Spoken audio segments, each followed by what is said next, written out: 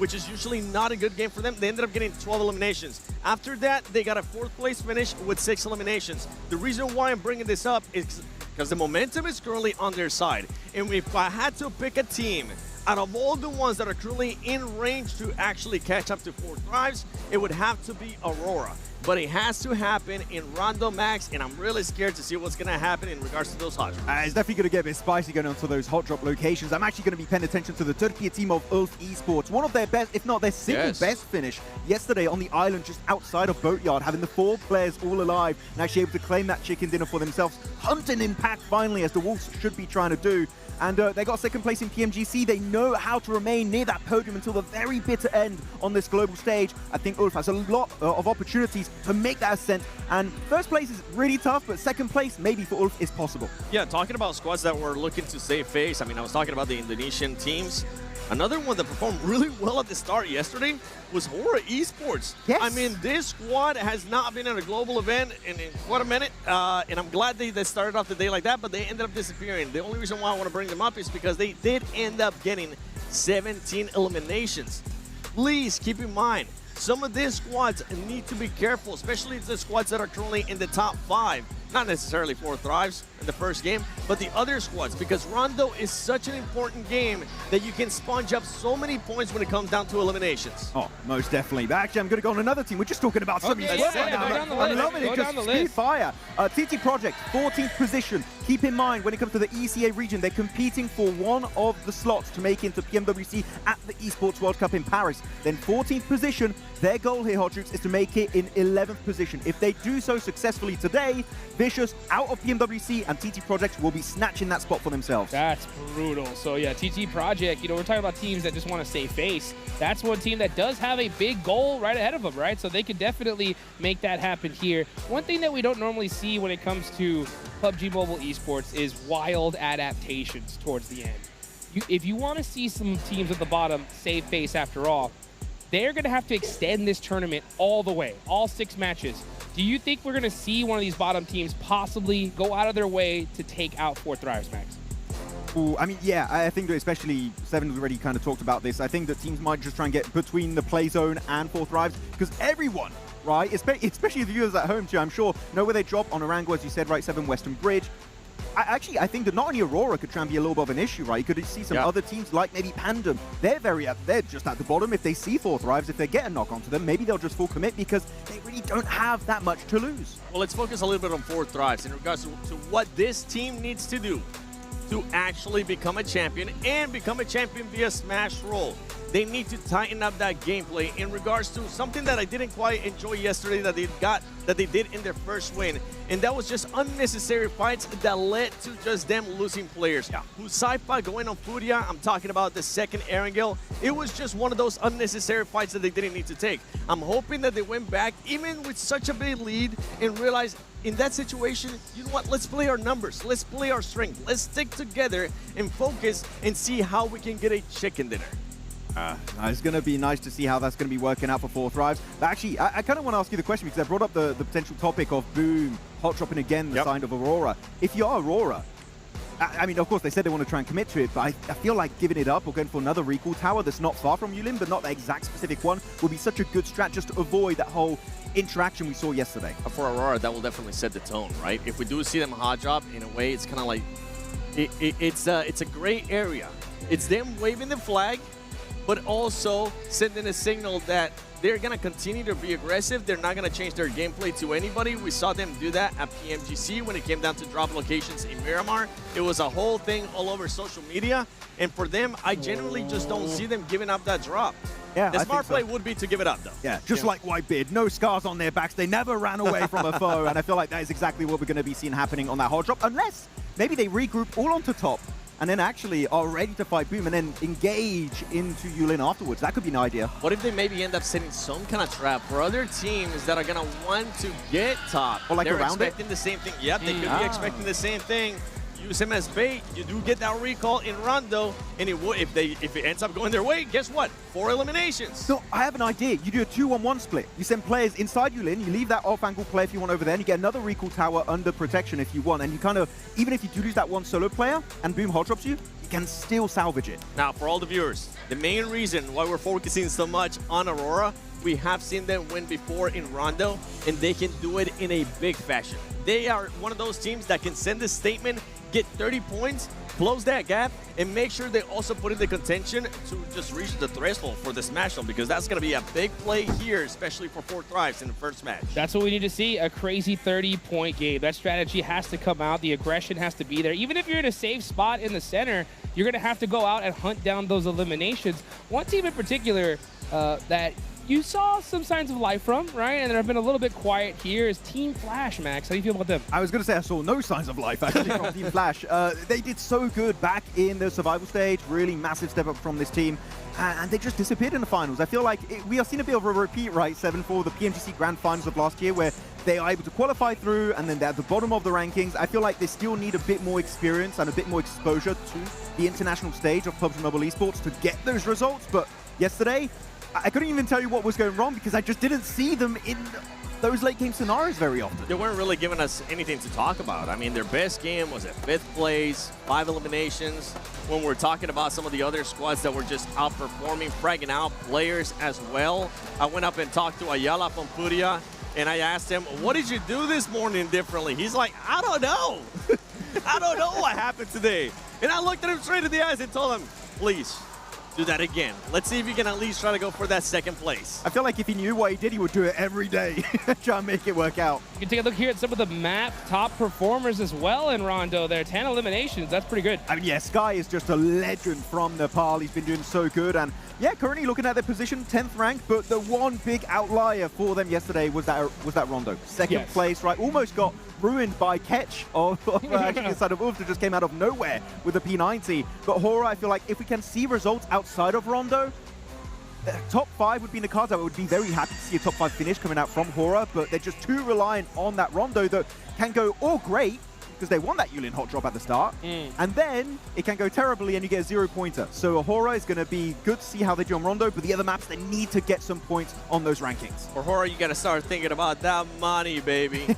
How high can you climb up on that leaderboard? Because if they do end up finishing in 10th place, if I'm not mistaken, that is going to be 11,000.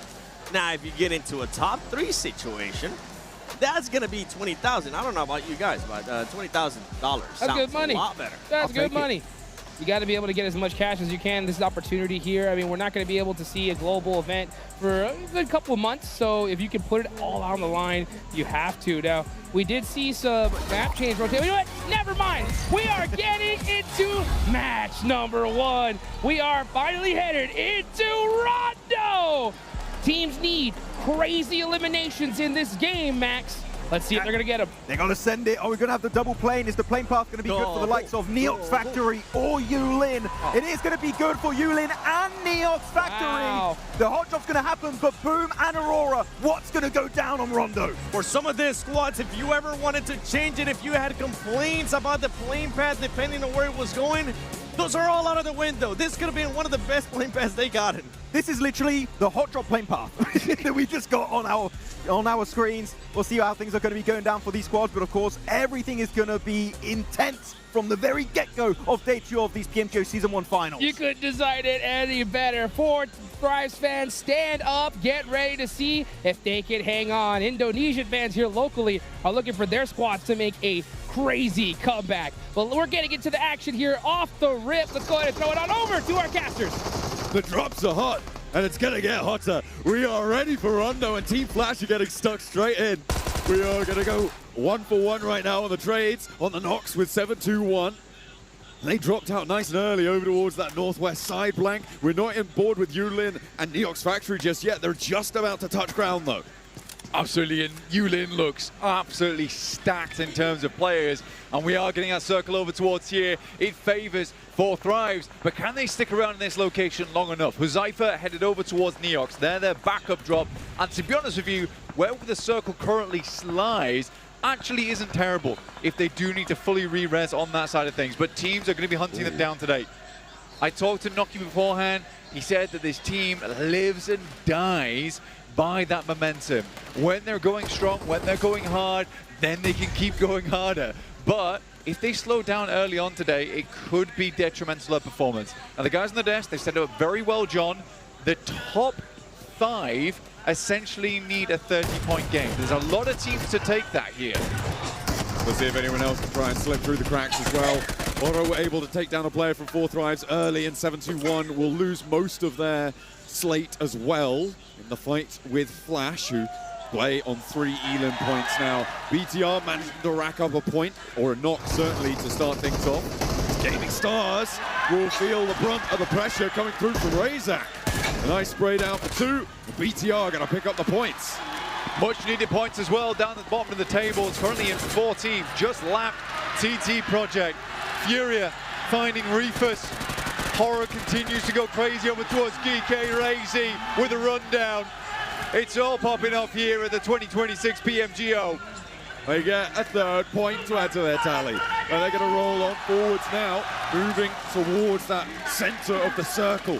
I saw 721 potentially get caught into a sticky spot over towards Hangshan, but it looks like that recall will be able to come through for 721. One of our teams really on last shot saloon right now. One of our top 5 contenders to potentially push all the way, so going down to 1 player this early, not great, but they have managed to get those recalls going on through now. Aurora currently surrounded by Boom. Make the move in, top goes down, and Yumi will grab him. Straight 1v1-2, nice shots. Aura, no fear. Running up against the 2 players from 4 Thrives up top. 4 Thrives, remember, they need 10 points to get into the Smash zone. If they cannot reach that target this game, they'll have to go again in the next. And Smash won't be in effect until match 3. The 4 Thrives, a Rondo is always a great place to get those initial 10 points.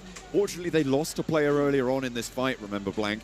That had to get recalled out all the way over in, I think, pretty Neox. close to in Neox, right? Yeah. So now they're sort of playing as 2, although there is a 3rd player regrouping onto it, trying to move in on the north side. So potentially Ora could be under threat. There's a very smart strategy, right? What you do is Hazaifa sits over towards Neox Factory, right? He loots up whilst waiting for the team to conclude their fight. Once he's looted, then he reses Falak, and they rotate him in. Because now they have another looted member in the engagement. IQ opens up towards Kamikaze, and that is 1 point closer to the 92-point threshold. Looking to keep that pressure going on towards the outside. Ora going fairly low as BTR gets stuck into another scrap on the south area.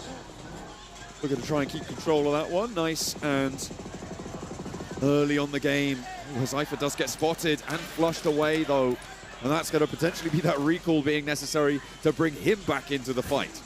Yep, then we rotate Falak in afterwards, but losing a player there is rough, but another point added to the tally of IQ. Apparently just trying to find eliminations wherever they can.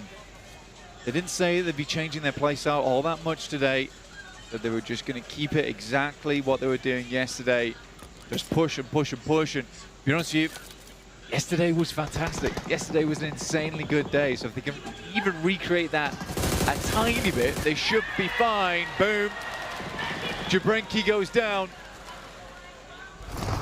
Boom are doing pretty well to kick things off. They're up some decent points total. Furia not so lucky. Caught out in the open, down to 1 player now. Ulf, they had some real high points in yesterday's matches, Blank, but they didn't quite push all the way. They were in 1st place at one point, and they would love to get back there, but the gap that sits between them and 4 Thrives is just so monumental, as it is for every single other team. Igor over by Test Track, unlikely to be able to get the recall there with 4 Thrives having 2 players on spot.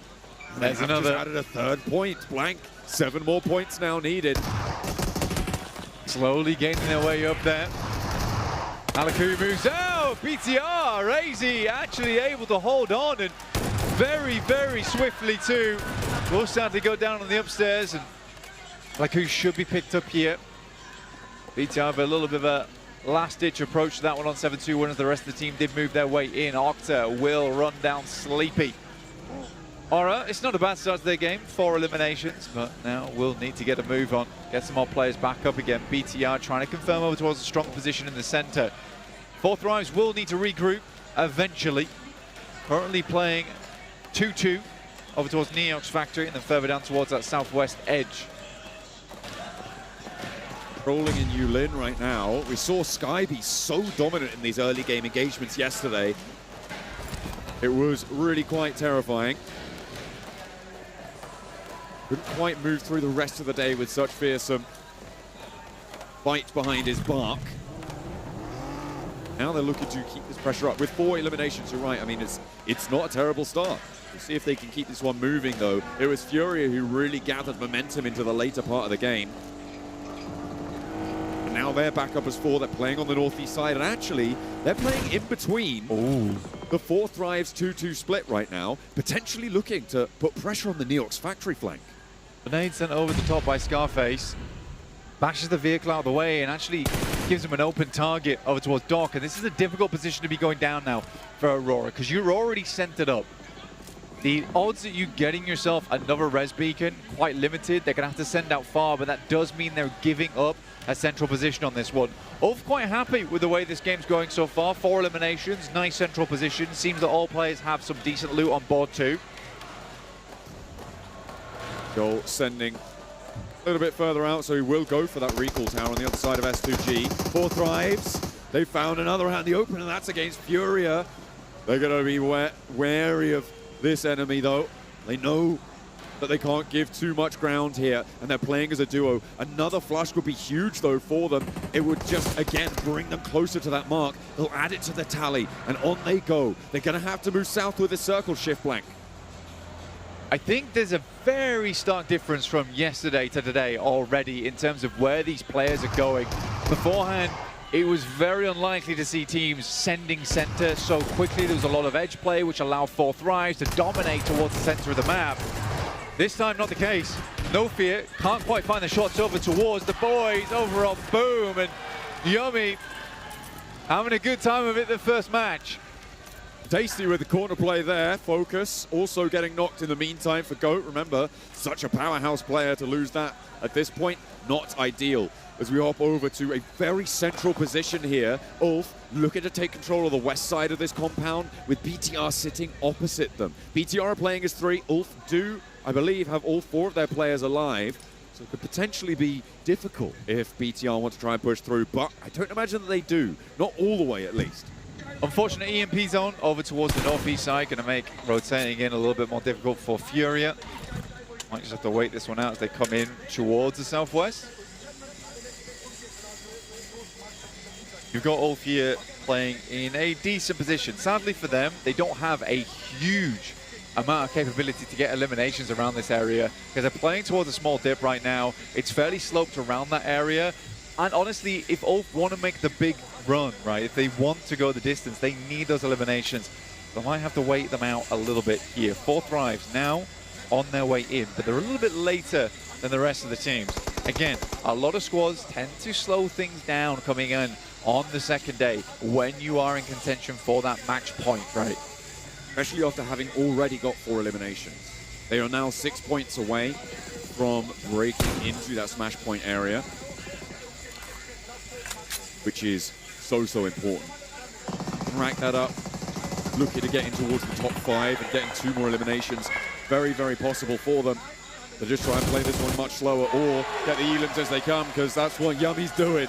For Boom, they have been pretty brutal on the bottom side, and that is Aura completely out. Eliminated there, 10th place locked in for them.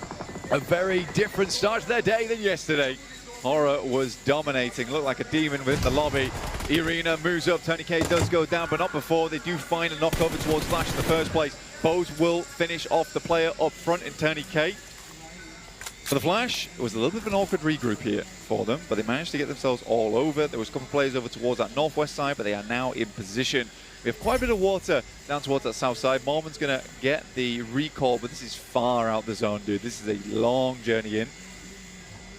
8 eliminations, by the way, Blank, leading the lobby by a margin of 3 at least. And a hard south shift. Ooh, that water gap is nasty. The rotates around this area. I don't think it's going to be pretty. I don't think a lot of teams are going to be happy with this. And a lot of area on that southwest side is completely unoccupied. Well, it's hard, right? Because now you're forced in a situation where you sort of have to rotate over towards the southeast. If you want to make it round, you could make a late decision now to try and take the bridges on the west side. But if you are the likes of Ulf, if you are like the BTR, it is difficult to make that rotation.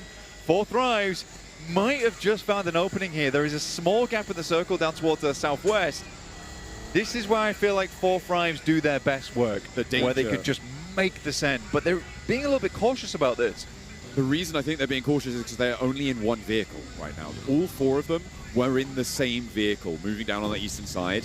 Grab another vehicle, try and split your bet, right? Hedge it a little bit and go in separately. I think that's what they've managed to find now, though, and they imagine that they're going to be trying to send in a little bit faster at this point. All right, making the cross, making the rotate in. 4 Thrives going to keep an eye on them just because they are such an important team to take a look at. 7-2-1, we'll see if they take shots over towards 4 Thrives, but it seems they're just letting them pass calmly. Nades coming down from Boom. Boom's in an extremely good spot. S2G rotated towards that south side and have now found themselves in a fight with Boom for one of the most contested areas on the map. And I don't think that they can push up the hill now, Blank, with TT Project pushing in the west, Aurora and 4 Thrives potentially crashing into this. It is such a difficult set of ridges to try and summit. Everybody's going to take shots at you as you try and go up, and Boom can just let you throw yourself across those rocks.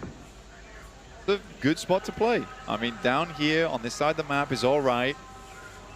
Kind of isolate those angles because on the other side, the bank is kind of sloping upwards.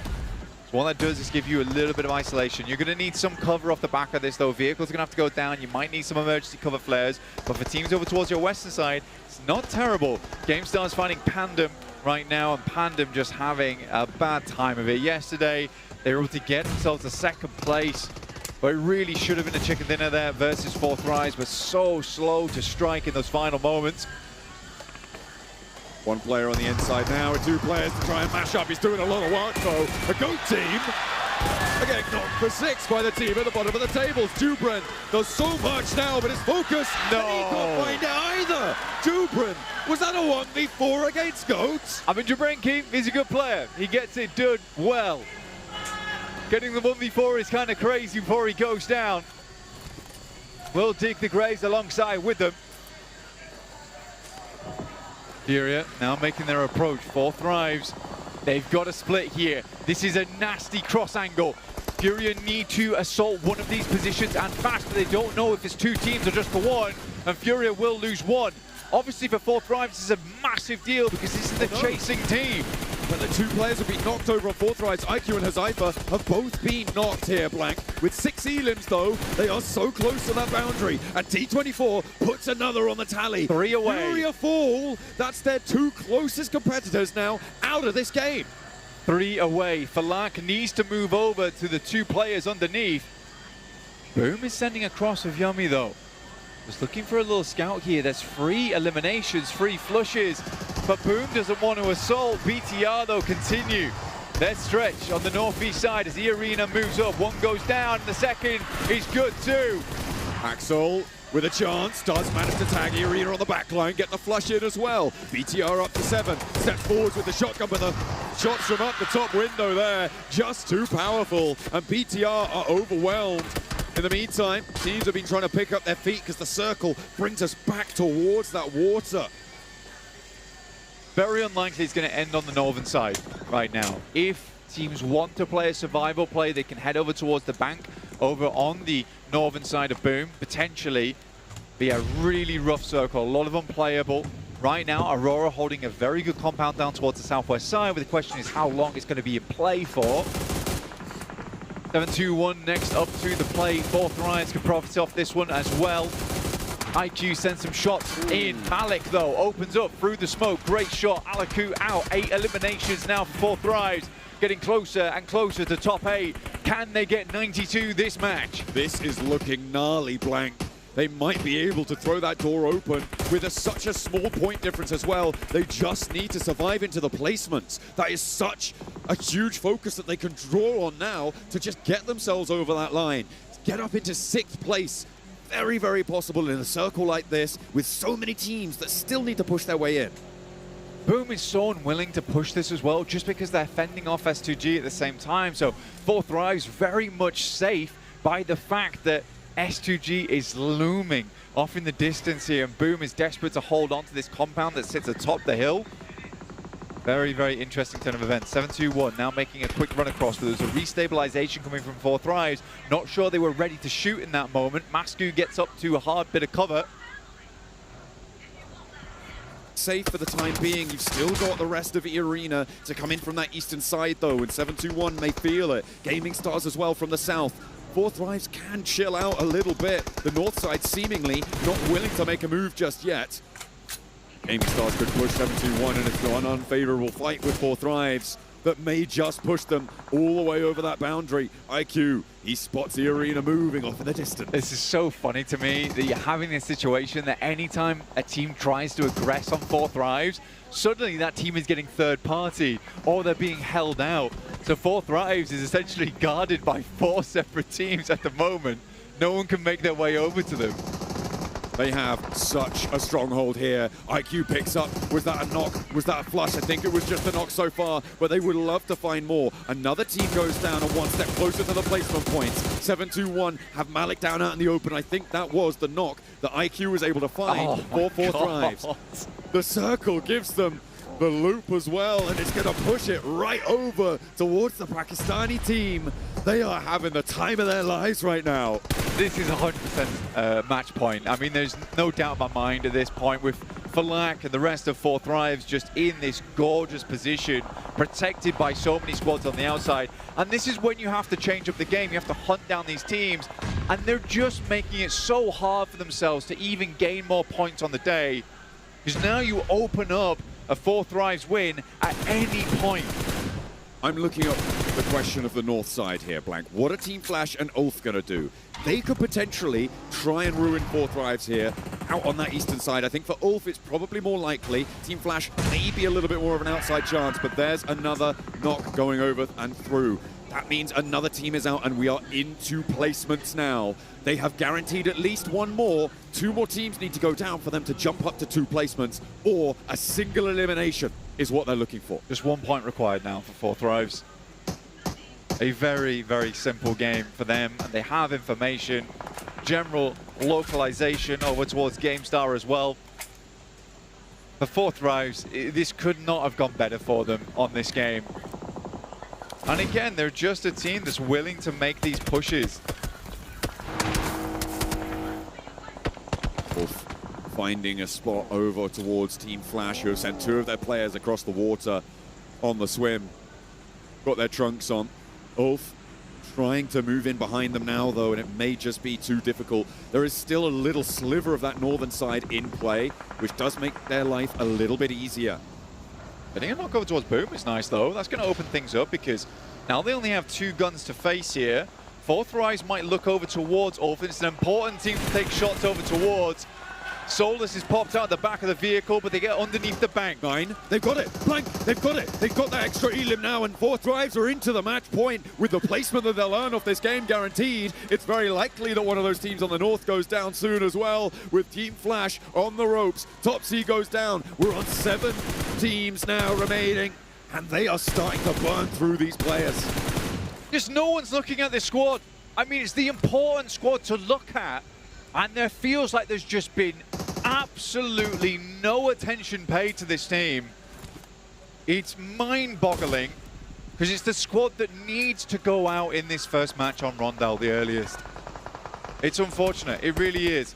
Ulf still doing well, though, as best as they can. Boom up to 8 points on this. They passed that 9th point barrier. Octa finding a shot over towards Falak, though. It's super resable. They're just so safe on this eastern side. I think you're right, teams haven't pushed into them.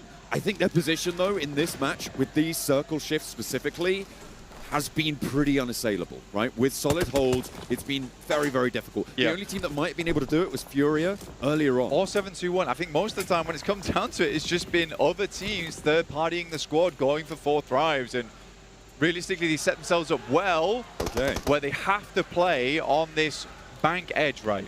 Where they have the entirety of this circle over towards the eastern side. They know it's clear, so there's going to be no team shooting them from the back. So we do have to give them credit for that. They place themselves in a position where it's other teams that are going to get assaulted and not them. They're at the back of the queue when it comes to those engagements. Now the real test, 4 Thrives versus Ulf, because with that hard shift over towards the northwest side, that look now seems to be dwindling away from the Pakistani team, but they've already found match point. So their job's technically already done here. How much further can they go, though? Because even if you do get past match point, remember, you do have to then subsequently get a chicken dinner to get that smash victory, right? And that isn't as simple as just doing it. You have to take those spots, you have to take those knocks, take those fights.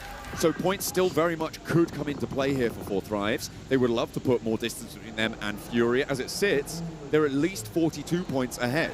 So they're making the push. Tasty. A big push, not coming through from Four Thrives though. It's coming through from Gaming Stars. The Turkish team now look at us slam straight on into the position. But Four Thrives have managed to heal it up. IQ goes for one. IQ looks for more, but has to fade back away. The rest of his team now to pick up the mantle, and they are mincing through Gaming Stars. They put themselves in. The red highlight on the kill feed comes through. This is just so good from Four Thrives. An unbelievable performance from them. From yesterday, coming into today, Noki said, we're not going to change anything. We're just going to keep going. We don't want to stagnate. We want to stay on fire on these matches, and they certainly have here. There is a bonfire lit beneath the feet of the Pakistani squad. So cool to see here from Four Thrives. And no one else even takes a look in. Technically, their rotation in is not that terrible. And if you're Boom, I don't think you really need to be stepping out here. They are just holding down their compound. They've profited so much off this. 10 eliminations. The thing is here, with the speed at which they're differentiating themselves from every single squad in the lobby, I think at this point in time, the only way another team wins this by the end of match 6, if we get there, is by smash. They're going to have such a lead. A knock comes through. Octa finally chiming in. A second will be found. More knocks raining down the hill. Falak and T24 could potentially be going down here, but the reses are going to come through as fast as they can pick them back up. Ulf have not been able to move all the way forwards. IQ will keep it together a little bit. There's that first a huge nade from up on high. Boom! Blast away the tournament leaders. Ulf are there to pick up the scrap. And a huge nade comes in. What on earth was that? What on earth from IQ? He's able to blast them back. He says, no, you're not stepping to us today. IQ taking the nade genius test, and he comes out on top with a double there onside. Fantastic work from him playing as a backstop. 16 points. Like I said, the only way Four Thrives lose this tournament is to a smash. And every other team that was chasing did do super well here. Ulf was the closest team. They've just got taken down. They are not going to be anywhere near them at the end of this match. You're absolutely right. The question is, double their points. Exactly. Exactly double the second place team's points. How solid is that 92 boundary? The real question, I mean, again, this is the thing though, Rondo was that map to get the 30 points. It's not as available on other maps. You have to try so much harder, put in so much extra work because the res beacons aren't there. And with Four Thrives being so far ahead, it's the mental game now. These guys, they are having a leisurely day out here at PMGO. There's no pressure whatsoever. They know that even if they just get to match 6 and perform kind of well, they still win. Boom take a knock from S2G. Blank, I think this is probably the most dominant points gap we've seen since 2019 in Malaysia with BTR, who I think like 100 points. Obviously the point scoring system was different back then, but it's the most crazily dominant points gap we've seen since 2019. And I would say it may be even crazier than that. Big Four Thrives be able to do it here. Got something to prove. Boom though, similarly, trying to go for the same thing. The team yesterday, they didn't do horribly, but I don't think they performed up to expectation. Now looking to push themselves further up those tables. Through Rondo, Solke goes down, and honestly, this sort of was the winning position from the start of the match. Boom took it in both their hands and have not let go since. Trying to keep it together though with their 3 players now remaining. Another nade over the top, Solke is low, and that's going to finish him off. Another point added to Boom's tally. Blank with a chicken dinner here, they would jump up in towards second place and be the closest competitor towards that smash boundary. So for Boom, there's a lot on the line here. S2G and TT Project sit in their way. But this is also a big game for TT Project, remember, because they're trying to jump up and get in towards that 11th place.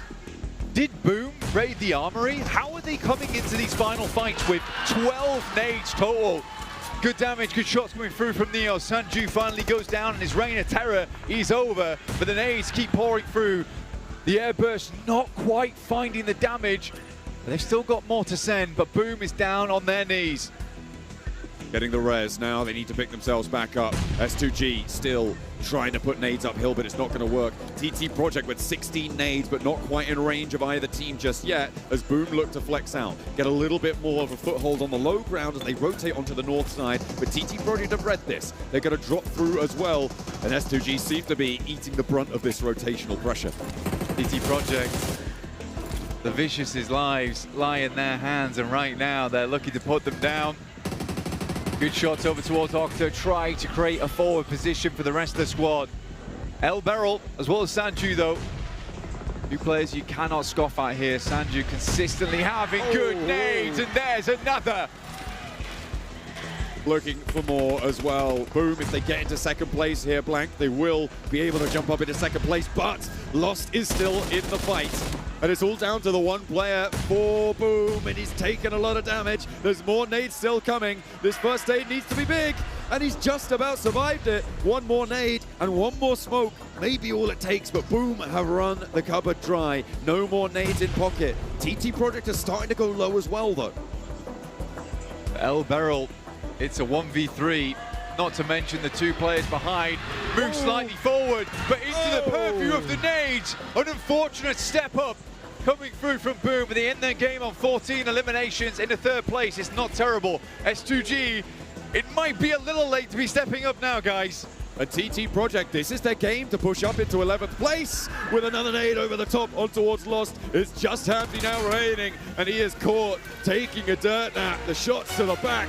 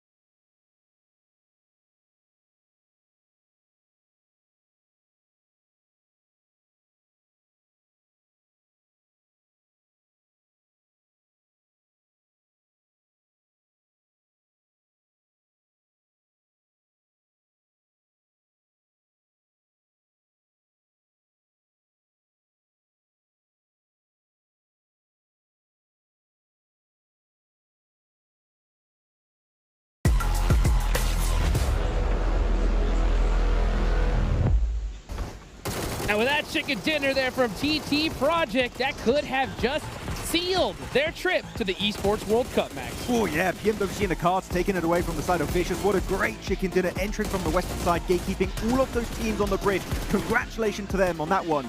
But, boys, yeah, we need to talk about the Pakistani squad. 4 Thrive 7, securing themselves a spot in the Smash Zone in Game 1 of Rondo. Any chance that anybody thought that the pressure was going to be too much for them, that they weren't going to be able to handle it?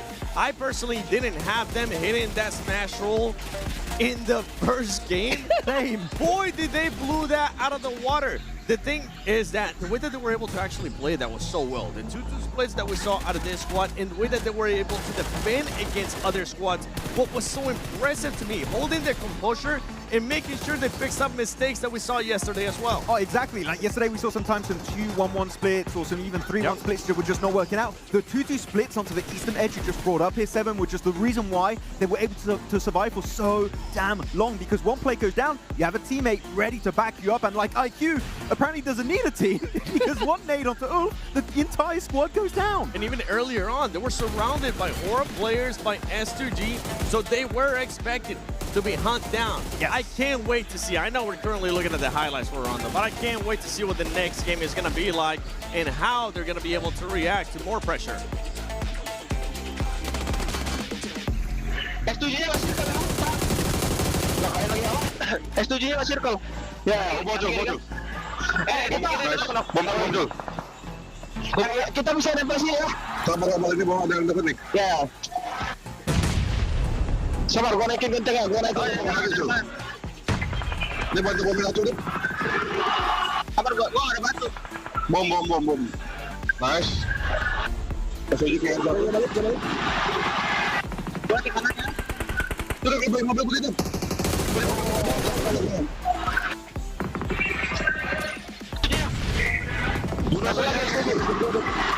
Bisa kan?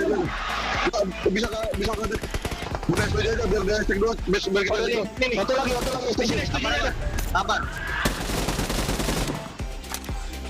Great stuff there from TT Project, putting some good numbers on the board. And I love the fact that we can hear the crowd roaring through their mics. That is how pumped up this arena is, Max. And especially, right, for the hometown squad of Boom. Man, you said they were going to do some hunting today, and they definitely did. Oh, they definitely did. By the way, just at the end of that game, how the hell did they have that many grenades? I think Blank said they readied the artillery. I think even an artillery doesn't have that many grenades. Realistically, they were just making it rain down on a competition. But no, going back to your point, they did in fact chase down top of Aurora. Immediately. And it was not just a small chase. I think they went like 1,000 meters in his direction just to get rid of top. And you can see after that, they even lost, I believe it was Reefers. So it was down to Doc and also the side of Zol to get the full recall and Aurora back into the game. And I'm sad, boys. I'm sad to see not only that, I'm actually not sad to see that Octa got that MVP with those 6 emblems because they were just so aggressive, but I am sad to see that Aurora just couldn't readjust, man. It came down to them hopefully having to readjust with what they saw yesterday. And throughout the match, even though they didn't really end up losing a player because they did have the recall option, that was just, it didn't look like Aurora. It was so passive. They were waiting for the right time for a team that has a lot to catch up if they want to go into the championship. It almost felt, Max, to me like they were just waving a white flag. Yeah, they're having a bit of a bad time. Yep. But it really strikes me that Aurora is a squad that if they cannot play their own game plan that they've set up at the very inception of the tournament, they're going to start to crumble piece by piece. Yep. And in this case, they were just, sure, they made it to the late game. They feel like they weren't even there. You and I were talking about something yesterday. When was the last time we saw an IGL win an MVP and it came down to Doc, I believe, PMGC, right? Yes. One man, that's the IGL. IQ, 7 eliminations that last game. And I mean, TT Project, 20 points. That looks good, too. That is enough. That should be putting them in a good position to get to the Esports World Cup. Max, they are trying to get top 11, correct? Exactly. Top 11 right now. I mean, with a 20-pointer, it was so close at the bottom of the ranking. So I think this game actually will be their straight-up ticket to Paris for the PMGC at EWC. So second page, Furia. Not taken down by anyone, taken down by 4 Thrives themselves. And they had initially a decent entry point. I thought it was going to work out because they had some significant angles on the positions of 4 Thrives. And just again to highlight what Blank was saying, it feels like they have a Guardian Angel where you crash that team and there's another team that decides to get involved. Man, and that gives just a little bit more space and time for 4 Thrives to reset and then take the fight the direction of 4 Thrives. 102 points, folks. They only needed 10. They doubled it with every single team spending all of last night studying them and only them. They have double the points of second place. They have double the points of Ulf in second. I'm generally, I don't know if you guys agree, but I have never seen a point gap this significant in a global finals ever. I've definitely seen one. We'll talk about that in a bit because wasn't John there. actually brought it up. It was PMCO history lesson real quick. PMCO 2019 False Play Global Finals. Bigatron was in first place with 303 points. In second place was 197 points. The difference, 106 points at the end. If for some reason 4Thrives ends up making this a six-day match, a six-match day, they might break that record too. How many day finals was it? I believe it was 3. So actually, in terms of a 2-day format for finals, it's still a record technically. Honestly, that would be the craziest thing ever, considering the fact that if they win one more match here, this tournament's over. Yep. So they'd have to get a ton of eliminations and nothing but second places to actually break that record. The thing now for this squad is, as you were saying earlier, Max, they really don't have to worry about the eliminations. The eliminations were coming to them. They just have to worry about their rotations, and the rotations was out perfectly. One thing that we actually noticed quite well in that last round from this squad is they could have just gone and split squads. They could have fully sanded, but no, they were passive. They waited for the right time. They made sure they took their time, scout, see what Aurora was going to end up doing, because Aurora actually ended up doing that crazy splitting between those and then just go into the circle. I love what I'm seeing out of 4Thrives here. The composure, the patience, and making sure they have everything, a perfect image of the map before they actually make their next move. As we take a quick overview of the carnival area here in Jakarta, Indonesia, looking back at 4Thrives, I'm actually really happy they did not qualify right away through their group. I feel like the survival stage saved them, gave them so much more experience and also exposure to this lobby. Now, all the fixes that we talked about, those 2-2 splits are beautiful, the rotations are on point, and if you guys were looking at the North American scene last year, we had a smash from Wolves, low eliminations. That's all you need. You don't even have to get a single elimination. All you need is that chicken dinner hot chips to be crowned the PMGO Season 1 Grand Champions. You can take a look at that trophy right there, folks. And as soon as you said that, that trophy shook a little bit right there, because I think 4Thrives, it is calling their name. It is, I don't even know who's going to stop these guys at this point. I got to be realistic, folks. That is so many points they are ahead. And we saw in that last game, right, a team perfectly third-party the squad that was crashing on them. Even fate seems to be going in the favor of 4Thrives at this point. We'll have to see a lot more aggression from some of their squads. You got to give props to like Bigatron, to Boom as well. This is the aggression that we kind of expected to see out of this squad, and I don't expect them to slow down, especially with how crazy the crowd got here. You can feel it vibrate. I know these players can't hear them, but you can feel the vibrations whenever they would get an elimination, whenever they would even start engaging, the crowd would just go absolutely nuts. I'm gonna be looking to Boom and Bigatron to get even more elimination points. Well, let's see who's gonna get them as we go into Gale. If 4Thrives win this game, this tournament is over and they will be crowned your PMGO Season 1 champions. This plane might have to stretch it, or actually you're going to have to stretch a decent amount to make it to that Western Bridge. Are we going to see some teams try and catch them off guard as they try and make that pivot? That is going to be a bit of a question mark into this game.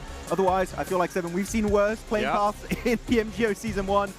But the western side, next to Pachinki and Western Bridge, that's where really things are going to get dicey. Or do they maybe want to just go for a second drop? They maybe want to end up going somewhere else because of just how, honestly, their drop location is so exposed.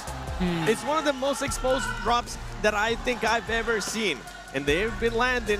They're landing right now. Oh, I think they're just going to be going for it. One thing that you do have to watch out, though, for is Furia. We've seen Furia take teams out near farm. Got to be careful. They don't have to fight over vehicles. Hopefully they can get another vehicle without having to fight, but there's a lot of teams around them, Hot Troops. It might get spicy in the phase 1. It's going to get spicy indeed as we take it on over to our casters. Boys, is this it? Is this the last game? Well, if you remember yesterday, remember when 4Thrives got their first chicken dinner blank? I think it was, what was it? Game 2? Yeah, well, we're into Game 2 of today. Let's see if they can go for the repeat. Looks like they might have some competition on spot, though. Thing is, right now, is it's not that big of a deal for anyone in that top side of the lobby to go for a hot drop over towards 4Thrives, because at worst, you lose the hot drop. At best, you take 1 or 2 players down, and you get another game on it. The circle is treacherous. Down towards the southwest side of the map here, towards Primor's Quarry. And with the plane path being so far over towards the northeast, goodness me, it is a hard rotating for a lot of these teams. Funnily enough, though, 4Thrives might just be at the start of the queue, right? They're all the way down towards yellows. They can make a quick pass over towards Ferry Pier, wherever they like. where do you go on this position then? If you're 4 Thrives, if I'm putting myself in the mind of 4 Thrives, I'm looking at the circle, I'm knowing we're going to have a really early position. Is it a North Quarry? You could play Quarry Split around the warehouses easily. I mean, that wouldn't be a terrible place to play. You don't want to get stuck in too early there, but there is certainly compounds to work with here. You could even try and head over towards the kind of the God compound that sits north of the roads, just to the northwest side of Quarry. Also not a terrible place to play, but it looks like TT Project's already heading over there now.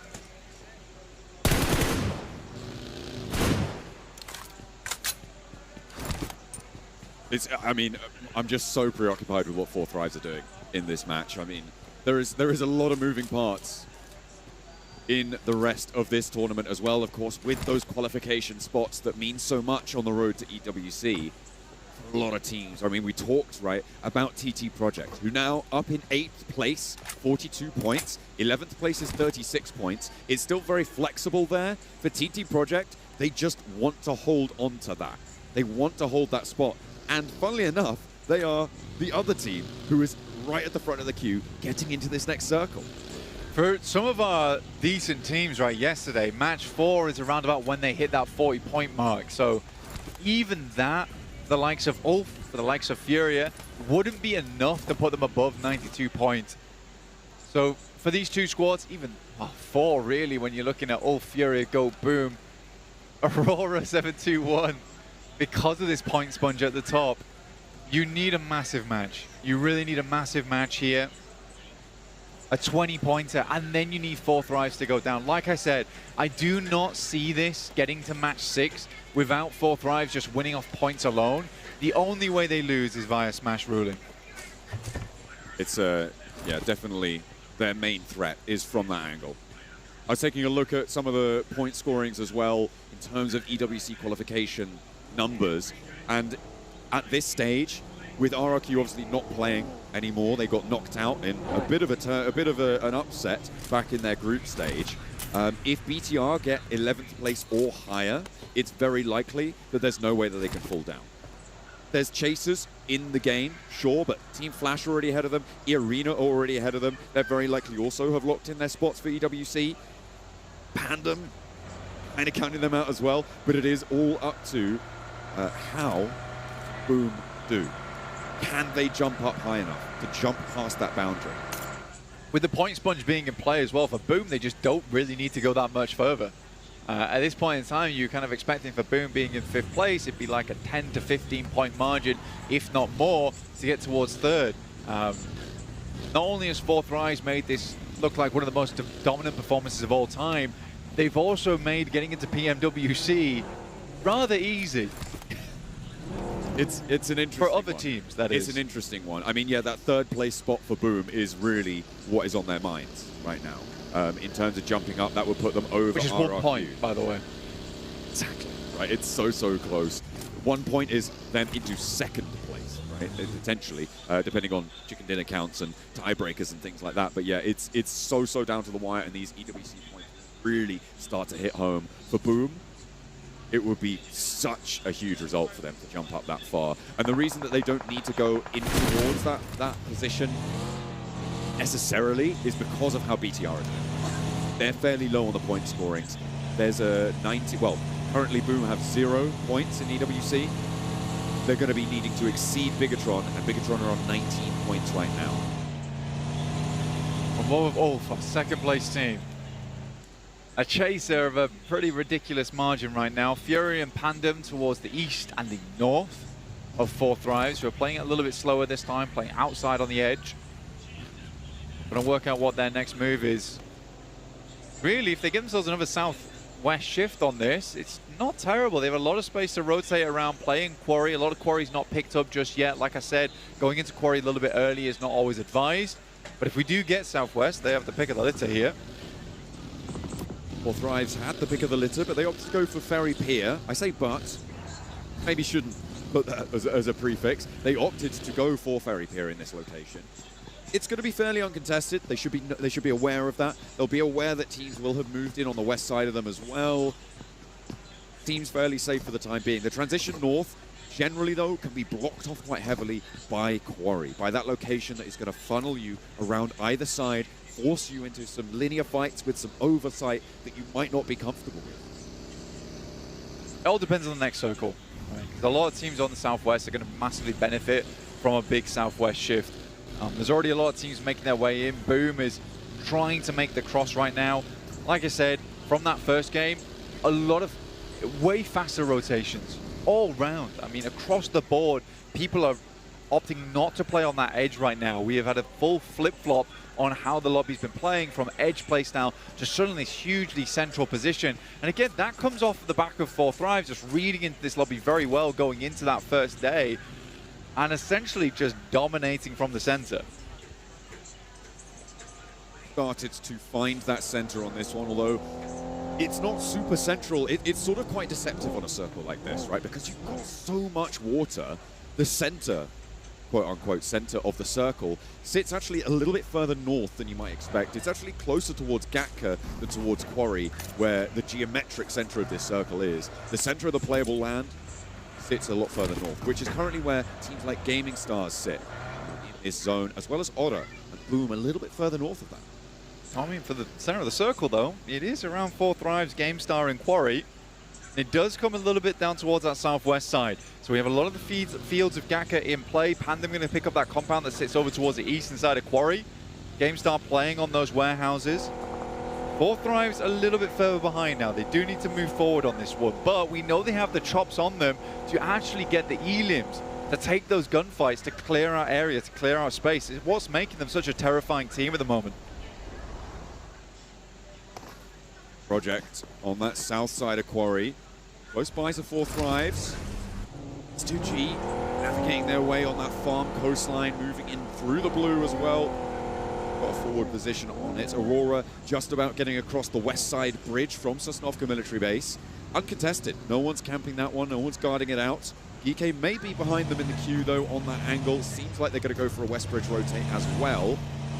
Biding their time for the time being. Play it a little bit slower, closer towards the edge of the blue. Fury up further inland. And again, one of those teams just desperate to get as high up those tables as they can, because the match could end in a chicken dinner for 4Thrives, and our tournament could end with it. You have to make every single match count. Any moment.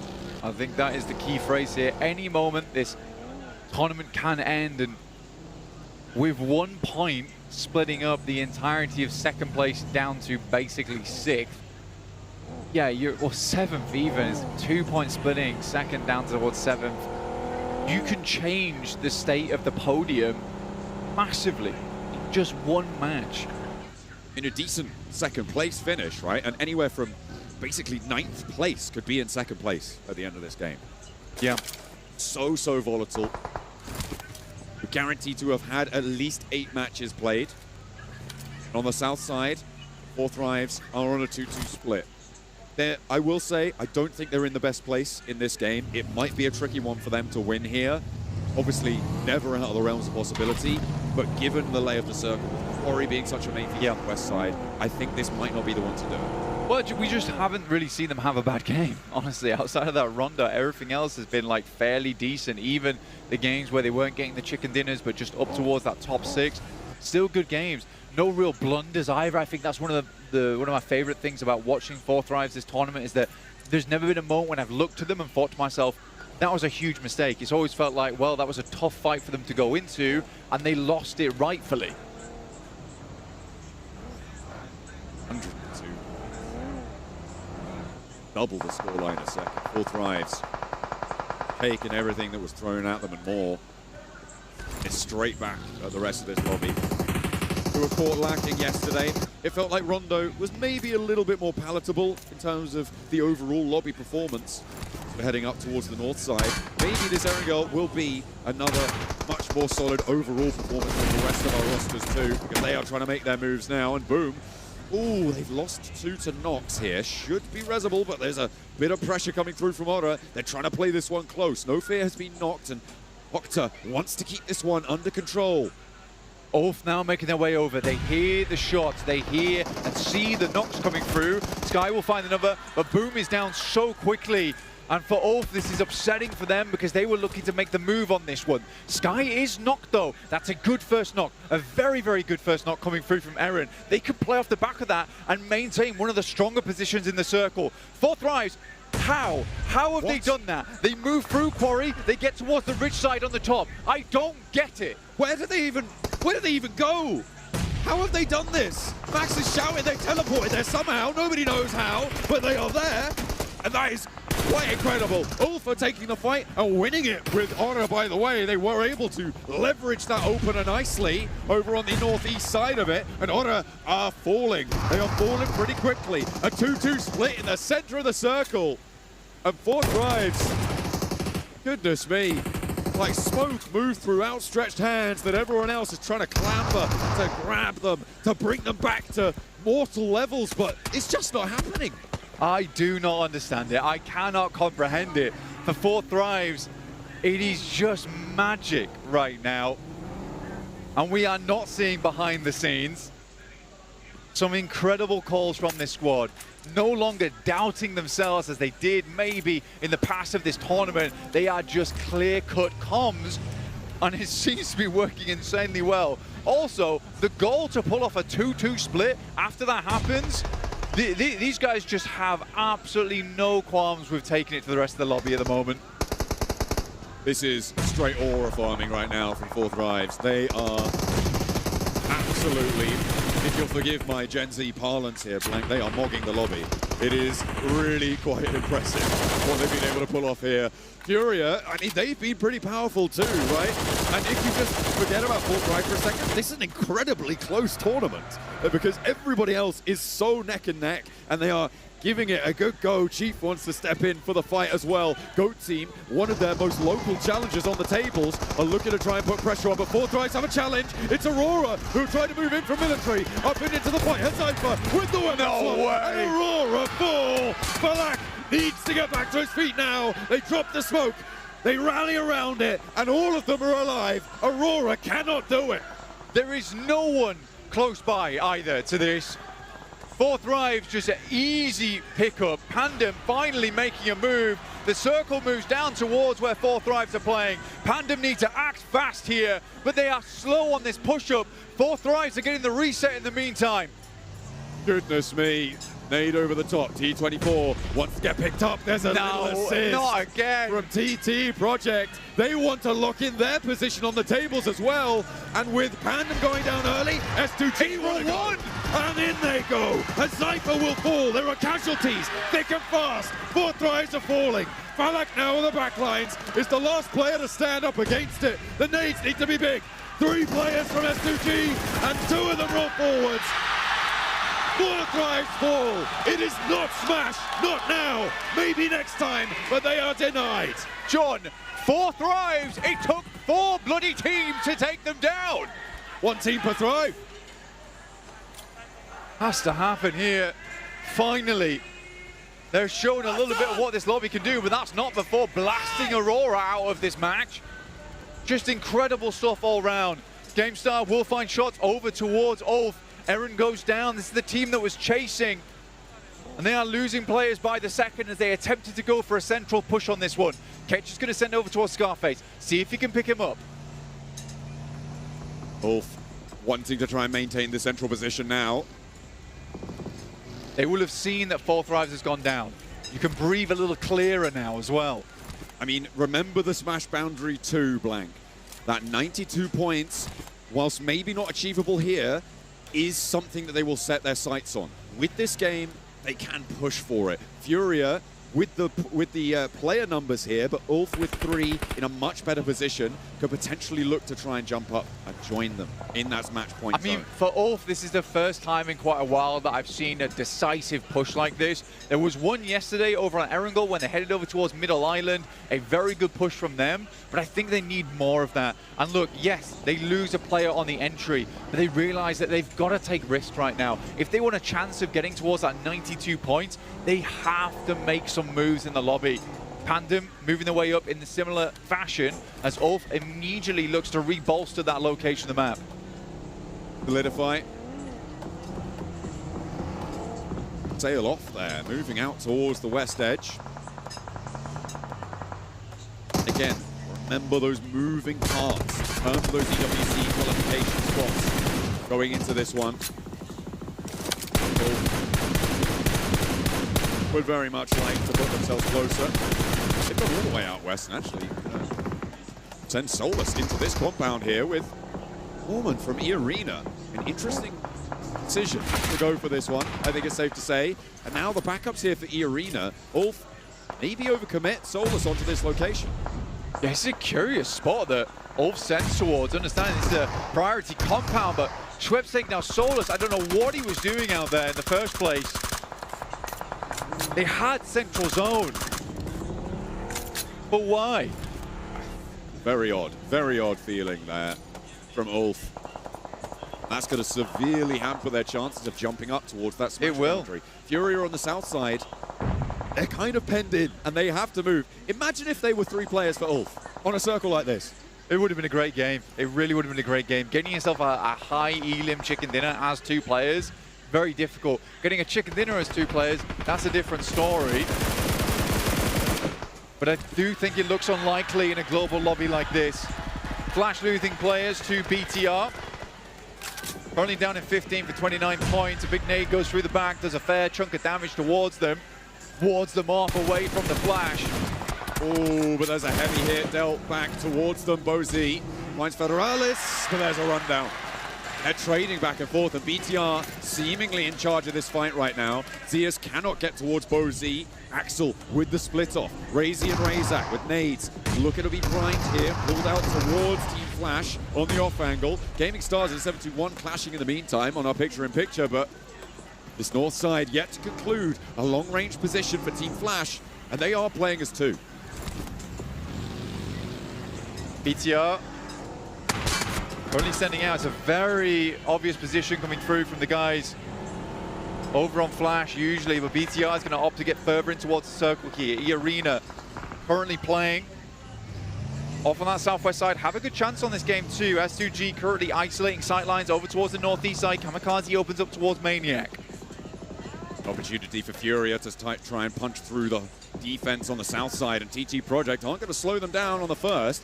Maybe look for Ayala and Chief on the second as Effect moves forwards, trying to scout this one out. Ephius is there. Pandem could try and slam into it, but they're closer to the center, and you've got to think they don't really want to get too stuck in. Furia going over their way. Chief back down the hill, back behind the tree. Furia losing one. And the momentum for the chasing teams here, Blank, is really being curtailed. This is great news for our back page, because there is a real chance for them to start to mount the pressure. Silence now the last to stand. Your Furia, and I don't imagine that he's going to have a great time getting out of this compound. With the surround that TT Project have, with DK on the west, with Pandem on the north side, I don't think there's an opening for him. And Furia may fall short here. All right, Furia down to 1 player. All our chasing teams getting nowhere closer to the top here. It's looking more and more solid for 4 Thrives as time goes on. They may have just done enough already. Grenades, the roll downs. Team Flash go down, and BTR stay up as 4 on the northern side. Fairly alone right now, and everyone on the south has much more difficult time to go for. S2G are trying to navigate the east edge in the meantime, and Silence isn't done just yet. Now he is. Zerich puts him back. Cross from GK over towards Pandem, playing up around this valley at the moment. Trying to make it work as best as they can. GK will send Kevin as a forward scout for the squad. Ooh, it's close. Close from Neos. But we'll just pick up the hovercraft. Try and get it forward here. Up on towards, sorry, the flush coming through over onto Solkay. Adding to the tally. Wouldn't it be so great if Wolf had 3 players? Anyway, E-Arena have 4 players on the west side on a pretty mega compound for a circle shift like this. It's going to play quite well for them. It's an indecision, right? I think for Kedge, as well as Aaron, maybe if they back Solus upon that one, they would have a better position on this one. But how can you know it's going to be a hard southwest shift? S2G make the play-in over towards E-Arena, trying to do what Solus failed to do before. Playing up into the ridge. GK yet to really step forwards towards this position, but I think as soon as they do, S2G, they just a bit off more than they can chew. Tony K has the off angle there as well, but Hamzy has his number. Tourniquet goes down, a lovely little spray down at range. Nades now pouring out towards the backline as Hamzy goes down. Arena are handling their business right now though, Blank. And this west side seems a little bit more difficult to navigate than perhaps S2G realized. I mean, for S2G, it's a good call from them, but a weak assault over towards E-Arena. Obviously coming in from very far away, so the smokes were popped late on this one to deny the sightlines. I think they've done a decent job of trying to set up this engagement. But now E-Arena has all players back up again. Lost takes a really, really big, hefty amount of damage. And with GK having sights on, this should be easy. I mean, it's a shooting gallery. S2G just can't move into their location. The nades are going to force them out into the open, and Lost gets flushed away. It's only a matter of time, I think, before S2G lose their final player. Kamikaze with the nades. Oh, okay. Goes the other side of the burnt-out vehicle. In the meantime, BTR trying to find their way in on the north side. We've also got that duo from Ulf and TT Project out on that east edge. With 6 elims already, Blank, they're looking to go further than 11th place. They could go much further. And with just how close the scorings are, we keep saying it, but anyone could be anywhere on this table. As GK makes their way up towards 37 points, I think the Pandem's the only team that's really struggling to remove themselves from that 16th place right now. Need a shovel and a pickaxe to do that. Ooh, okay, TT Project find Pandem, looking for a little bit more as well. There is some traded damage, and TT Project are on the ropes. GK are trying to roll on in, but that is Pandem going down. 8 eliminations now. TT Project up and at least into second place, with the placements guaranteed from the 6th place finish. They'll be jumping up to be fairly neck and neck with Furia, and maybe a little bit further over that as well. Nades over the top, and TT Project are piecing themselves back together. GK stall their engines on the roller. Ulf in trouble, BTR looking for revenge. A nade goes up, but it's not the knock, it's not the flush, and we are in deja vu. It's Eren versus BTR, but this time he cannot stand tall versus the Indonesian squad. They find the full knockout, and our second place is locked in at 56. Blank. The angle of this points table is just so flat. It is absolutely incredible stuff. GK are going to be into this one late. BTR could potentially jump up into the 40-point bracket with this match. I think TT Project is the only team that, if they win, could keep things a little bit more sloped. But on the east side, they're out of this next circle. BTR going to make this work. It's tough ground to play off the back of, and Neos with some fantastic shots. He has been a real blessing to this squad so far. An Effect finally finding some of that insane fragging power that we maybe lost from him in the past. They're going in. They're going to look for the crash. Over towards BTR, they know they soften them up. Racy needs to pull one out, does so, but the forward pin cannot find it. Sticks it on the back line, and that is TT Project down. They jump up the tables a little bit, but now the back page has a battle on their hands. Who's going to jump up and be neck and neck with literally everybody else? 2 T's, sad crying face there coming through from Project. 4 teams left alive. S2G, E-Arena currently on 45 points, a team that could jump up towards second place on this game. Had a dominant hold over towards this compound for the longest time now. E-Arena have not let it slip. GK are going to go for the descent though. Kamikaze could be in the way as well. They'll clear him out very, very quickly. S2G not providing any more boundary, no more buffer for them. 3 players already in, 4 players now for GK. They fully regroup. BTR willing to let this happen. And they are, to be fair, not in a terrible spot. The shack that they have, they can start to move out. With GK gone from that high ground position, they can start to extend a lot more effectively. But E-Arena, I was just about to bring this up, but the amount of teams that they've had to rebuff from this spot means that utility is low. GK on their hand, 15 nades to the 2 from E-Arena. All they have to do right now is weather the storm. Arena 5 eliminations, BTR with 7, EK with 4. Anyone with a chicken dinner would push themselves up towards that 40-50 point boundary. BTR the furthest from it. This is exactly what I wanted from BTR with GK off of that high ground. They have spread outflanked. They have put a wall against this fight, and this circle helps them out with that pursuit. BTR moving forward, seeking no trepidation in these final moments of the match. Looking to take control! Out of the 2 nades that they have left, one is a double, and they open up strongly over towards GK. They may have no more explosive left in hand, but they can get the job done with just the weaponry. Joker goes down though for E-Arena. Can BTR pull one out the back? No, they're getting flexed on by GK as well. Razy keeps them alive. On the outside, E-Arena cannot go through. That is GK down. BTR need to pull this res back fast. They need to get this healing done. E-Arena are on 3, and Razy's hiding in the grass. The ghillie suit's there, spots one on the roll around, needs to keep his team safe. Foreman steps out, and there's the knock, but there's no teammates left. We're back to back here from the bushes in the ghillie. BTR looking to do it again on the main stage. Another nade over the top, and Razy goes low, goes lower. 6 first aids in pocket, but there's another nade. Razak falls, and the last nade from E-Arena will be able to close it down. BTR gave them a good challenge there, but it was the compound on the southwest side that E-Arena held their nerve, and put themselves in the full lobby tiebreaker that sits beneath 4 Thrives. Ryzen's reincarnation, Razy, not quite able to do it at the end there. But for E-Arena, what a fantastic game from them. Schweppes tasting a little bit of that glory from the past. With a very, very nice match. And E-Arena up to around about 60 points there at the end of this one. But it's still a far cry away from the 92.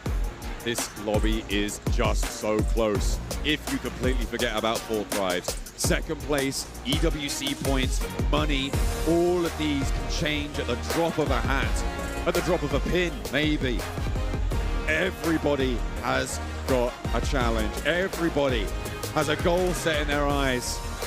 For E-Arena, they're one step closer, but everybody else, they need to step up to match it. 4 Thrives could take it all home now, and every match counts.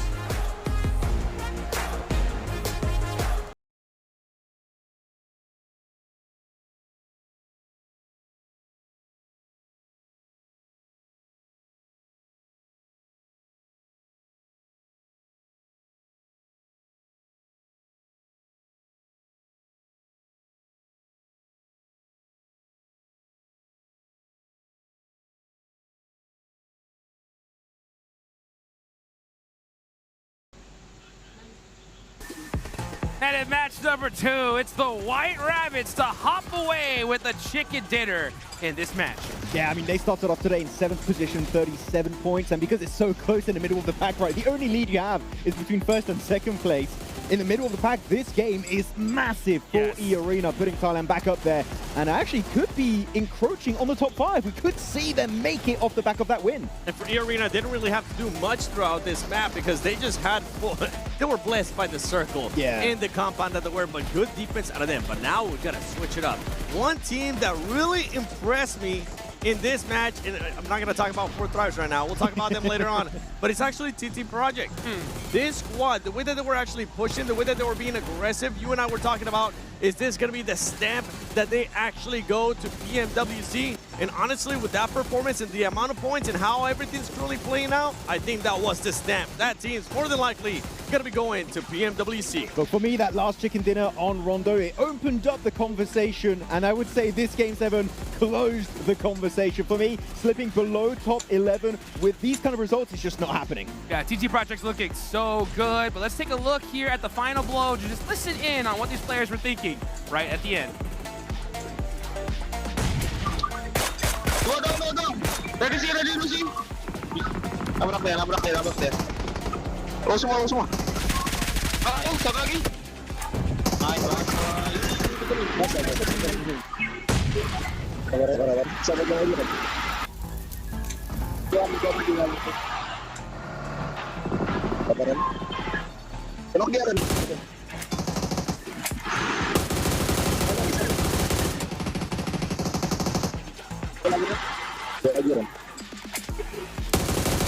Kena aja yang kiri tuh. Dia ngokong satu ya. Berapa orang? Dua lagi ya. Coba ya. Ingat ya, tahan. And the crowd was going nuts there at the end because Ray-Z from BTR was making some plays here, 7. He really was. And for BTR, once again, continuing on the trend that I expect out of them throughout this whole game, throughout this whole day. Pure aggression, but I gotta take a second to give some props there to Schweppes. I mean, this man has been doing it for quite a minute, still putting up the numbers, even here with the different team of the arena. 5 eliminations. I mean, I've heard people say since PMWI, Vampire fell off, except for Schweppes. That's right. The guy is still in the convo to this day and still doing it, putting up big numbers. And he's not doing it with Tony K. Now he's doing it with Turney K. That's right. Oh, an imposter. Schweppes is out here gaming. And, you know, speaking of gaming, boys, we're going into match number 3 because 4 Thrives were taken out. And I think with that match, after they just took out Aurora, I think S2G was like, we got to take this team out now. Yeah, they just sent it around their position, but it took so many teams. That's what I was going to say. 4 Thrives. Well, initially you had the side of Aurora sending it, then you had Pandem. I feel like they felt the aura and were like, oh, we're not going to fully commit to it. And then S2G send it, TT Project third partying from a distance. It took 4 squad 7 to eliminate 4 Thrives. I think It's unbelievable. we're going to be expecting that pretty much throughout the whole day. And if that is going to be happening, it's going to open the door to some of the other squads. It might be, in a way, unlikely that we see 4 Thrives get past in regards to those points, but something that our amazing casters, they bring up is that Smash Zone is just 92 points. A team is able to achieve that within the next 4 matches, and then it will come down to, can a team actually take the trophy away from 4 Thrives' hand and win it via Smash Roll? Exactly, and which was the team that made it relatively fine this game? It was Ulf. They made it so far, got some placements, a few eliminations here and there on that Eastern Shed. And you know what? That's going to put them definitely in contention. 5 points. It's looking good to get closer to the Smash Zone. I would say they don't want to catch up to the points of 4 Thrives. The Smash Zone is the goal. I agree. I think that's the only way that we're going to see another champion here at this point. 4 Thrives are just so dang ahead, but that Smash Zone is so dangerous. And the way after I saw that last game, boys, I think we're going to continue to see every single team try to just take this team out no matter what, because it is pretty close as far as for second place on up. I actually disagree. No one did it here. And you mentioned it, 7, right, before this last game, how their drop location on the Western Bridge is so open. They had a looting stage as a 2-1-1 split. It is one of the weakest early setups you could have. It's easy to breach, and yet no one did it. Yeah, I don't think as we take a look here at the leaderboards, hot dropping 4 Thrives is going to be tough. But if you see them in the elimination feed, maybe you hunt them down. But as you take a look at the leaderboards, look at the rest of the teams here, 7. That is not a huge point grab. Yeah. TT Project, honestly, I am so impressed by this squad. They started off the day in 14th place. Guess what? They said, we'll make up 10 points in just 2 matches. Boys, don't worry about it. They're now up in 4th place. The Vicious, I know you're currently watching this and you're hating it. Oh, well. TT Project is currently showing up in E-Arena, putting up those numbers. This is what I'm talking about. Like, the points might be crazy if 4 Thrives continues to get some points here and there, but somebody can catch up in regards to just achieving that Smash Zone. Our top 5 could be completely different by the end of today, except for first place, because of course. But otherwise, the 4 slots are completely open for the taking. The massive jump up E-Arena, again, to reiterate my point, we're in 7th position, now in 2nd place over Ulf. It's just to see, can they maintain that position until the end? Because now with the Smash rolling into effect, this tournament is just a ticking time bomb. When PUBG sense it is a C4, you never know when it's going to detonate. That's right. As you look at E-Arena, they are 30 points away from the Smash Zone. Going into this next game here, Max, do you think E-Arena try to hunt down those 30 points off the rip, or do you think they just try to put some points on the board and get it done a little later on? Ain't Rondo. Yeah. There's no recall. I would say if you have an opportunity to get 3 eliminations, send it. If you see a team doing a clear mistake, capitalize on that mistake to create a bit of an advantage for yourself. But committing from the get-go, hot dropping a team, I feel like, especially with the point gap being so close as we mentioned, that's a massive risk that's just not worth it at this point. None of these teams, unless you're maybe one of the bottom teams, are going to end up going for some type of hot drop. And to be honest, even early in the match too, I don't think any team is going to try to chase or hunt down 4 Thrives. That is not a priority anymore. What we will continue to see throughout the day is what we saw perfectly in this last match. If you do see 4 Thrives engaging, if you do see them in the elimination feed, if you even have a slight chance, a slight hope that that might be 4 Thrives, teams are going to capitalize on that. I mean, if you can catch him, you and me, Seven, we turned our back for a second away from the screen. We turned back. They literally teleported in the center of the circle. How did they get there? They just... Teleportation jutsu. Yeah. Making the moves really quickly here. As we take a look here at the top 4 teams. Hey, BTR making some moves. I love to see it here in their hometown. The crowd's so pumped up for them. They are trying to definitely put on a show here. Especially Razy. They send 3 players into the shed. TT Product tried to go for the push, but the off angle really of Razy saves the day for them to get that silver medal in that match on the Wrangle. Without Razy, that game falls apart and BTR just don't begin that ascent in the rankings. For BTR, I love the extra aggressiveness. Even with those 3 players, they just full spread out. Whenever E-Arena and GK were engaging, they were about to maybe overextend and push too early, and they realized that. They decided to back off, and it worked out wonders for that team. Worked out wonders as we go into this wonderful match. Number 3 again.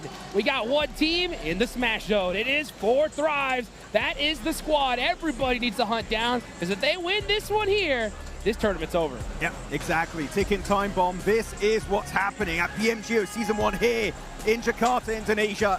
And this plane, they can easily reach the Western Bridge, but Boom maybe can do something similar to what they did to Top on that Rondo. And you gotta be careful with some of the other teams that might be going to military base at some point. Please, Aurora, make something happen. Especially because 4 Thrives just eliminated you in that game, in that last game. You wanna get some revenge? It wasn't even a fight, in my opinion. Yeah, you blink really and you missed the entire skirmish. You got to be able to make plays when you can as we get into this match here. Let's see if another team from the mid-pack is going to rocket launch themselves on the leaderboards. As we take it on over to John Allen and Blake. Boys, what do you think is the next team to do it? Ooh, that's an interesting one. I mean, we have had some pretty close calls from 2 of our Indo teams so far. Boom getting very deep in towards that first map on Rondo. Obviously, BTR just getting pipped to the post in that second. So that means it's definitely time for Team Panda. Let's go! It's time for Panda to rise. Finally, I mean, they've been gaining momentum, but Aurora looking to drop on top of 4 Thrives here, directly down towards the south side of the map. It's a typical location that 4 Thrives will try and pick up on a plane path like this. We don't know if it's intentional, but it's certainly necessary in this moment. I mean, Aurora normally go to that military base, right? And with the plane path as it is, there's no other vehicle drops that they could really go for reasonably to get there. I think that they may have extricated themselves. I don't think they want to get stuck in. Taking a look at our top 5 eliminators, I mean, 3 of them being at 4 Thrives definitely makes sense. And of course, we highlighted at the start of the day, over on the desk, Focus, such a real powerhouse on the side for GOAT. We also had Sky from Horror being that 5th place. A lot of that power probably came from the Rondo that we saw earlier from them, but still up in 5th place, which is pretty impressive on its own. S2G making their run out over towards Farm/Milter. Fury still playing dangerously close over towards 4 Thrives, and 4 Thrives will split in 2 here to allow Aurora to pass. It might come to blows later on though, potentially. You never know. But E-Arena now securely in 2nd place with a 6-point lead over Ulf, who are far on the eastern side of this one. Again, it's another decent circle for 4 Thrives. Heads over towards that western edge of the map, and again, they can make a very similar rotation to last game. I know that it's probably free. Real big chance of that.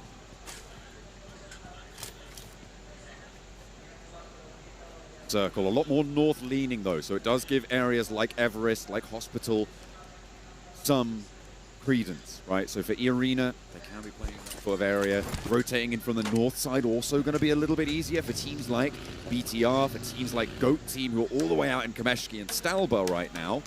So a lot more opportunity for them to get in a bit safer, I think it's safe to say, than that last match. Certainly with less competition. But the center of this map is quite full, with Aura, Gaming Stars, and Boom all taking positions around Boatyard, School, and Roshok.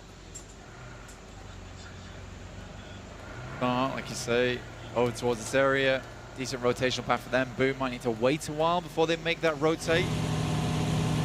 Yeah, a lot of teams yet to hit this circle right now. A lot of teams stretched on their drops here to try and get a better location to play, but that has delayed quite a lot of teams. Go significantly over towards Komeshki right now. They'll need to make a late rotate in and likely pass by BTR, who are going to make a very similar rotation from Severny.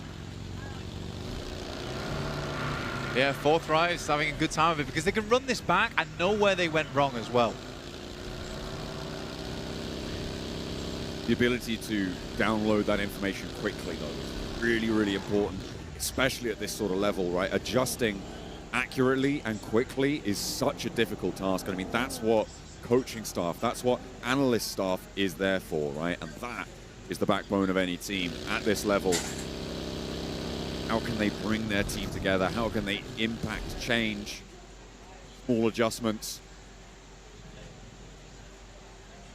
whilst keeping their team feeling confident. Often, it can be quite demoralizing if you go into your intermatch break and your coach is, you know, trying to change this, trying to change that, and it's happening every game. It can be fairly demoralizing. Sometimes, it can be a better option just to say, you know what? Go again. You guys are really good at this game. I believe in you.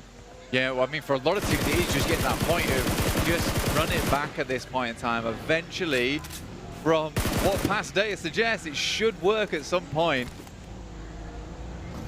Furia still making their way over towards farm. A significant slowdown from this squad. Hesitant on some of their pushes. Is a squad that has that incredible aggression available to them, but right now the rage is suppressed during these matches. Horror rotating on a very, very close angle to Boom. With no fear getting ahead here, might just be able to set up the barricade for Boom. But you do run the risk, of course, of getting cut off from the rest of your team, and it looks like that might be coming through. Boom, if they're snappy with it, if they've got their heads on the swivel, might spot this one, as well as Team Flash on the north side and Gaming Stars on the west side of this.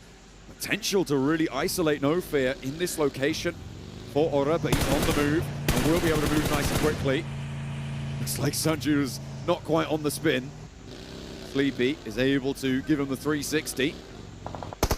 Rolling over and makes him do a trick. Boom not able to get the point. Yeah, some instant backup there coming through. Over towards Boom. They know they need to do so much here. And they know they're so close at that 50-point margin towards the top side of the lobby. It's been a long, long time since we've had 7 points between the likes of 10th place to 3rd. I mean, at this point with a chicken dinner, everyone from, I mean, even realistically, 14th with Aura, with a chicken dinner, could be in 2nd place at the end of this game. It could be literally everybody in this lobby, except for maybe Pandem and Flash. But it could be almost literally everybody in this lobby that could be in 2nd place at the end of this one. There's only 3 teams, as I said before, Pandem and Team Flash, that wouldn't end up in 2nd place at the end of this game. And that's Pandem, Team Flash, and 4Thrives. Because, of course, they're just so far ahead. It's absolutely brutal this late in the day, this late in this tournament, to have such a volatile standing. We talk so much about how having 6 games in a day could be difficult, and it might be made, but we guarantee a 4th here if luck goes down. Who's that again who spotted them out? I think, is it TT Project on the north side? Yeah, it's from the gold compound. They currently have a nice little angle over towards Falak. Really good eyes on coming through from Effect. Knock him inside of the hovercraft and get gone. A good vehicle to keep your player up, but FDS moves up, puts a bunch of damage in. TT Project, they will have seen who dropped down the elimination feed there and might be a little bit hungrier for this one, because remember, TT Project trying to push themselves as far up as possible. One step too far forwards, because that'll happen. FDS goes down. Cypher keeping them safe, and Anchor on that southwest side. This fight is very isolated. The circle goes back to where we were before. Blank goes a lot further south, helps out 4Thrives on the southwest side. If they can get themselves back together and back off TT Project, they could line the north side of Quarry. They don't need to teleport this time. There's no teams on the south either, so 4Thrives just have a whole buffet of locations to work with. Begin to move out through Swamp. The rest of the squads are sending inwards now, all trying to play on the eastern side. Another team looking fairly good so far, but they're rotating in with Aura. Eren looks for a spray on the drive-by. Don't quite find it there, but does back them off at least. But they need to be quick on this next rotate. Figure out where they're going to play next. It is not easy as well with the west shift followed by that south hard shift towards Quarry. Teams are going to start to be moving very, very quickly, and you're going to have a lot of traffic in the way. 7-2-1. They did very well yesterday, but blank today. Not been their day. Certainly not in the same fashion. And the nades pouring in from Furia. They're going to make their day a little bit worse. Another one over the top, and it will find the second knock. 7-2-1 now, playing as two players. Aliku could potentially crawl back in, and this is potentially resable, but there are too many teams around the area to feel that that's entirely safe. Andom are starting to crest that ridgeline. Ulf are just on the doorstep too. You're waiting to strike on this. I mean, for Furia, it would be a good team to take down because they are incredibly close to them on the leaderboards. Aliku tries to make the crawl in. The door is shut behind him. Too little, too late. Horror also taking a knock here coming through from Furia. That's over towards that south side, playing on top of the hill. So good awareness from Furia here. Holding their nerve, holding their ground as well, which some would say is more important. In a central location would be a great result for them. The north side of Quarry does indeed get occupied by 4 Thrives, with BTR on their west flank, TT Project up towards the north side as well. They have a little bit of a buffer zone, but I feel like their south is potentially their weaker point, right? Teams who can wrap around, like BTR are currently looking to do, and maybe S2G, that could be where 4 Thrives are weakest. Aurora moving up over towards Aura right now, gets the player in the vehicle. The nade just a bit too far. Won't quite pop him out the back, but he is bleeding out fairly quickly, realizes he needs to get him out, crawl back round. Ooh, right in the nick of time, but not before. It's Ulf actually coming through, as Jiggle will get knocked next by Furia at distance. No fear now, the last to stand for Horror, and their performance in the group stages has just not been echoed here in the finals. That's the way this cookie's crumbled. Circle goes, and it's up towards the northwest side here, Blank. So, get a little bit more of those open fields, the swamp on the north edge, and E-Arena, again, in a pretty solid spot for this one. Yeah, E-Arena maybe looking for another good game. Coming off the back of the last one there. For Aurora, Ulf needs to get a move on. For Ulf, I was a bit disappointed there because realistically, as that shift comes through, you know there's a lot of field in play. You know there's not many compounds to work with. Realistically, you need to be in vehicles as the circle descends, right? And I think for Ulf, they were too preoccupied with trying to take shots at teams around them.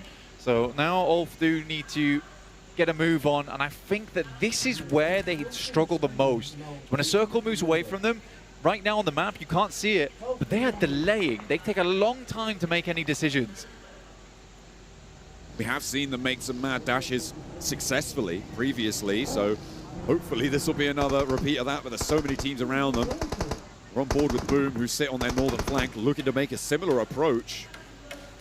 They're kind of locked in, though, is the difficulty for Ulf, right? That south side over towards Quarry. I mean, where do you go if you're trying to go that way?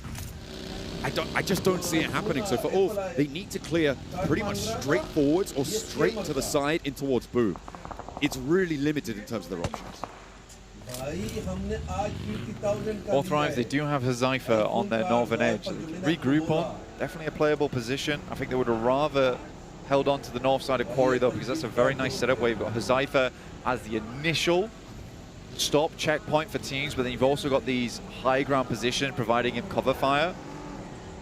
I wonder how long the rest of 4 Thrives is going to be playing around this spot.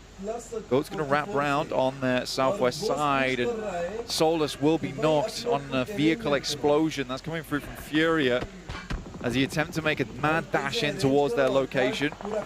Aurora do take shots over towards Furia, though, so the attention will be split somewhat. Potential to get Solus back up if Ulf can sneak through the gaps here. But Aurora have got the high ground over both of these two teams. And Ulf may look to backfill, actually. Towards Aurora's position, potentially be an option there. S2G, they've been wrapping around the south side, but so are Goat team now, trying to wrap in behind them. S2G, I feel like this should be a solid position to hold for him, but Solkay's gone down, and Force is out to show. S2G just how to handle business. Force hits the deck, and now it's just Hamzy on the off angle, and Goat Team able to push S2G aside. Really clean plays there coming through from Force, keeping Goat in. 4 Thrives were potentially looking to ride over towards that location, but end up stopping short. The Flash finding shots over towards Boom. They try and make their way off from Radio Tower. Really tough spot to be here for Boom. And the circle comes south. I mean, 4 Thrives have played fantastically well, but I think we have to admit at this point in time, there's been a lot of circles given to them. Oh, this one least, no less than the others there. Aurora, potential threat though to their high ground position on the south flank. IQ will be first to face that one. See if they can divert it. They've also got Ulf, who did go for that full wrap. That could potentially look to try and embalm them on the angle. But there's a big opener onto Tjol. He will fall and get flushed by Hazaifa on the forefront. Ulf, though, yet to step fully into it as Boom take nades from Flash on the screen. Next one's pretty close. Will deal a little bit of damage. Yummy's able to just about crawl away. Octa desperately moving back, but this is out in the zone. Flash is looking to finish them off right now. Aurora completely disengaged, leaving now just Ulf to deal with 4 Thrives as they make their move out. Eren will find Hazaifa though. That's an initial pick-off. That is their anchor position as well, which is a little bit scary. Flushed out too. They're going to leave that high ground blank. 4 Thrives dashing to the compound that Arena played in that last match. And it looks like they're going to try and consolidate on that angle, allow Ulf that high ground that they have just vacated. All things considered, probably a good spot for them. But the loss of Hazaifa is a heavy blow. The Flash just desperately trying to clear out this spot as quickly as possible. Sanju will go down to GameStar from that eastern side.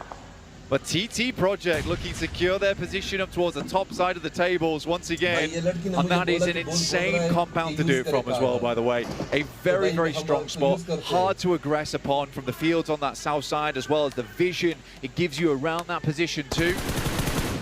Shots from Yummy though, steps up and chows down. Zeus goes to his knees, and the red health bar is all too ominous. Yummy very, very low though. The pickup, the blue zone, it's all too much. Zeus may just be able to get away with this one. Out of the zone, you need the res, and Gaming Stars will be right on the doorstep to take that knock if you give it to them. We get ourselves a bit of a bird's eye on this location. You can see for Ulf, it doesn't look pretty. They have this full surround on this one, but where do they play into? 4 Thrives can happily play this spot for quite a while. Aurora looks to peek their nose back in alongside with Fury on that eastern side, but TT Project, with this compound being so central, it is such a good spot to play. Goat will find a shot over towards Ketch. Remember, they're playing a 3-man split at the moment, so unlikely the Scarface picks Ketch back up again. Going to be really nasty for Ulf. Nice little pick up there for Gaming Stars over towards Team Flash. On the first knock, the second is there as well. Rolex will fall down. I don't see Flash getting into this one any deeper. Swash scraping up there with the blue zone, looking for those flushes. Gaming Stars adding to their tally. 4 eliminations now on the north side. They're going to have to push a little bit further south with the circle crunching them in. Win solo now, surviving. Or maybe not for much longer, under the pressure from Arena, who have been hiding in this location for quite a while, Blank, despite being in a great spot earlier on. Yeah, we're just delaying things out again with the way that the circle has gone north, south, and then hard south again. I think for Arena, it's been a bit of a tough decision to make on where they want to play this from, and I think for them, it is the best thing to do to hold out on this northern side, try and clear out as much as possible. But for TT Project, how do they lose this game? It will have to be a massive fumble from them. And I'm eating nades from Geeky. There's a lot of damage coming through. I think TT Project might have angles on it as well. This south edge is just going to brutalize Pandem down on the roadside. He's rolling around, but Leon's just not able to get anything done. Steps forwards and immediately peppered with more and more bullets, but they said they're going full on in, and it's just not going to work out. Leon goes down, gets flushed almost immediately, and Geeky will hold on this eastern side. They will have to go further west, but they're more than happy to add these points to their tally. Why not? TT Project also have angles over towards this one. Like I said, it just has the full surround sound system on the angles for every player inside of this lobby. Very difficult to deal with them on this. Scarface will find a shot. Somehow, Ulf has managed to get back up to 3. That is a tricky rollout for them. Wow. They have made it happen. 4 Thrives, importantly, will have to move. The circle completely cuts out that compound now. But for a lot of our teams, they are slowly getting up towards that 80-point mark now. Furia trying to roll on in, will get rid of the last player from Team Flash at the cost of Ayala. I'm thinking, Blank, TT Project is one of the teams that can win this short. I feel like the only outside chance here is BTR on the western side. With the 4 players that they've got, they can be very flexible. They can use those roadsides to potentially cover themselves off from TT Project. Everybody else is playing TT's game. BTR are waiting for this opportunity to play their own. I get the lineup. 4 Thrives, a little bit of a slow push out from this one. You start to wonder, is the pressure getting to them, or are they just comfortable knowing that they are so far ahead that they don't need all that much to succeed as Aura sends in, but it's a missed spray. Finally, they find the player, but it looked messy. Pop on a sliver of HP, will stay alive, pops the first aids there, a resupply on the crate as well, will pick them back up. The southwest side looks good, but BTR might have angles. Maybe not anymore though, because Reefus with the refrag onto Razak, and BTR should look for this revive as well. Axel moving down towards the south side to just bolster that position, go for the assist. Meanwhile on the north, the arena potentially getting flexed out on by Gaming Stars as 4 Thrives make their push. This is their chance to take down Ulf. They're out in the open field and IQ goes down first. Catch, will catch him. And now Falak and T24. A 2-point needed to punch all the way through. Going the distance may just be too much for them. But they can certainly put more points on the board if they get this done. Catch spotted, the nade goes long, it's off towards the side, and he's spotted. 4 Thrives falling here for Ulf. They spot them in the elimination feed, and they will force this engagement. They know they have to do it to stay in contention, but in comes Aurora from that northwest edge, and suddenly Ulf's in a tricky position. They may have slowed 4 Thrives, but Aurora look to mount the summit here. Seven's been looking for their ascension for a long, long time, but with 3 players in their position, I mean, it's possible this game. It's still going to be difficult with the circle. E24 steps up, long nade over towards Aaron's side, but it bounces awkwardly. Aaron lives on the tiniest portion of HP. Second nade might just do the trick here, but goes short on this one. They have an idea where these lobs are coming from now as he moves up through the field. Ulf should know the 4 Thrives isn't done yet, but they're worried about Aurora on their northwest side. Well, they should be. E24 crawling forwards, I liked it. I don't imagine there's too many more nades that that Ulf either have or want to use in this location. They're really trapped. They can't afford to be dropping too much. BTR, they've been trying to play on this edge though for a while, and Aurora are going to have their attention diverted. Fury also managed to get up to the roadside a lot earlier on. They've denied themselves a lot of vision, but they've allowed themselves to survive. The same cannot be said for 4 Thrives though, as they go down. No smash yet again. We're going to match 10. Ulf dashing outside of the circle here. They know that they need supplies. They need pickups over towards 4 Thrives as much as possible. They may even take a little bit of damage from the blue here just to secure that. Arena also suffering over towards the western edge. This is 2 BTR, but luckily Schweppes has a position to play here. But it's all down to Mormon with the AUG and Joker on this off angle. We're starting to see the top side of this lobby. Scarface. The points pressure. Scarface with a knock. A over double. towards Aurora. Another over onto Doc, and now it's just top for Ulf. They can look to roll this down, and indeed they will. BTR are going to handle the arena in the meantime. They're happy to divide and conquer as Ulf careen their way into that Aurora position, but it hasn't popped up on the Elim feed just yet, Blank. I'm surprised the top has held on this long, as Ketch is now fully wrapped around them. There they go, as Scarface gets that final point added to his tally. Ketch takes top down, but the arena, they're still on 4-2. This is a great sweep from Ulf at the moment. 2 teams ahead of them, and a beautiful backstab potentially in play. Ooh. As both teams go low, this could be a lot of points for Ulf right now. They're on 8 eliminations, but they need to start sweeping these. Get the initial nade over towards Razy. One player still up for BTR. still a chance. Federalis could get his teammates back up and in, but Ulf are moving. Ulf are stepping forwards. Ketch and Scarface are not going to make this easy. Down on the low ground, that's where the nades need to find to get rid of BTR entirely. And Razak bleeding out in the meantime. Federalis only one chance now and can't line up E-Arena, who have put themselves back up to 3 players. Ulf could challenge. Instantaneously, they're going to go for a re-peek on this one. TT Project, they wrapped out of their compound looking over towards this side. They know that they can sweep, they know that they can clear, and they desperately need to do it right now because Ulf is gaining momentum on this game. E-Arena penned in with that TT Project flex out coming through. A 2-2 split now as they've moved Zerich and Effect into position here. E-Arena are going to really struggle to get over this next ridgeline blank with Ulf on their bead with this duo from TT Project. The nades, do they connect? Doesn't look like they're going long enough, but that one looks on the money. Foreman super low, Joker low as well, dropping another one towards the back lines. Foreman falls first. Effect has the spray down, and E-Arena are getting shut out by this beautiful flex out from TT Project. Really good stuff from TT Project. You've got to understand that this compound is good, but you have to make a play at some point, and they absolutely will. E-Arena now 71 points here, 23 behind the marker.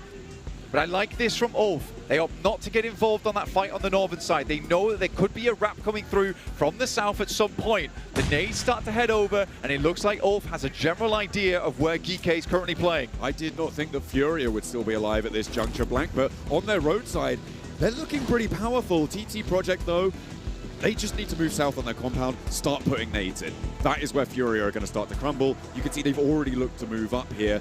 Furia not moving and trying to take the compound, potentially, during that flex out from TT Project. Could have been a misplay, but you're worried about teams on the south. You can't be sure either, right? You can't be sure whether TT Project went out on foot or not, because if they heard the vehicles, potentially then Furia makes a play off the back of it. Also, if they crest this ridge side, there's angles from the south side of the map that become a problem for Furia. They've been holding on to a lot of nades at this point in time for this exact scenario. Eren will find a shot over towards Neos in the backline somehow, some way.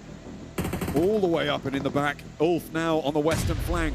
An Effect has been knocked as well. TT Project, it looked all but thrown up for them, but they're starting to lose players. Ephius, though, not out just yet. And nades from up on high are going to make Furia's life a living hell. As Ephius wants that flush. Looks like he's going to claim it. No, not quite. Not this time around. But there's still more in the pocket. This last nade. Oh, this could be big. It's right on top of them, but it just cooked too long. It doesn't go the distance. That is so unfortunate.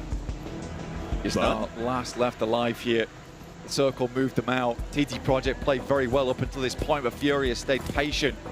Ulf, you can see off the distance, it looks like they just don't have the stims either. They've been waiting a long, long while for GK to have to push out from this building. They know that these are secured eliminations. That's what they're going to go for. They've got Ketch looking over towards Furia this entire time. Next circle will now push them out. Furia still has 9 grenades, 7 on the side of Ulf, but only 1 smoke. Ulf has been putting so much pressure onto this circle.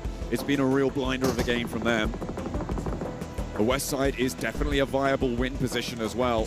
EK are hunkered down in a shack on the south side, and then look at a flex out now. They've moved Easy for Bad Boy out into the open, but it is open field. Only those hay bales to try and keep them safe. And Ulf, much better terrain cover. This is such a hard control for Ulf as well. They are pulled taut like an elastic band between both engagements. Ketch is doing an incredible job. We haven't seen too much of it right now, but he keeps stepping up and peeking over the roadside, taking shots over towards Furia, consistently keeping them low, forcing them to use meds off the back of this one. It's a long nade, but not quite long enough. But a shot from Ephius will take the shot over towards him. Now looking to try and confirm, but he's enveloped by the blue. He's going to deny this point. I mean, he steps back. He's trying to play for those positions in EWC. There's no way that he doesn't deny it. He will fall down. Nice to be able to find that opener over towards GK. Couldn't quite get the flush for an extra point, but okay, Ketch. He's challenging. Ketch has a difficult position to play here. Ulf's made a very big amount of noise as well, so GK would love to stab them in the back if they can. You can see here they're desperate for those death crates, looking for anything. Eren's gonna have to make the jump on this one. It's a long nade. It's going not quite near enough. Clearing out the wrong hay bales at the moment. I mean, GK, it's only a matter of time before this team goes down, and neither Furia nor Ulf wants to see them go out in third. Don't see them peeking too far over. Potentially Finds Scarface though. If he steps a little bit too bold with it. That's great. There's what he's looking for. 15 eliminations, John, at this stage of the game. For Ulf, this could be a massive match. The nades start to pour over the top right now. 4 nades down here for them. Scarface steps up. Great player at long range. Now looks to sling a nade over to try and save this position. Saw a lot of bodies there. Scarface launches a nade to try and follow them up. 2 nades in hand for Ulf. 3 nades in hand for Furia. Not a lot of smokes, but there's always those launchers that could potentially be in the back pocket to obscure those numbers. Cover may be still there. Vehicles on fire, but still will move. And Ayala will hop into the hot seat to navigate it around. Moving forwards, there's a crate. This is a beautiful resupply. Look at his armor. Blank, that's a really big pickup if he can get towards it. Ketch sends a nade over towards Egon. It's on target. We're into a 3v3. Ulf looking for a ginormous game to even the tide versus 4 Thrives. And a potential here, a 2 versus 3 now. Furia, Ayala and Chief now, the last 2 to stand. They find Scarface, they even the numbers once more. Brazil and Turkey. They've been at war for a while, Blank, over PUBG Mobile, over the years. But here we see pitch battle, and it is all up to the man of the hour. For Turkey, for Ulf, it's Eren in a 1v2. Chief in the backline is low. Ayala stepping up to the crate, wants the resupply, and Brazil bounced them away from the chicken dinner. And despite everything, Ulf's not able to finish on that one. Furia, though, will get themselves a 10-pointer. But more importantly, 2 teams that were very close to that boundary. For Ulf, they're very happy with the back of that game. A huge amount of eliminations. It's around about a 20-pointer, and they are getting closer. Goodness me, we've got one more Erangel to play.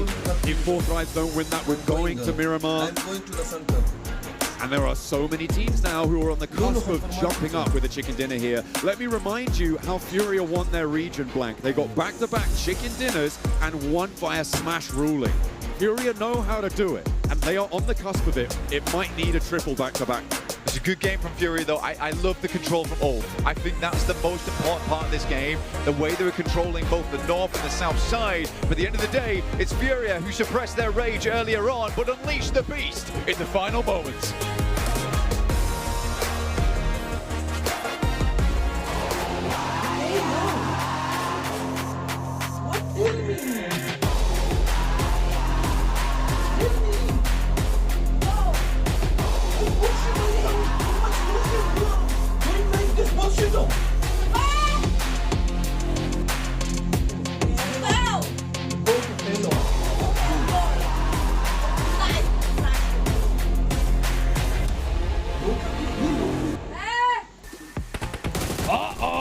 With 4 Thrives going out early and second through 5th place up in the late game, we just might have a tournament on our hands here, buddies.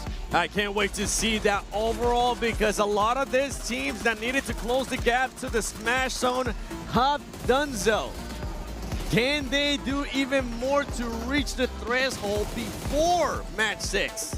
It's a race now. The race is on to become the PMGO Season 1 champion. This finish, insane stuff from every single player on Ulf. They don't want a repeat of PMGC 2025. A 2nd place is just not good enough. And with these points, with those eliminations in particular, man oh man, they might just make it happen on Miramar. Massive game, and it couldn't have happened at a better time. Because just like you mentioned, Seven, if one of these teams wants to take away this tournament via Smash, that means they have to get 92 points by that 5th match. And with that game from Ulf, Furia as well, they're getting mighty close.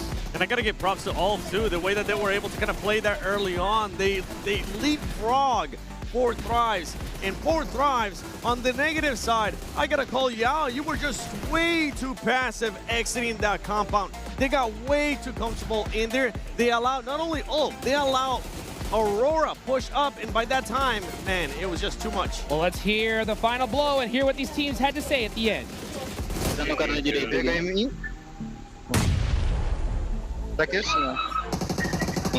Tá na besta, pera. Deitar na besta. Levantou.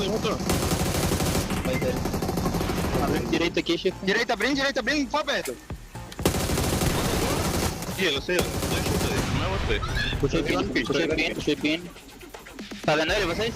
Não. Ele já bateu em mim. Tem só um. Entrou aberto esquerda. Soltaram vida ela. Sai, troca pro gás. Vai em direção da ela. Vou direita. Oh man, you can hear the intensity in their voice, Max, as we get here to the winner chicken dinner team stats, and Silence leading the charge with 4. Yeah, no, really good play from Silence. I feel like the DP28 is slowly making a resurgence. So many players, Silence in particular, loves playing with the DP28. One player of TT Project also was using that at the very end inside of God Compound. So that weapon looking really strong alongside the likes of the M4 and the Organ, of course, the S12K. But everyone here doing great. And Ayala, again, putting up big numbers. 3 eliminations for himself. This is what I've been wanting to see out of Furia for quite a minute, especially after that first game, the first couple of games yesterday. But for this squad, the way that they were able to play that circle, holding off TT Project, and making sure that they got some angles on DK as well, spreading out, it worked out wonders for them and ultimately gave them the win. And take a look at the match MVP here. It's Catch with 10.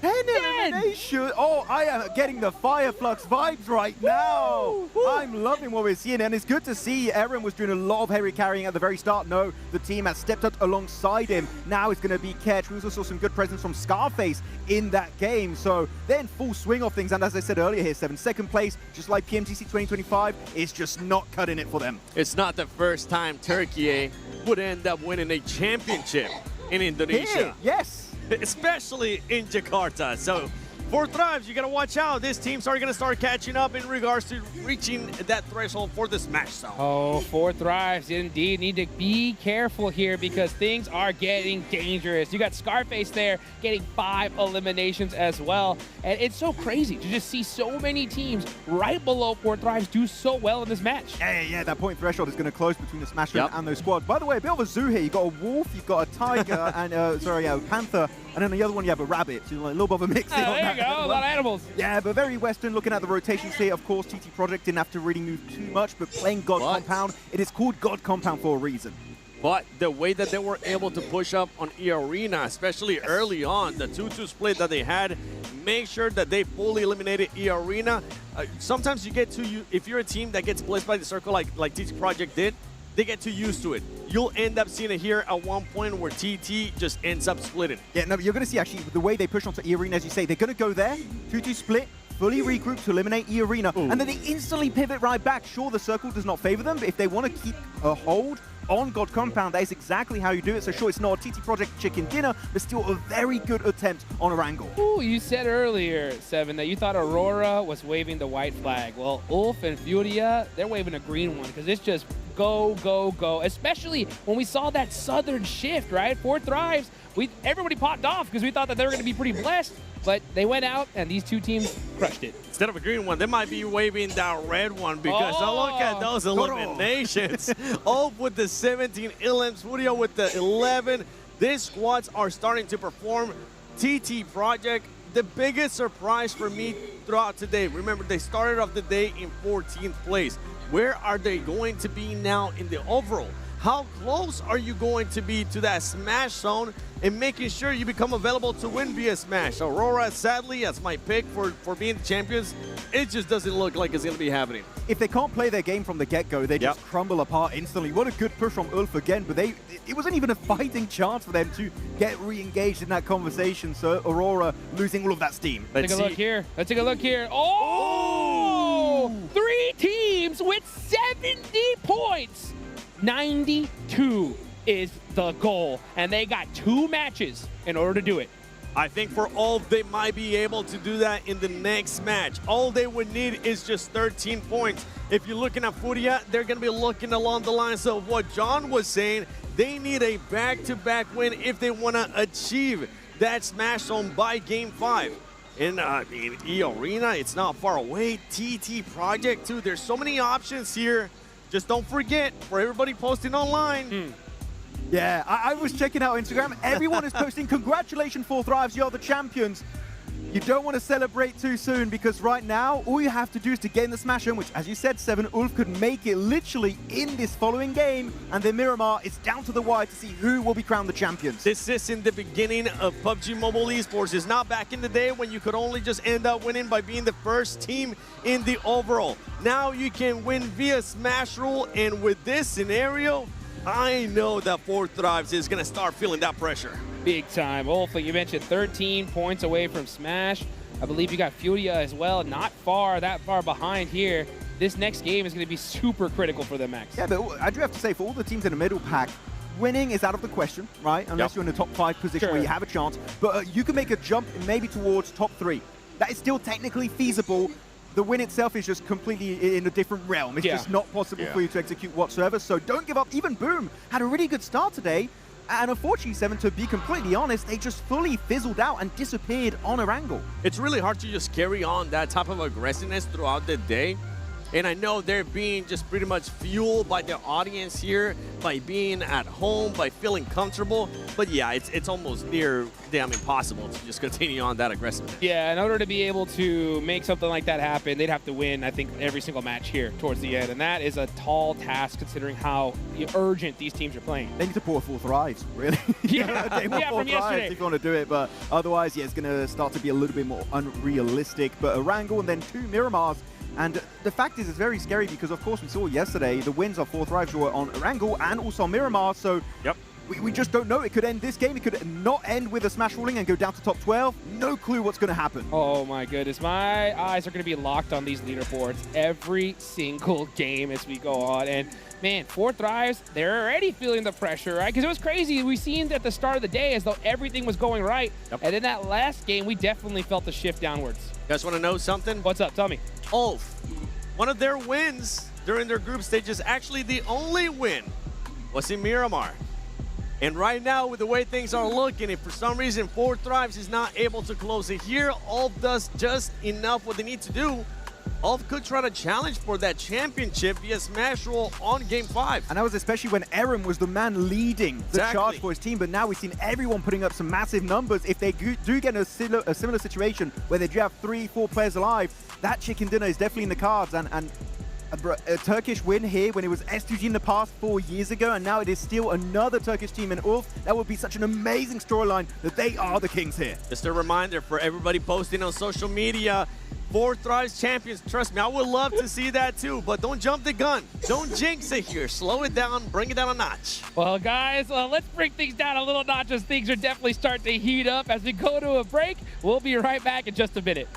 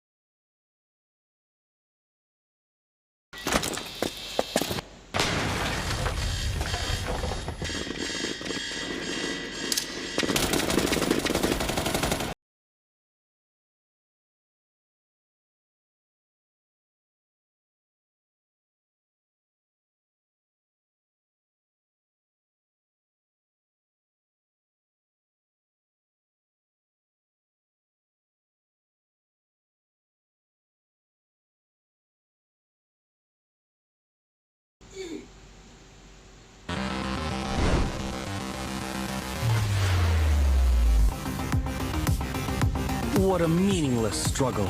I will still pray for you.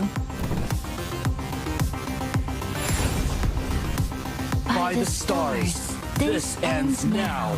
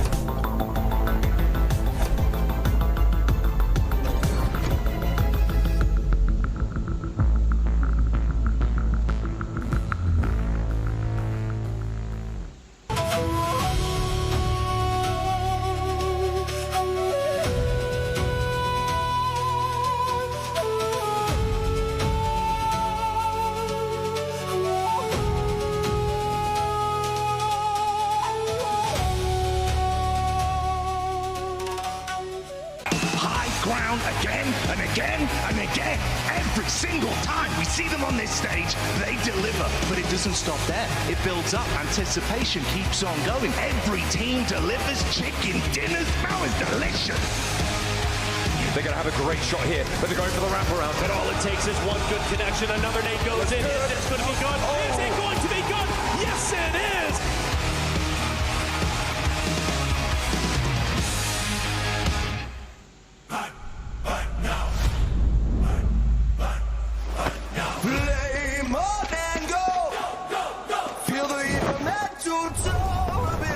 Drops begin to glow, flame on and the soul is from the draw to the last one standing show. A no-name kid in a high-risk drop, a street food vendor with a victory dream. A midnight warrior looting in the dark. The fuel is passion pushing through the blue. We scan the path at the edge of the gas. A million stories in a single squad. No real blood, just the drive to our last. The skill, the nerve to on the final gas.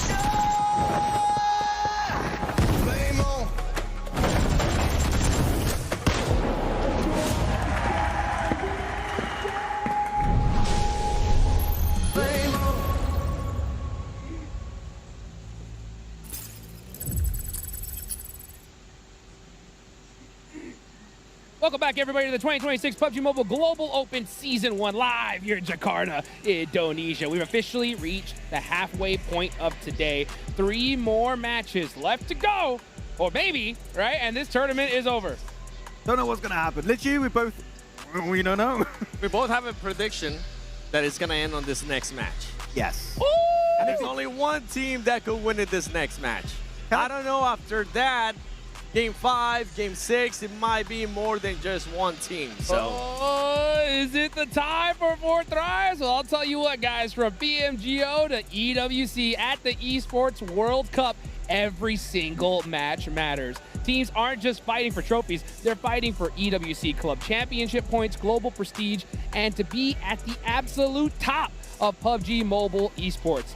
With EWC set for August 6th to the 16th, mark your calendars, because we're going to Paris. Yes, we are. Yes. We're going to be eating some croissants. Croissant. Maybe I'll make some. Oh! Oh, I mean, you heard it. I can't make I want it. I made some. They were burnt. It was terrible. Go to a proper bakery if you want to be safe, okay? You should have just bought them for the bakery and then gave them to me. Look what I've done. You know what I'm saying? I ain't gonna change fake the it. box. Nah, if I'm gonna do it, I'm gonna be like Fourth Rise. I'm gonna do it legit. Legit, right? They're having to fight for it too. Yeah. Oh, man. It's gonna continue like that the whole day. It's crazy because, you know, we're seeing as soon as they come up in the elimination feed, it's just like a magnet goes in that direction to try and shut them down. But you know what? We got some insane news for you guys. That's right. If you haven't checked out the PUBG Mobile social media today, this summer, these legendary crossovers hit the battleground. We have Ferrari, Spider-Man, Brand New Day, and Naruto! That is right. This is not a Genjutsu. This is real life, okay? Naruto is coming to PUBG Mobile, Max. I can't wait to drop some Razengans in the game. 1,000 years of pain. Whoa. Oh, that's an illegal move. You can't. Man. That's not in game, I think. Hopefully not. Oh, hey, I'll tell you what, if it is, though, I'm getting it immediately. Well, I'll tell you guys, make sure you guys check out that version 4.5 update. This is a massive collab. I can't wait to check it out. I'm so excited. We have so many great collabs, but this one gets me just so pumped. And can't wait to see what the skins are going to be. I wonder if you're going to be able to just build a resin. Rasengan! Oh, well, guess Why what? Hey, since that hit me tomorrow, June 8th, by the way, we're going to see the return of the Dino Ground, all right? Oh. That is right. So the Dino Ground will be back. Max, man, what kind of sound does a dinosaur make? That's good, and hopefully we see. No edits, please. Man, and let's put it this way, I got goosebumps. All right, I got scared from my roll. Yeah, it was strong. Very scary. I felt it. I felt it here for sure. You know, and we're seeing these teams feel the pressure here, guys. You know what I'm saying? It is still possible we see a team a little bit lower be able to make it to that smash ruling. They would need a win right here in this next game. I'd go like 2 places down from them. Just third place? Yeah, I would go to 4th and 5th. I think 4th and 5th need a massive win this game to have a chance at reaching that zone. I thought you were going to be like 10th place. No. He said I'll go down 2 places, then you thought about his I will go down even more. Yeah, I think with the way that everything's going on right now, there is a chance in the next 2 matches for even more teams to just get within that smash zone. It's just going to come down to Fourth Drives. How are they going to be playing this match? That last match, honestly, they played it in a way that you can see is starting to get into their head. They took a little bit too long. Usually that team will rotate out a little bit faster from what we saw earlier in the game, in the day. It's starting, they're having to do adjustments that they might not be used to, and it's not looking good for Fourth Drives. I feel like that last game in particular, or you just commit to the push onto Earth and you go aggressive to try and claim that position as your own, or you just send it to the eastern side after some good scouting. That would have been such a good option, but here they were just a bit indecisive, which it's giving me a glimpse of group stage where they were actually feigning a lot of times in those games. And the thing is with that squad is that they had so much time that I'm surprised they didn't actually scout towards the east side. This is what I'm talking about. Like, they were just too tunnel vision in just crashing onto Ult. With all the time, you would have known Aurora would have been gone by then. They would have been able to find some kind of spot because you don't really want to push towards that side where Ult was because the terrain is just awful. That's what I'm talking about is any adaptation in the last 3 matches makes things so difficult. You know, what they were talking about a little bit earlier than Max, right, was on the side of Furia, okay? Furia, they have done this before. Something similar. Where they Alpha 7. That's right. With Alpha 7, they were 30 points down, were able to pass that threshold and still get the smash ruling. Now, this is a little bit more. What do you think their chances are going in here in the last 3 matches? I would say it's based on this next game. If they do not perform well, if we don't see a strong podium finish with a bunch of eliminations for me, Furia, top 1 is not going to be possible. It's going to be down to, in terms of points, can they be in 2nd place? But Furia, especially with the fragging power, Silent's been doing great, Ayala's been doing great. I would say there is definitely a chance Furia can make that jump. They're just 18 points away. Yeah. We have 3 games left. They could get smashed in game 5. Well, let's rewind there, right? Because you're saying after this game, where do you think would be the expected results for Furia for you to kind of, okay, they still have a chance? Double digits. Double digits? Double digits. I agree. Yeah, I think if they hit 12, that should be enough for them to put in a little bit of work in the next game and hit that smash zone. I know we're doing a lot of hypotheticals, folks, but there is one certainty. if 4 Thrives again win this game, it's all over. And this is the final Aerogale here in Jakarta, Indonesia. Look at that plane path. Someone heard that we were enjoying the planes today and like, not anymore. Very Western. 4 Thrives is going to be happy. By the way, in the last match, we saw 4 Thrives readjust because they knew that Aurora was going to be coming. And something to point out, too, for a lot of the viewers is that 4 Thrives is used to playing with Aurora. They played the past 2 years in CSA. Yeah, exactly. 2024, 2025, they played with them, with the likes of Horror too. They are very experienced. They know how Aurora like to play, even when they were 4MV really a long time ago, it feels like. So they are definitely going to be known how to play around. Back. Yeah. Hey, what if I say stole? Oh my God. Oh my goodness. Hey, throwing it back. Well, you know what? From back then, we still have the most incredible casters on the cast right now. Let's go ahead and throw it on over to John Allen and Blank for the last Aerogale of this tournament.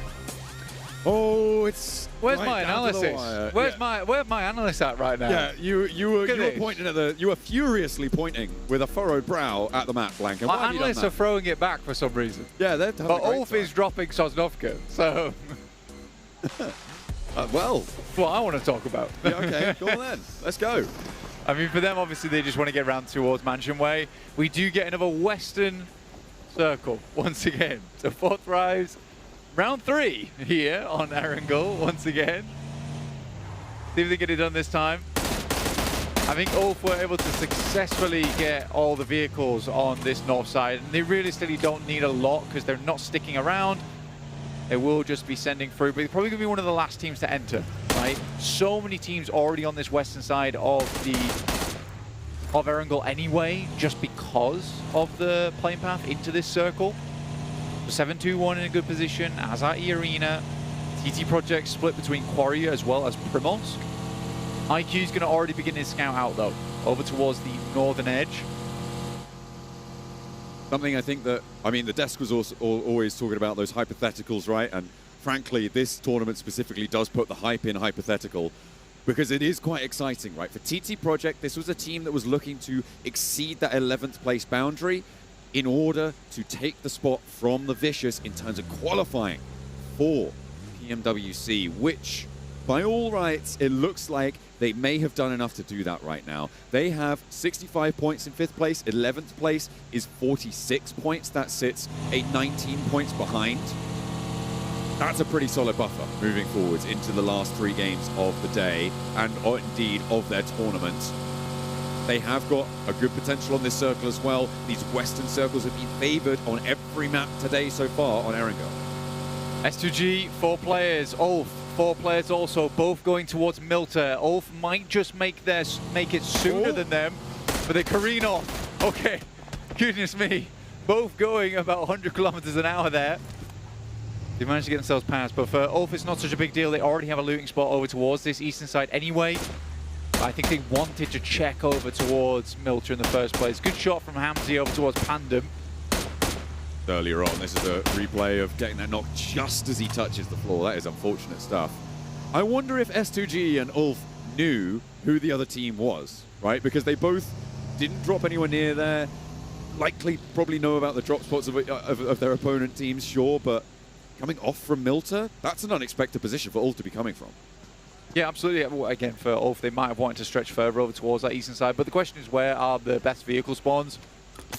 It's a good adaptation coming through from Ulf to go towards topside Sosnovka, and I think Aurora sort of lets it happen too, because they see the shoots and they don't go for the north side vehicle. But Aurora, well, for everyone, it sort of changes the pace of the game a lot in the early game, at least, where these current points lie, where for Aurora, it's not worth it to get stuck into an early engagement, go out early, because this could be the last match. And any points they get extras to get them further up the tables could be monumental, right? That could be a 5th place, a 4th place potentially on this game. So you're going to see a lot less early fighting overall on this Erangel and then on the last 2 Miramars.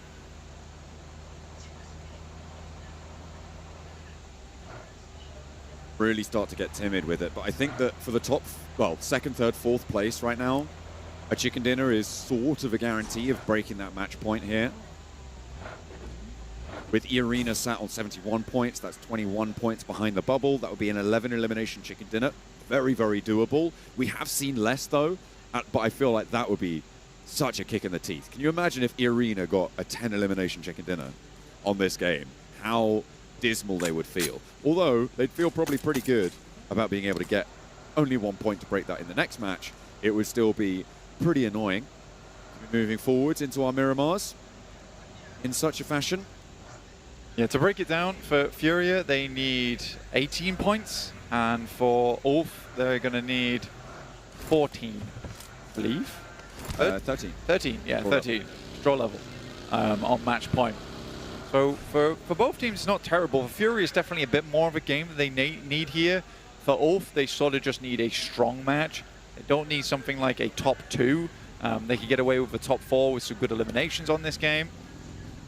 Obviously, do what they did last match. Yeah, if they do what they did last match. I mean, that's difficult to replicate, especially from where they're coming from on the circle.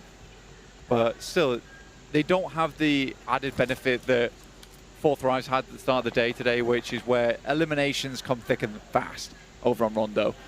They're easy to pick up, generally are out in force. Here on Arongo, you really do have to work for every single elimination. So even if you get top 4, right, 4 points on top of that, you need 13. Yeah, you're asking for another 9 eliminations that game. So no matter what we say here, it is difficult. It is difficult to hit 13 points on a game.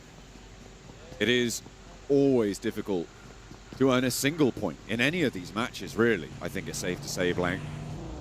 That cannot be understated. Every team who has made it here, top of the tables to the bottom, has put in one hell of a shift over the course of their journey to make it here to Jakarta. Finals of the PUBG Mobile Global Open for Season 1. It has been a monumental journey. I mean, even for Panda, right? They have done so much. They have done really very, very well. Despite falling a bit flat on their face here in the finals, I will still sing their praises. A qualifying team here is better than almost every other team in the world. 100%. I mean, they drop face flat into a puddle coming through to the grand finals, but... And the puddle has spikes in it. And the puddle does have spikes in it. It was a nasty trick that was a man who sets the puddle on fire after you've fallen in it. Yeah, because it's actually oil. Yeah. Yeah, it's been a tough one for Pandem here. Their Group A, though, was phenomenal. And that was stated to be the group of death for Pandem. I think they play it really well there. And I will consistently say, you have bad tournaments, you have bad grand finals. Alpha 7 is the absolute best analogy you can give for that sense, because that team in the future, if not now, will definitely find some massive success. Fury coming up behind Four Thrives right now. Definitely a scary prospect for them as they try and shut themselves further over towards the north side. Getting close towards Geekay. They just have left Gatka. Trying to find this southwest compound on Everest, which is actually a very nice spot, and it's a good read coming through from Four Thrives. But this really benefits BTR, Aura, as well as the Flash. Orford going to still enter on the southeast side, though I think that's dangerous personally. They're just trying to move fast here, Blank. I mean, the circle goes all the way up north. It doesn't guarantee a north side finish, but you're right, nobody is on Everest. That might be changing fairly soon, though. And Furia, as soon as they spot a knock, a name, anything in that elim feed, they'll know that this is Four Thrives. But as of yet, they haven't got that information. And Four Thrives are going to get north of Everest here. Instead of going up towards the top of it, they're going to get closer to the river. They're going into crates with IQ. Is this just an outpost for them? I mean, no team's taken any shots at them so far. TT Project's not looked at this, E-Arena's not looked at this, and they're just in, right? This is a good spot to play the Four Thrives. Good rotation through. The fact no one was playing Everest is somewhat surprising. Good nade down towards Joker. Don't know how he lived that one. Grenade-proof boots on, but no helmet. Might be able to outsmart the nade, but I've yet to meet a man who can outsmart a bullet. Will get taken down, and the Arena will play on as 3, diminishing their chance of pushing higher on these tables, Blank, and pushing past that match point in this game. With a hard north shift, they've been helped out by the western circles on Erangel in these last 2 matches, but this time around, not so lucky. And now they're in the western part of South George. Not quite jumping in towards those crate areas yet, with TT Project on the south as well, around that hospital area. Their routes out are starting to get a bit few and far between. Anyone that went crates as well as South George Apartments, though, you are locked in, right? You are trying to hope for a northwest shift on the circle with this one. This could easily head over towards that northeast side, and for 4thrive, 721, E-Arena, it gets tricky, right? It does get tricky. But if they do get the northwest shift on this one, oh my god, 4thrives looks in a really good spot here. Well, this is the thing, right, for 4thrives. As I said before, right, they should be looking at playing for wins. If you step up towards Everest, you're playing for, you know, second, third place, maybe a couple of elims, a good points game. Getting into crates, if it goes there, is such a good chance of winning. Maybe that's what they're trying to take the gamble on. They don't fear teams because there's nobody else in the match point position right now. I think if that changes, they wouldn't necessarily have gone all the way for this. But that's always how you have to play once you're in match point. If no one underneath you anywhere close, you have to start taking big risks. If you go down on a rotate, you lose all 4 players, it doesn't look great. Still commend you for going for that rotate because it might have ended up in the chicken dinner. Right now, it feels like over the last few matches, outside, outside of the Rondo, it felt like they were playing for placements, which I just don't think was the vibe. Ulf is going to make an instant rotate, but this is dangerous because they're moving over towards Aura on the box compound. They could easily get shot at here. They're going to try and go underneath the bridge. Not a bad play from them. I like the underneath the bridge position. We saw them do well from a bridge position before. 4thrives are going to crash up as well. This is the only one player, though, for BTR, and he has to be careful, getting shunted all the way back into the drink. The rest of 4thrives, they're not going to hang around. Falak, does he stay and try and save IQ, or is he just going to turn tail and get away with 3? They're more concerned, Blank, with their position on the north side. They will give up on IQ and play on as 3 because the rest of BTR look to descend on their position. It is dangerous. It could be deadly. Falak is a little bit of a straggler on this rotate, but he makes it past, maybe makes it to the shack, and stays safe for just a moment longer. Getting toward the shack here is really big news for them. In the meantime, Ulf has opened up. They are very low, though, as Fury gets underneath them alongside. Scarface having to go for the heal, but they do get those 2 elims on board. IQ, the screen goes dark as he does fall asleep on this side of the map. Silence incredibly low here, might just drown this one out. Furia takes Chief down to extremely low too, and Ulf is looking to put up those points, John. This is the second time that Furia and Ulf have clashed over a bridge position on Erangel, Blank. Yesterday, Ulf were able to do so much and did so well to go all the way. They took that chicken dinner from that map.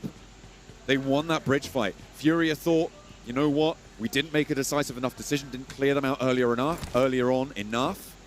But this time, from they're looking to gain that momentum and keep Ulf trapped under the bridge, if nothing else.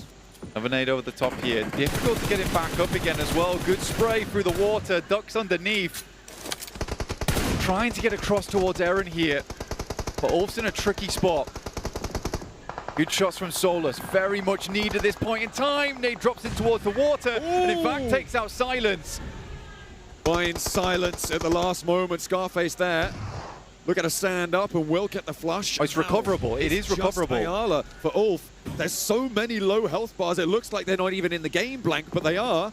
They're here, and hopefully, well, if you're an Ulf fan, hopefully they can stay, because they are chasing for that match point, and they are not too far off. 9 points to go. Keep on slugging here. 4thrives are spotted on the western edge. But Ulf managing to recover with how low their HPs were. I was very surprised they were able to do that. And 4 eliminations as well to grab. Under the bridge is not bad as well, because a lot of teams are going to break themselves upon you as they head over towards this position. A lot of teams are going to start taking casualties, especially with shifts like this one, and they remain in off the back of this. That is a shift up to the northeast side. 4thrives potentially looking to push in towards Team Flash, or just go hell for leather across the zone. See what they opt to go for here, as Aura still holding the box. Ulf holding that bridge. 4thrives are spotted in the sightlines of Aura, going low but not going down just yet. Rolling back, and actually Ulf draws some attention. It might allow 4thrives to keep this one going, to keep it alive on 3. for just a bit longer. Out in the open, though. I don't think that vehicle's going anywhere anytime soon. Black attempting to get out from here, but the sightlines are good from Aura. Really difficult proposition to make here for Fourth Rise. How do they lead? They've got BTR as well as Aurora at their back. Well, that fight is going on its own right. This western side does need to be paid attention to by all of these teams. Razak's lining them up, though, and Aurora has started to crumble under his sightlines. Sure, Razy has been knocked, but he is recoverable. Ooh, maybe not anymore. Ulf chimes in. Ulf gets the knock onto Falak, and he is a little bit isolated. Gonna find it difficult to get that one back up. I think that might be the flush. A really good pick off there coming through from Ulf onto an important team. More shots over towards Geek at the moment. Ulf looking to steal those away. It's Fourth Rise to find one of them, but he goes down next. Geek, oh my goodness me, somehow living this one out. E-Arena is scouting this location too. Fourth Rise hanging on by a thread in this game. 111 points, T24 on his belly. Blank Ulf are on 85 points right now. They are 7 points behind the bubble. They are slowly marching their way to give that threat to Fourth Rise, to make them a little bit more nervous than they're probably already feeling. And on their bridge position, they're going to be safe for a little while longer. The teams to their south, the teams to their west could be a massive point-scoring opportunity for them too. Definitely a difficult position to play, though. With Aura as all four inside box compound, that is a strong spot to play up against them, so they're just trying to steal as many points they can from around the map. They know that the more eliminations they're able to get right now means the less they have to push on the placements. Nade at the top, straight from Sam. This guy has been phenomenal with the nades today, by the way. He is pulling pins on things that just have not been seen in the past, but finally will get shut down. E-Project. BTR in the fight now. Axel close range finds effect. The long range from Ephius needs to anchor for them. And it's only Federalis now. No, hang on a minute. Axel was still alive there. And Federalis will try potentially to get Razak back. This is crawlable. This is doable. 8 eliminations now for Ulf. They are right at the boundary, and another knock comes through. They are doing incredibly good work right now to make the numbers happen. Just 5 points away. T24 will step up, though. Gets the Molotov over towards top. Any points are good for T24, because although this might not end in a smash, they might still just win by points alone. So anything they can grab is good news. 9 eliminations for Ulf. They keep it going. They have 4 more points to grab. Federalis steps up for BTR. More damage pouring on over towards TT Project, but this ridgeline may just be too tough to cross. Next circle comes in. It keeps in Aura, but it pushes a lot of the bridge positions for Ulf out, and now they have a massive challenge on their hands. Where do they go? T24 might just backstab onto BTR, finds the first, and another point is added to their tally. T24, 1 first aid kit, looks to take shots over towards Axel, and it's good damage. I don't think you're allowed to do that. T24 falls down. No smash yet again. We're moving to Miramar. We will see the deserts. Guaranteed, but 10 eliminations for Ulf. They are on 89. 3 points shy. Placements would do it. They can work it. For Ulf to get a second double elimination tally game is incredible coming through from this squad. Pandem's trying to make their way across. Ulf picks up another 11 eliminations now. They are so close to the boundary. Just a couple of placements required. And teams are starting to fall. Ephius goes down. They're on 12 blank with 8 teams. They're up there! They're up. They're through. They get another point. And now Ulf join Fourth Rise. The threat has been levied. The targets at the back of Fourth Rise has been realized. And they need to hold their nerve into Miramar. 2 teams will go to the desert with a chance to take it all home. And Fourth Rise could be toppled. We started the day at a 43-point difference on the match point for Ulf towards Fourth Rise. They drop that difference down to 20. A chance to not only take it on a smash, but take it on pure, raw point-scoring ability as well. Ulf, they do still have more left in the tank, and they can keep closing this gap, Blank. The closer they get, the more that Fourth Rise will sweat. Played over the top here. Flash. A little bit of damage over towards E Arena. How does Ulf exit this position, though? I think, honestly, they've done enough this game. They know they've got themselves the match point. They can comfortably bow this one out. But you go as far as you can, right? And nade over onto Ayala takes Furia, their closest competitor out of the running. You just want as much as you can get here. They are 4 players alive. Horror, they do have 4 players, but they are locked into this compound now. Potential to move along the riverbank here for Ulf. They can shimmy along this one and get everybody back to their feet yet again. As 4 players, they've got a lot of runway. The really big issue right now for Ulf, though, is supplies. Where do they get that resupply from? I can imagine these guys are so low on meds, so low on utility. It's going to be bandages, anything they can use here to get their HP counts back up again. They got a little resupply from the guys on Furia, but 15 eliminations. This is an unbelievable step up from Ulf right in the closing hours of PMGO. Ulf moving up towards the other compound. We know that they're over that boundary. They should know too, but both teams have to leave. It's not worth pushing this compound at this stage, I don't think, Blank.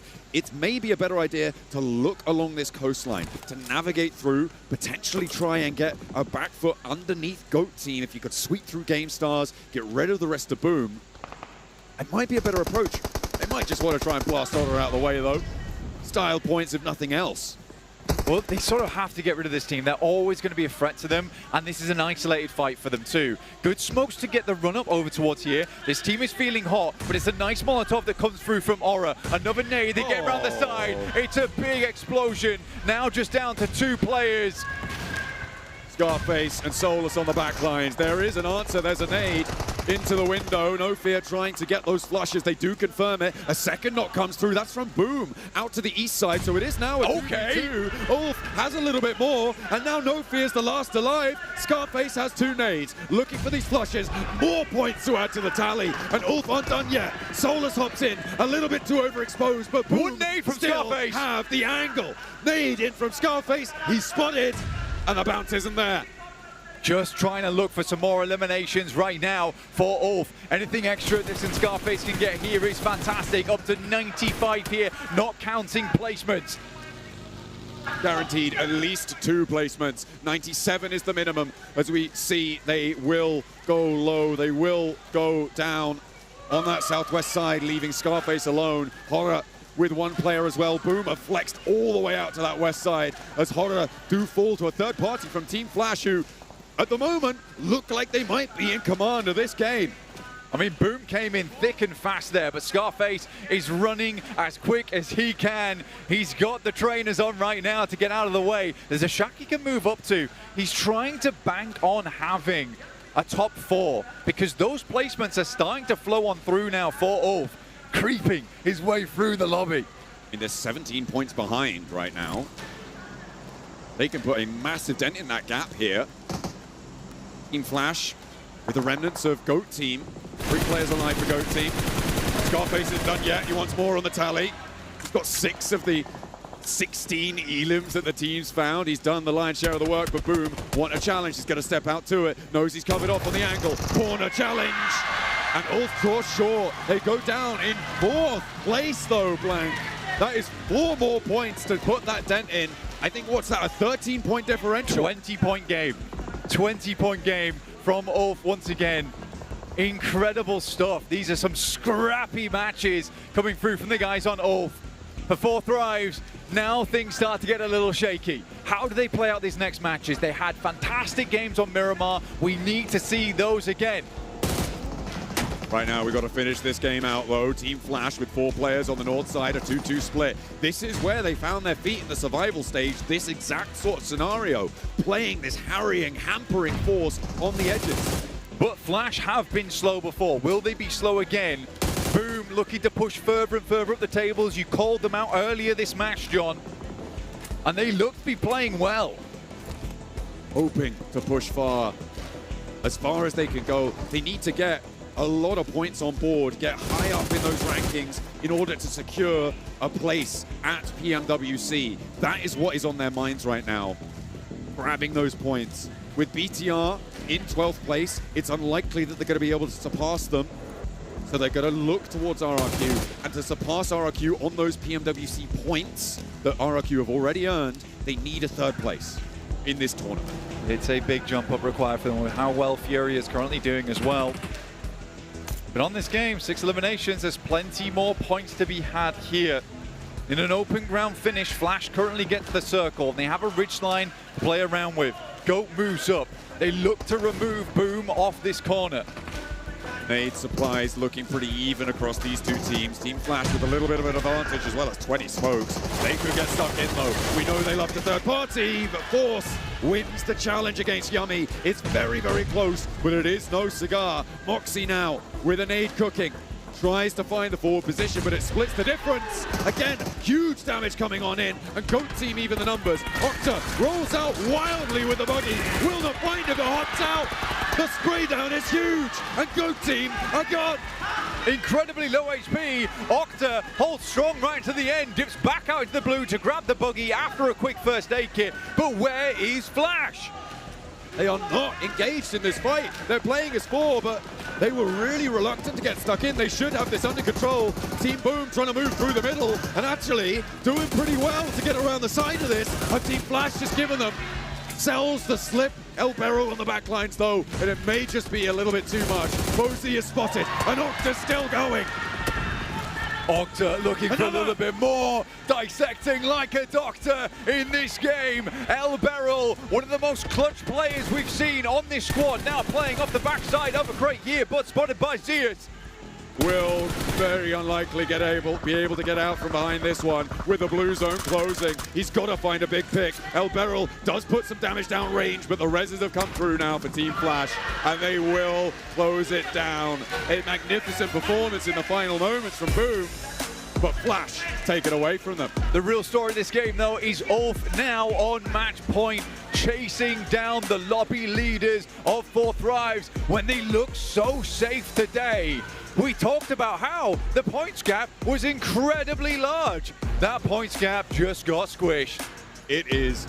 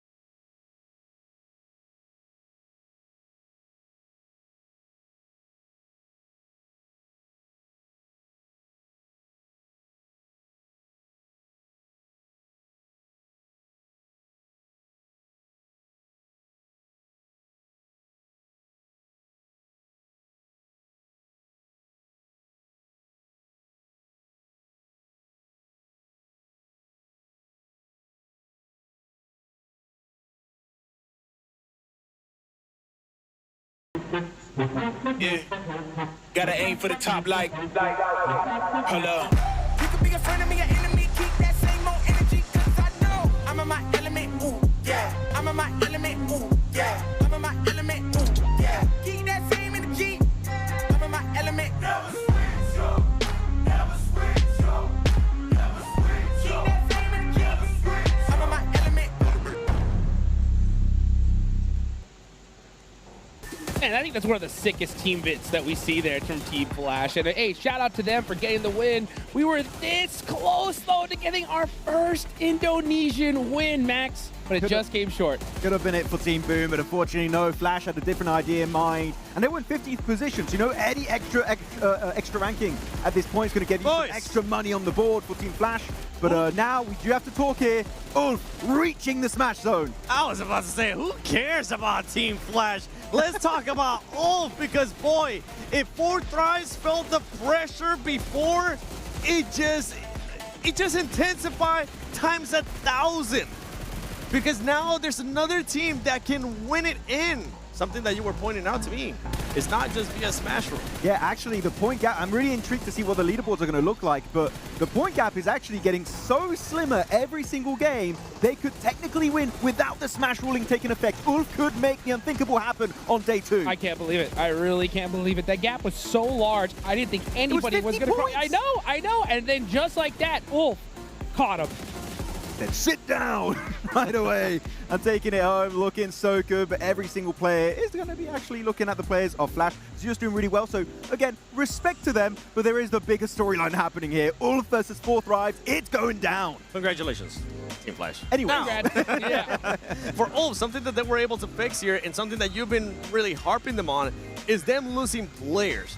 This was one of their best performances. Even though Ulf didn't end up winning, they were able to always recover the down players and make sure most of them stayed alive. I think all 4 players at one point combined were below 50 HP. Yep. And they got the full reset against Furia below the bridge. And actually, those crates gave them a lot of ammo to work with. So everyone doing so well. And the savior was Scarface Dad at the end of Scarface, able to get himself the MVP of the game. And they could have almost got the win onto Hora if Solus didn't get too aggro at that moment, but I can't be too critical because this is literally the game that gives hope back in the hands of Ulf. I actually thought it was a good push there from Ulf, but it was a much better defense from Hora because they ended up throwing Molotovs to the smokes of Ulf, and they obviously can't see that. They were just running into it and it just backfired, and then we saw what happened with the grenade there. But overall, this is what we wanted to see.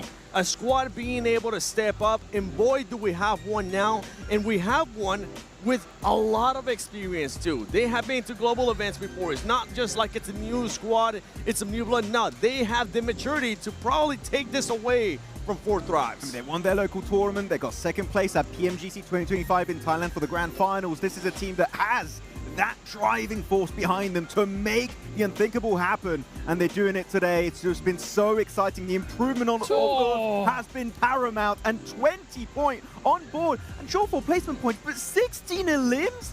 7, they turned up the heat to 11. They were taking the fight with anybody. First, we saw them fight Furia, and that's the one you're talking about, where all the players, there were already some knocked, there were already some with way below 50% HP, and they were able to come back from that one. For this squad, remember, as we end up going into Miramar, they do have a chicken dinner in Miramar. Yeah, but we do have to talk about, of course, their rivals in PMGO Season 1 here is going to be 4 Thrives. Only a 3-pointer. I was really happy throughout the entirety of this tournament. They are fixing their weird splits. But here, they were willing to at least sacrifice one player, which you're already happy about, 7.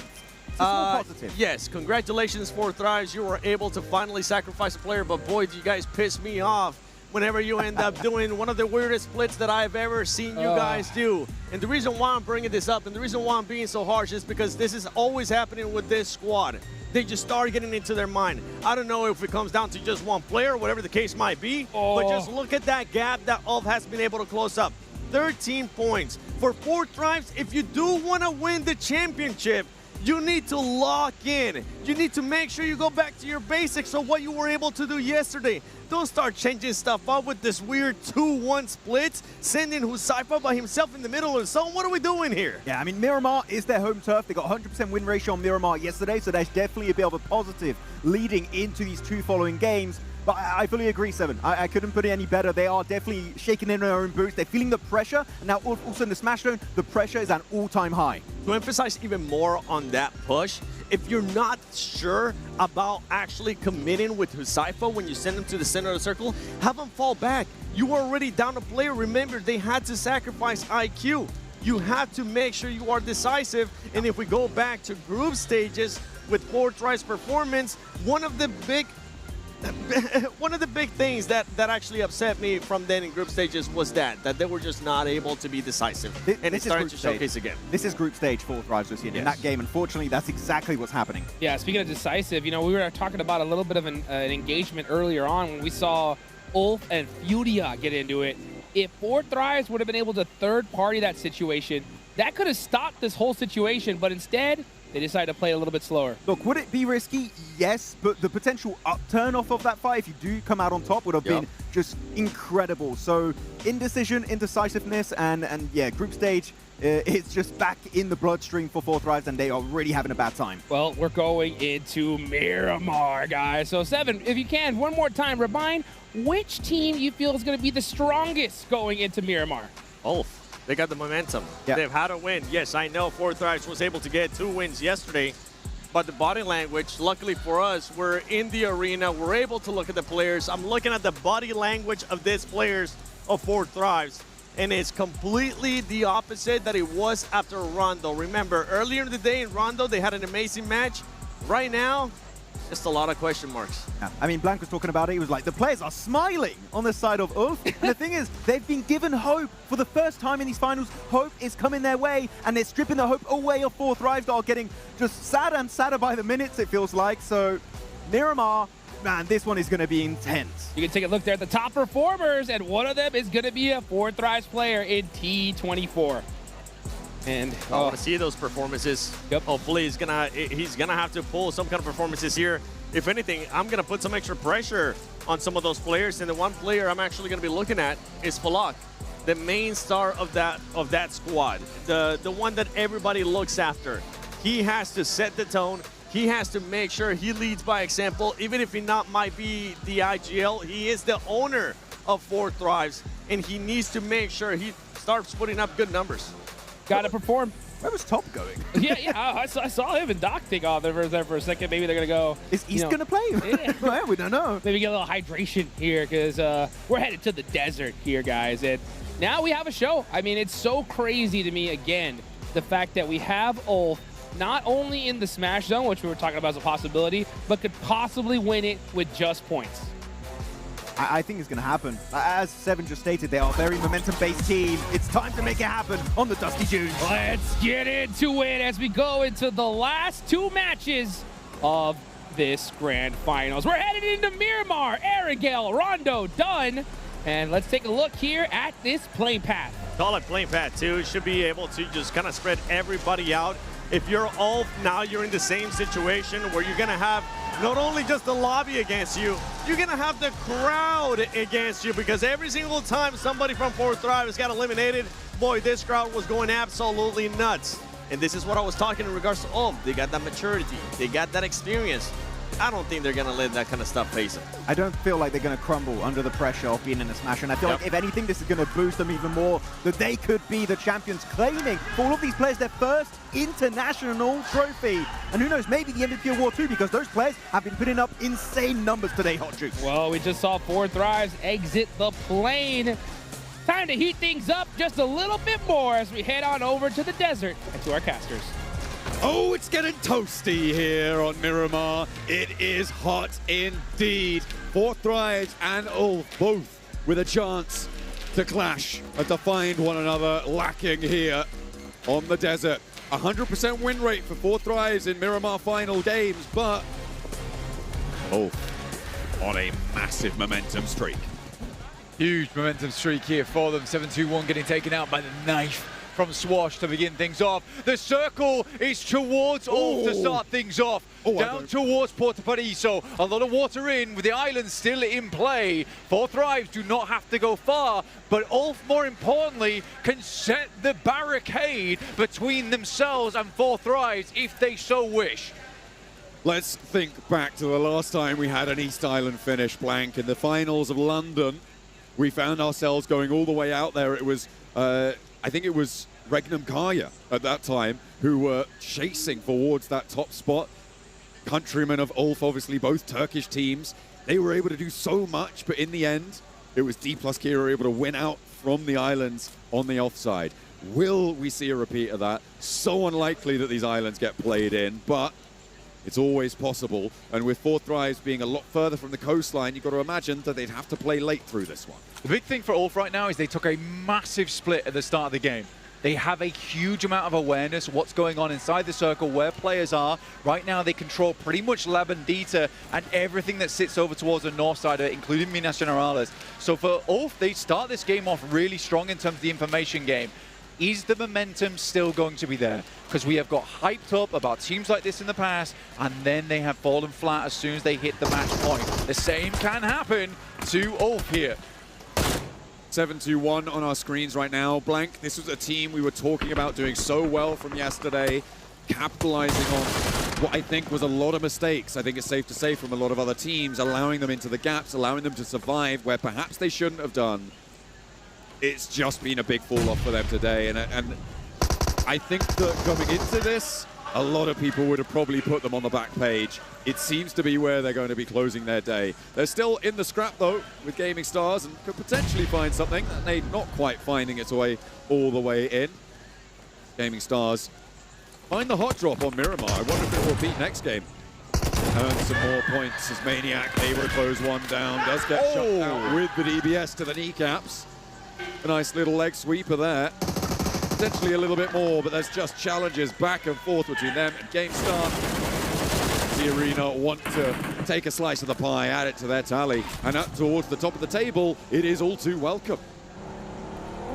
Decent pushing coming through from GameStar over towards 7-2-1. A lot of teams seem to be getting cut out quite early here on Miramar as well, and another challenger will step up to the plate. Two teams going down really early here, John. Does open up the circle in a big way. Assist coming through from Tourniquet for E-Arena to stay alive as much as they can. Taking down more and more players. Rolex the last to roll. 4 Gaming Stars. Unlikely that E-Arena are going to let them get away with this one. His position is known. They should have the full encirclement here, but Rolex might just be able to wend his way through the hills and get to safety. Nobody else really getting stuck in at this point. And 4 points snaffled away from the lobby by Gaming Stars, and no one's really going to blink twice about that. The Arena on 3 though, and they draw level with Furia. Again, as we say though, all that with 2 teams going down, that is a total of 8 players out of the lobby. Miramar is a big place. 2 teams being out opens up so much space to play around with.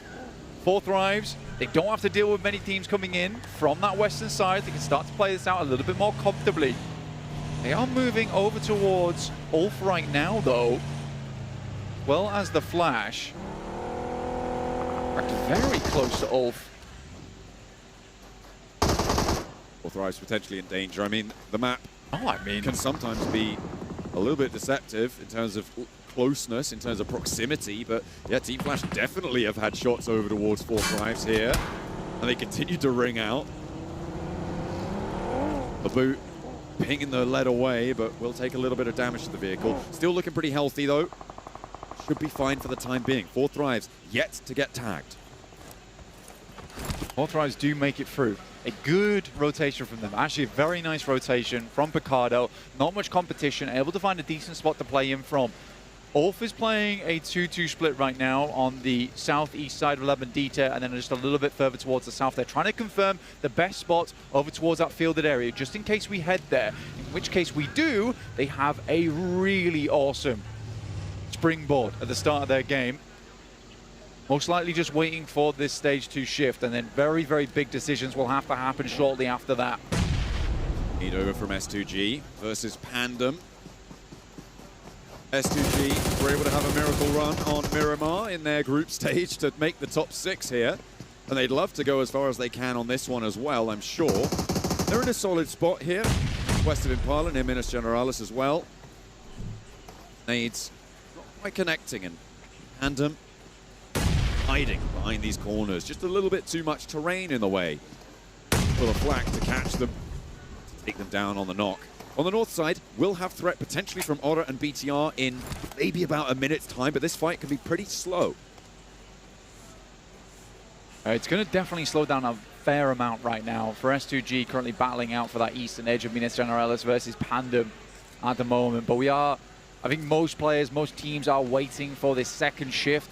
There's a lot of potential of what it can do on this next circle. We can head far over towards the eastern side, play around Impala, which would be interesting, especially for Boom in terms of trying to get up towards that top side of the table. Making it into 3rd place for Boom would pretty much lock in their spot over on PMWC as well. And depending on where Bigatron finish, they could leapfrog them with a 4th place, but they do need to get at least 4th place, no matter what, to be able to jump up and pass, because Bigatron are currently in 4th on their regional points with 19 on the PMWC points scoring tables, and you need to get at least fourth on this table to score more than that, and likely more, because BTR won't finish last. Both Ulf and 4Thrives taking splits right now, trying to confirm as best they can into this next circle, which will be popping in just 10 seconds time. This is probably one of the most pivotal circles during this entire tournament of who it favors and where it goes. Both Ulf and 4Thrives towards the center, heads north. 4Thrives do need to get a move on, but Ulf have open space in front of them to make the dash. Do they have the speed? It looks like they're already on the bike. 4Thrives split 2 and 2 around Team Flash, behind a lot of teams on the queue. BTR happy to move up towards that hill to the east of Truck Stop, maybe falling short there. I don't imagine they want to step too much closer. E-Arena happy on the north side. I think they've lost a player though earlier on in their fights with Gaming Stars. No, they are as 4.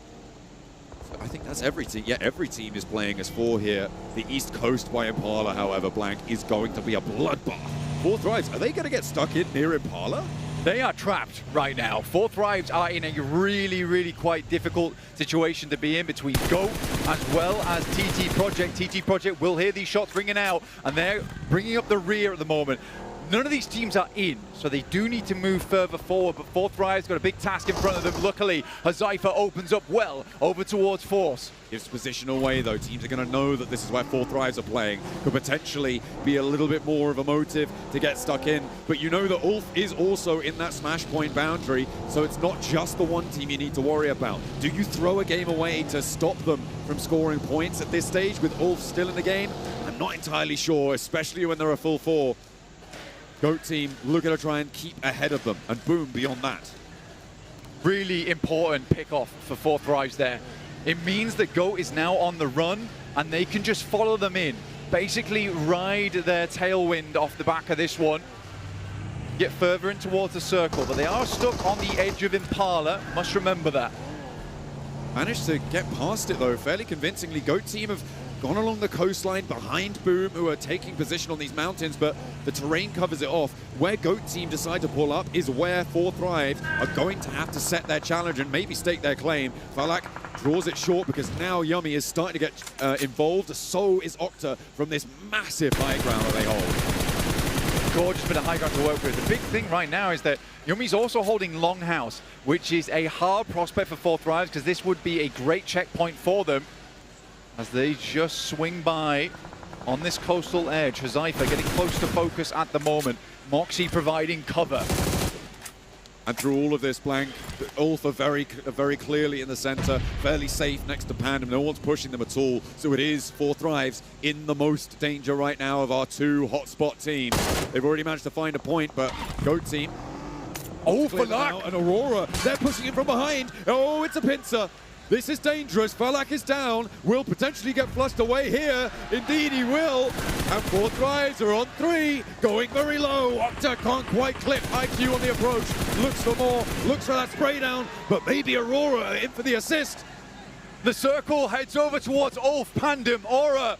4Thrives are further to go, and they might just fall down again. Oh. T24 out, leaving IQ as well as Hazaifa, the last 2 players alive. The foundations for 4Thrives built on sand and will crumble in the desert wind right now. 2 players alive and a massive chance for Ulf to sneak this one away at the 11th hour. It's unlikely the 4Thrives finish anywhere below second, but it would be an ashen second place. Trying to find any purchase on this circle. Aura just beneath them. Shots are taken. There's another angle along the way. You can see how low these players are going. IQ making the mad dash, but the vehicle starts to smoke. Hazaifa and IQ. I mean, if they can pull this one out the bag, they're a stronger man than many. And they get to a shack for Hazaifa. IQ, does he commit to it as well? This is fairly central, and they will be able to outlast. And remember, points are also very important with how close Ulf are now, especially given their position in the map. Well, for 4 Thrives, points are now king, because it doesn't matter if we get to the last match, because that will be the final match anyway. For 4 Thrives, there is no smash outside of that 6th game. There's no smash possibility here in my eyes, with only 2 players left remaining and still under pressure. Points for 4 Thrives. 2 players are alive, but they are under a lot of pressure. Up on the hilltop. Looks like Aurora are potentially getting stuck in. Shots over towards Horror. Goat team as well with their players that remain. The 3 of them. Look at a playing from the northeastern side. West Edge is just so free, Blank. Yeah. And it's Ulf and Team Flash, the only players who are there. Pretty much, if we get a western shift on the circle, Ulf is in such a good spot because it's so barren around this area, you can see, and Ulf has this lovely position to play from.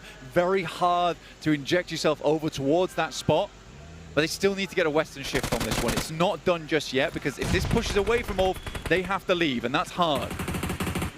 Certainly is. Real tough stuff. Come on through, nades traded, no knock found, but Moxie takes the brunt of the damage. Samchi backed off the angle by the rear guards from Goat Team, but they've both taken a heavy hit and have to get some healing done. We'll be able to find some, but Focus has fallen. Boom are also out in the wings waiting for it. Goat Team starting to falter now, starting to stumble. Just these 2 players on the angle, and Safji looks for Moxie. More nades are pouring in, and Furia will get stuck in as well on the north side. BTR are there, and it's a south shift. It's not the best for Ulf, but it's still pretty bloody good. It works well for them. They have so much control over the circle now, and they can take a lot of shots. So even if they don't get the chicken dinner off this game, there's a high potential for eliminations coming through from Ulf in the near future. Otta rip through Furia on the approach, getting 1 knock and flush. There is an answer from Ayala, but Furia just faltering a couple of times so far today and will not be able to jump up and be in competition for the top spots. Otta will want revenge, and they descend for 1 and another. The first Miramar sees Brazil out. They'll have to go to the last. Furia not able to get over the match point, and not close enough, but looking to try and hold on to their 3rd place spot. E-Arena is on the chase. BTR moves up, and Aura getting swept aside a little bit here. Aurora with S2G challenging them. Top goes down. Aurora now on 2 players. It's Doc and Xiol. Kamikaze lost, and Solke up and into the fight for S2G. They've still got a backstop coming through, and Hamzy G, who's fending off TT Project, could be dangerous if they're found. Zypher down. Zypher is down as well. You're right, for 4 Thrives. They are just the 1 player remaining. IQ, the last to stand. It's not a chicken dinner. It's not even going to be survival points at this stage. Goodness me, they are starting to limp through this one. Good shots from Bozy over towards Aura here as they try and careen their way into the circle. Over towards that south side, Flash in a good spot. Also, you can see right here on your screen, they have the full 360. Wow. Full control. Nowhere to hide. Otta still trying to pelt the circle with players and moving 1 in. Aurora still struggling against S2G, and TT Project not pushing past the backstop. Xiol falls next. S2G, they're on 4 eliminations now. Look at her try and climb as high as they can on the tables. So many teams injured here, though, at this point in time. The Flash is up with 4 right now. Boom does get eliminated. S2G down on 3 players, Aura on 1. Pandem's still alive, but what can they do at this point? They have been struggling through this tournament so far. See if they can have a step up right now at the end. Next circle shift, so important for this team. They need it towards the north side for Ulf. But again, there are so many injured squad here, and they are one of the few 4-mans left remaining out of this lobby that has just been torn apart by the 17-minute mark. I think they take a west shift as well, Blank, here. I mean, all the teams out to the east, your main threat then is E-Arena, but you can hold out all these teams to the east, play off of Team Flash's position as well, and just cut this circle in half. Limit the number of enemies that can take you down, and potentially earn a heck of a lot of points for it as well. IQ keeping it calm inside the shack right now. There is a burning vehicle outside, so anyone that pops over this ridge should realistically know there might be a player in here and potentially look to clear. Pandem certainly knows what's going on. They've been taking shots towards these players for quite some time now. Okay, next circle shift. Let's see where it heads.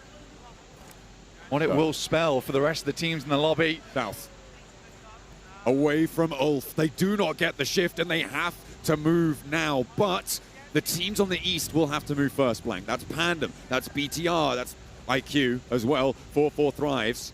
So it may not be a chicken dinner here for Ulf, but E-Arena have to move as well. That might open up a Western rotate for them. But the Flash is a very classic position to take a chicken dinner from. One of the most classic on Miramar as well, considering just how open it is around this area. So for Ulf, a difficult task, I would absolutely say. But you're right, there's a lot of teams on the outer edge. How they play this off for the rest of the game is definitely going to be important, because they essentially need to start sweeping and thinking more about points gain towards match 6, trying to get above 4 Thrives. Some opportunities hopefully going to present themselves for S2G. They would love to get higher on the tables. We saw, again, that back-to-back chicken dinner in their group stage. They do know Miramar. These are some storied players. BTR, though, wants to take them out of the mix, out of the running. On the north side, they're looking to poke their noses in. With the remnants of Horror, one player left standing. No Fear is alive for Horror. BTR may well be aware of that. IQ is going to have to crawl into further up to the north. All quietens down a little bit now. Everyone knows how difficult this next circle is to play. Big benefit for our team on the north side and Ulf is that they've got all 4 vehicles still up, because they're able to hide them away inside that compound, which is going to be a massive benefit for them into the future. Scarface starts to walk forward now for the team, tentatively placing his first steps into the circle. I mean, the good thing for Ulf is that they do have the roadside cover in play as well. They can get a little bit closer to the zone. They don't need to fully commit just yet. It would put them in danger, though, if they fully go for that roadside cover. E-Arena's position on the west, I think, is so important in this next zone, Blank, as well as, obviously, Team Flash. But E-Arena just stop anyone from crossing the road as IQ goes down. The last player from 4 Thrives falls, and again denied the opportunity to smash. Not a single placement point gathered either, John. As Ketch looks over towards Pandem, and potentially that might be an opportunity for them to open up on this eastern side. Flash also spots them and will begin to take shots. Team Flash have such brilliant angles over towards Pandem. So do S2G, so do Ulf. I don't think Pandem can make this one. I don't think anyone can make this rotate flank. A player out in the open, maybe just dipping into the blue. Leon tries to save his bacon, but it is cooking, it is sizzling, and I don't think it's going to stay unburnt too much longer. Flash continuing to open up from this incredible spot of the map to play in. E-Arena down towards the southwest side. Nora finding more, but shots sent over this way, and Eren at least steals away 1. They do manage to heap on the damage. 1 player now left for Pandem. Next circle coming on through. Will it push all further? It goes central. This should be Team Flash's game. All things considered, they are coming off of a chicken dinner. They're looking to keep that momentum going and maybe jump up the tables nice and high, but it's E-Arena, TT Project on the southwest that really haven't stepped towards one another yet. Ulf has to make a decision soon. How do they want to play this one out? They're looking for spots to play. They're not necessarily looking for players. Points would be perfect for them going forward. I really don't know how they play this one out. Do they make the big wrap over towards the eastern side potentially? S2G now coming up against Aura inside the building. And the spray down to Kamikaze is good. Will be able to find the first one. BTR struggling with the burn, with the fire at his feet. Hamzy able to weather it, and there's only 1 player left. BTR are out. The circle is on the middle of this one, and they have to move. But Ulf make that dash, and they lose 2. A big hit coming through from the last player of Aura, from Team Flash as well. And Ulf are down to 1. Just Ketch remains. A disgustingly difficult push for them. They tried to set themselves up. If they got the north shift on this, they potentially win. But now Ketch is the last left alive. He's looking for placement points now, putting themselves ever closer to 4 Thrives to potentially leapfrog them in the final match of the day. Ketch is in the zone though here, and S2G have to move now. Their opportunity to make their way forwards, and Ketch is not going to make S2G's life easy. He's not going to go down without a fight. Lost is down behind. The Tractor doesn't have a lot of cover to play around. He's tagging the shots. Needs one more would do it. The healing's coming. You need to land it, Ketch. What's happening? His teammates now up in play. And no smash. We're going all the way. 12 matches here.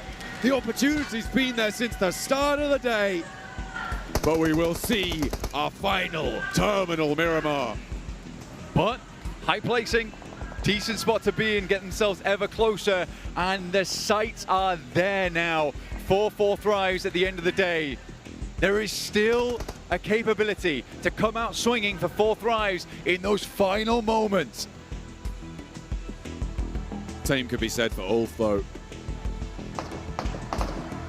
I don't think there's anyone, I mean, E-Arena, could they potentially jump up and break that smash boundary with every single elim left in this game?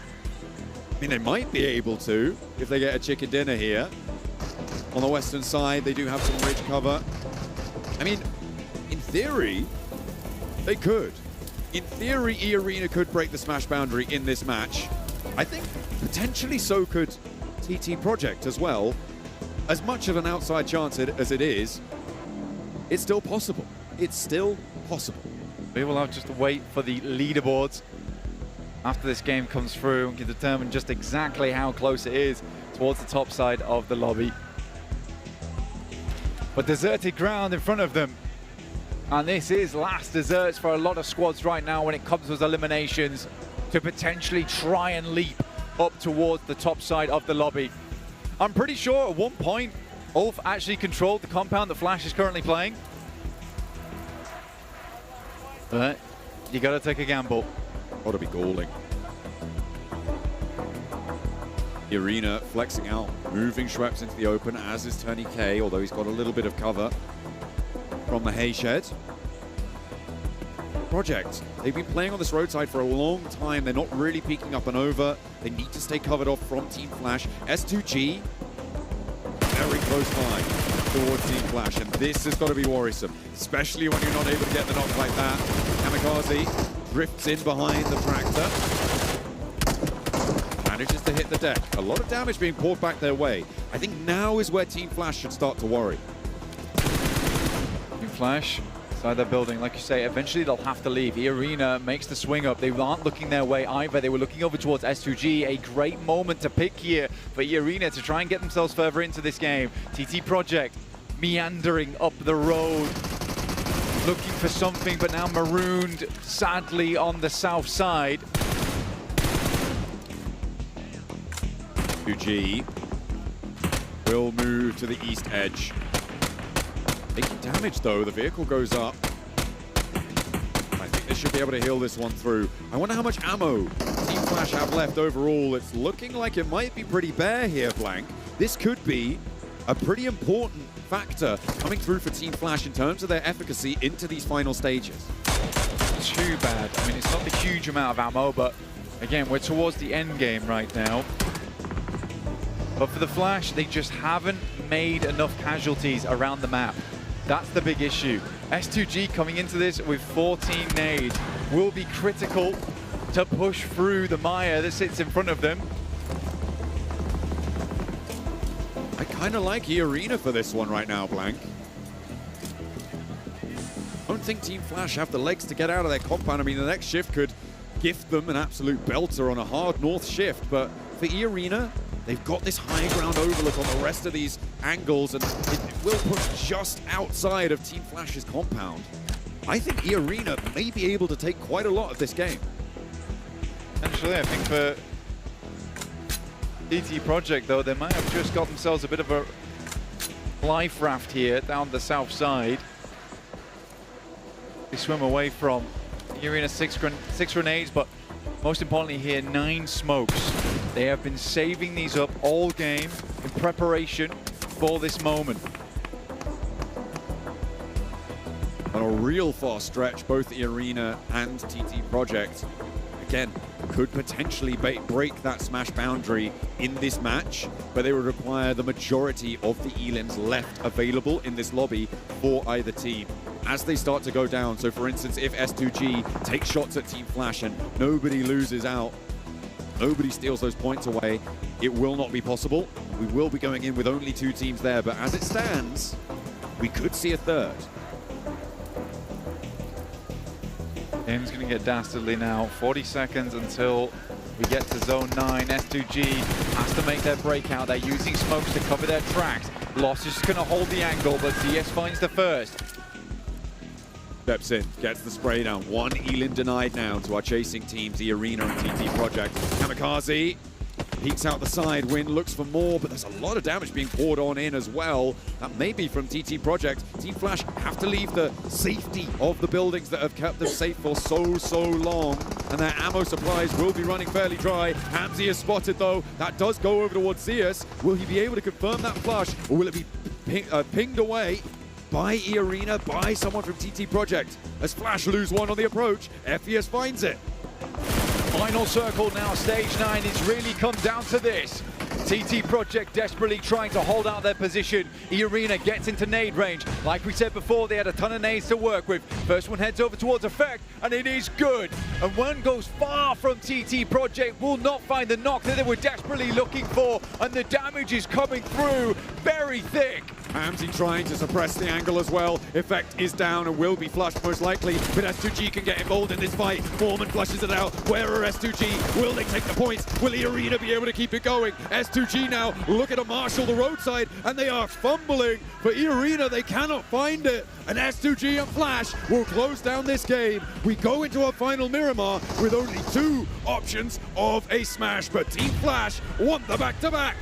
Good nades from S2G over the top, a team that is very well versed on Miramar, as you may know from their group. The shots are coming through. Hamzy G weathering the storm on the eastern side, and S2G, the kings of the desert, ride once again. S2G, it will be a Turkish win, despite it not being all.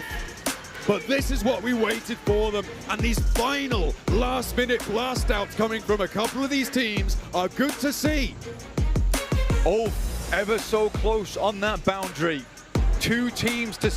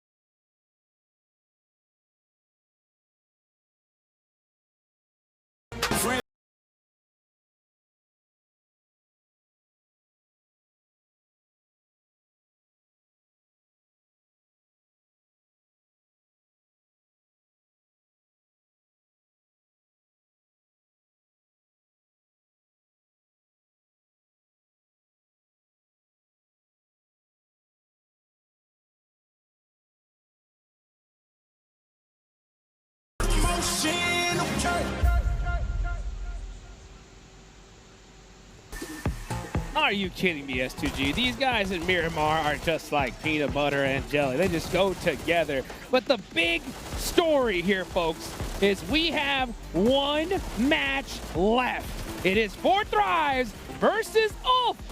And this one is way too close for comfort. Boy, it was a 13-point difference, and now it's down to single digits. Ladies and gentlemen, 9 points separate the Turkish team to the Pakistani squad. And it will be down to the last game. We will be going every single game today here, 7. I was hoping for a smash, but man, this is absolute cinema now. This is insane. For a team to be able to close up a 50-point gap and now have a chance to win it via points. At one point, I was just saying, if any team's gonna challenge them, it will be via Smash Roll.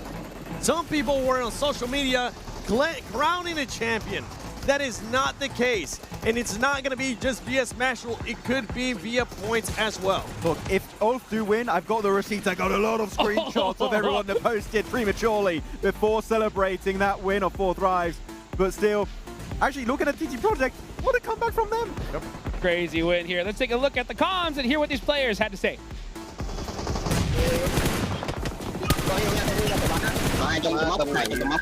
Thôi mình vô trong được á, mình vô phía trong này nè. Quăng trái luôn. Rồi còn ngoài trái kìa. Ngoài trái nữa. Bắt qua trái, bắt qua trái. Đầu người đó hả? Thế rồi, xong rồi anh em mình áp bên đây, áp bên đây. Cho nó chơi trái. Đây này à. Rồi vô trong móc qua, đứt trong móc. Ủa đó mà. Sao không? Rồi móc. Mình bo. Mình thấy nó đặt tâm nó. Phải nó bồi, phải nó bồi. Đặt tâm này đi. Chết chơi. Rồi bắn thôi kìa. Hai bên. Máy là trên này nó nét kìa. Còn bóng bên phải chạm được một phải thôi, phải bóng thôi. Má được bốc chết luôn. Rồi sẽ nó quýt với. Thế rồi. Không còn gì hết á. Còn xuống gì á. Rồi như ba rồi.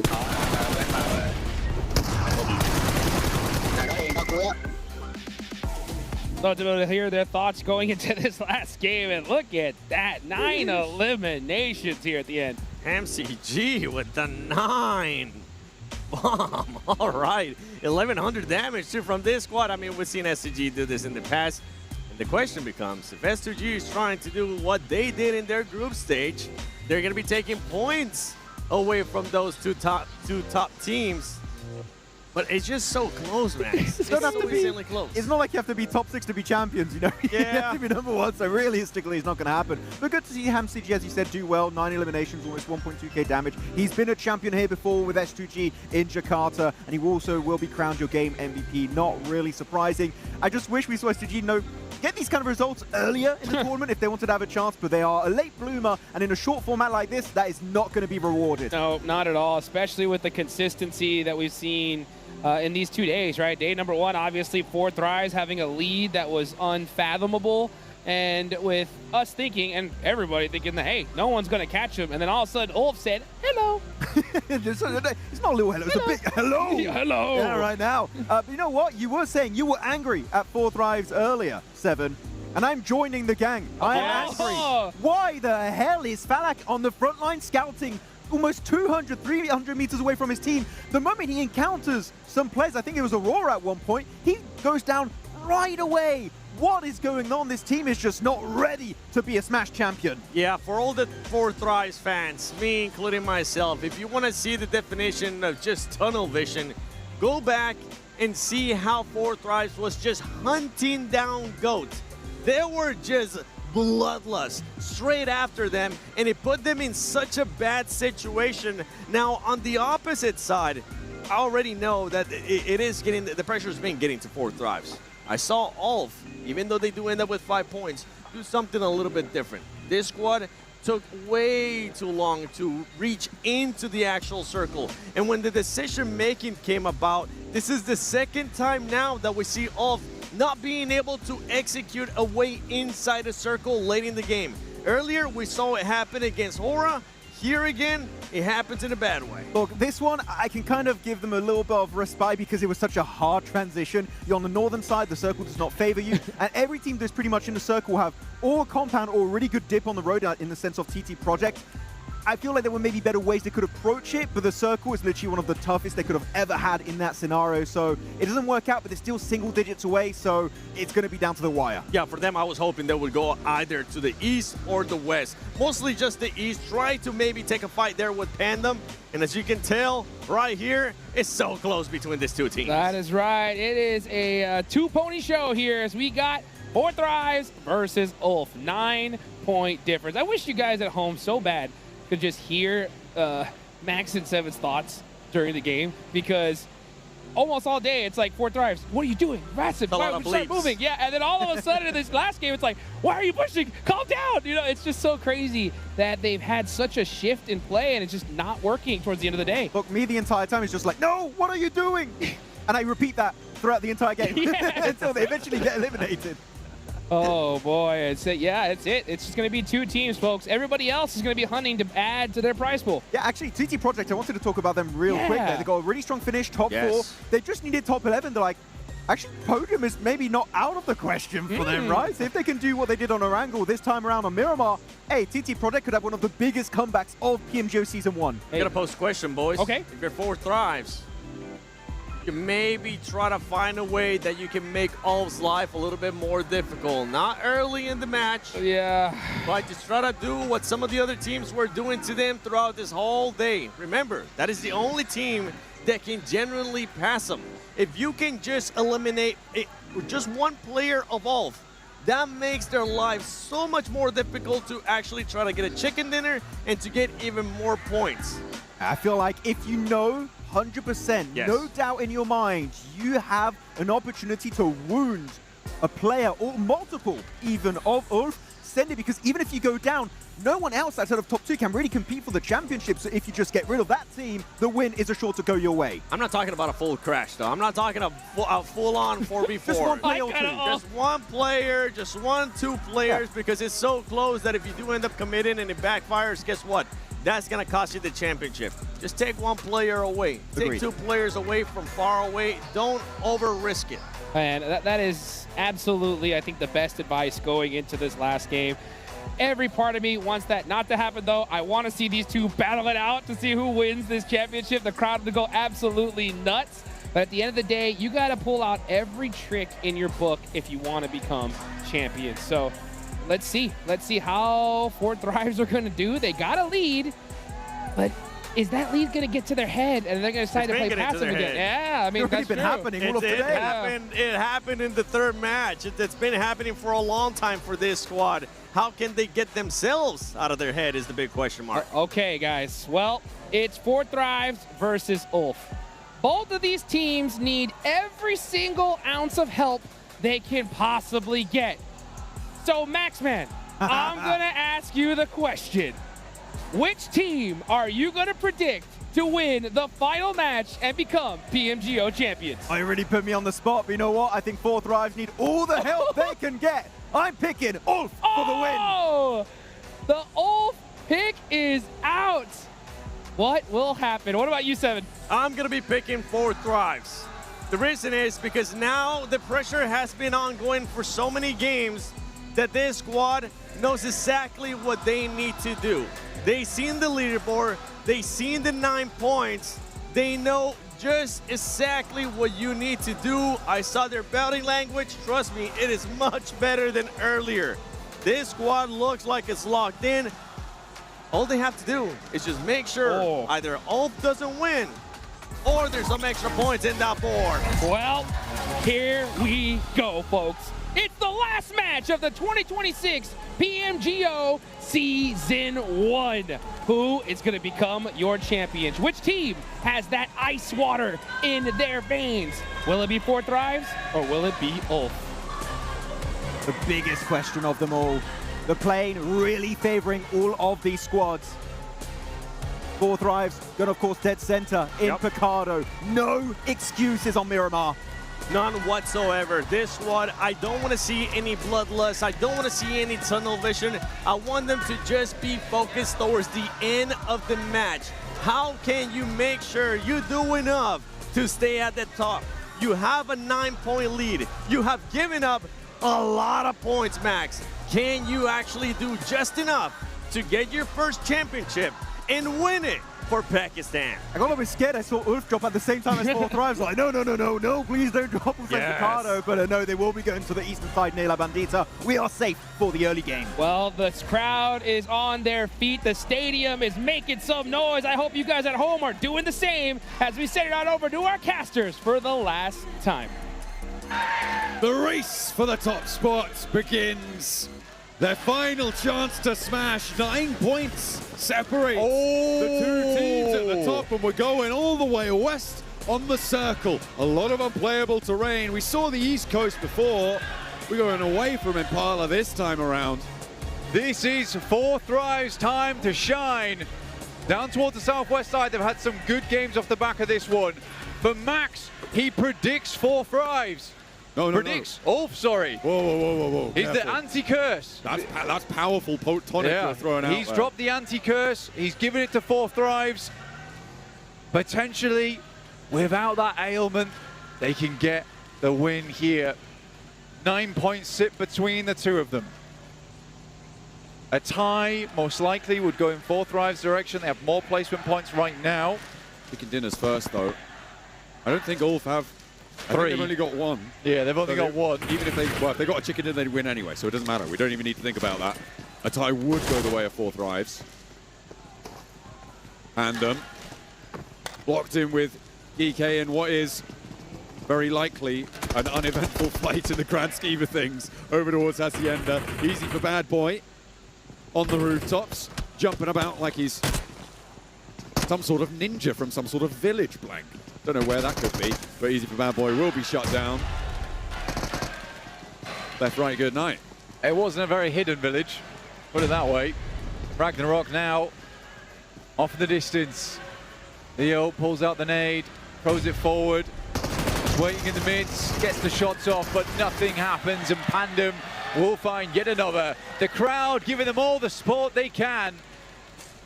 It's always really lovely to be in Jakarta. The crowd is always phenomenal. Where did Boom lose all their players? On the east side, is that accurate? I'm not entirely sure. It may well be. Who's picked up points for it? BTR. Yeah. BTR have taken down 2 players from Boom. Oh, this might be really bad for Boom's chances to jump up towards the... Well, it is really bad for Boom's chances to jump up and get that EWC spot. RQ maybe just thrown a lifeline there by BTR of all people. The team that hot dropped them in Zaki and kind of ruined the mental for the rest of the day. Doing a favor right at the end of things. Here's 4 Thrives making their rotation out. Again, as always, 4 Thrives rotation for Picardo has been so clear and free. This is their big opportunity now to make something big happen right in these final moments. 9 points, it seems like a slim margin, but that usually is enough right at the final match. For Ulf, they could go out real early here.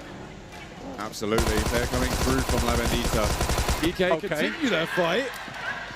After he's got the Tommy gun, see, he's going to take you down on the staircase too. Oh dear, he's bit the dust. Not meant to be.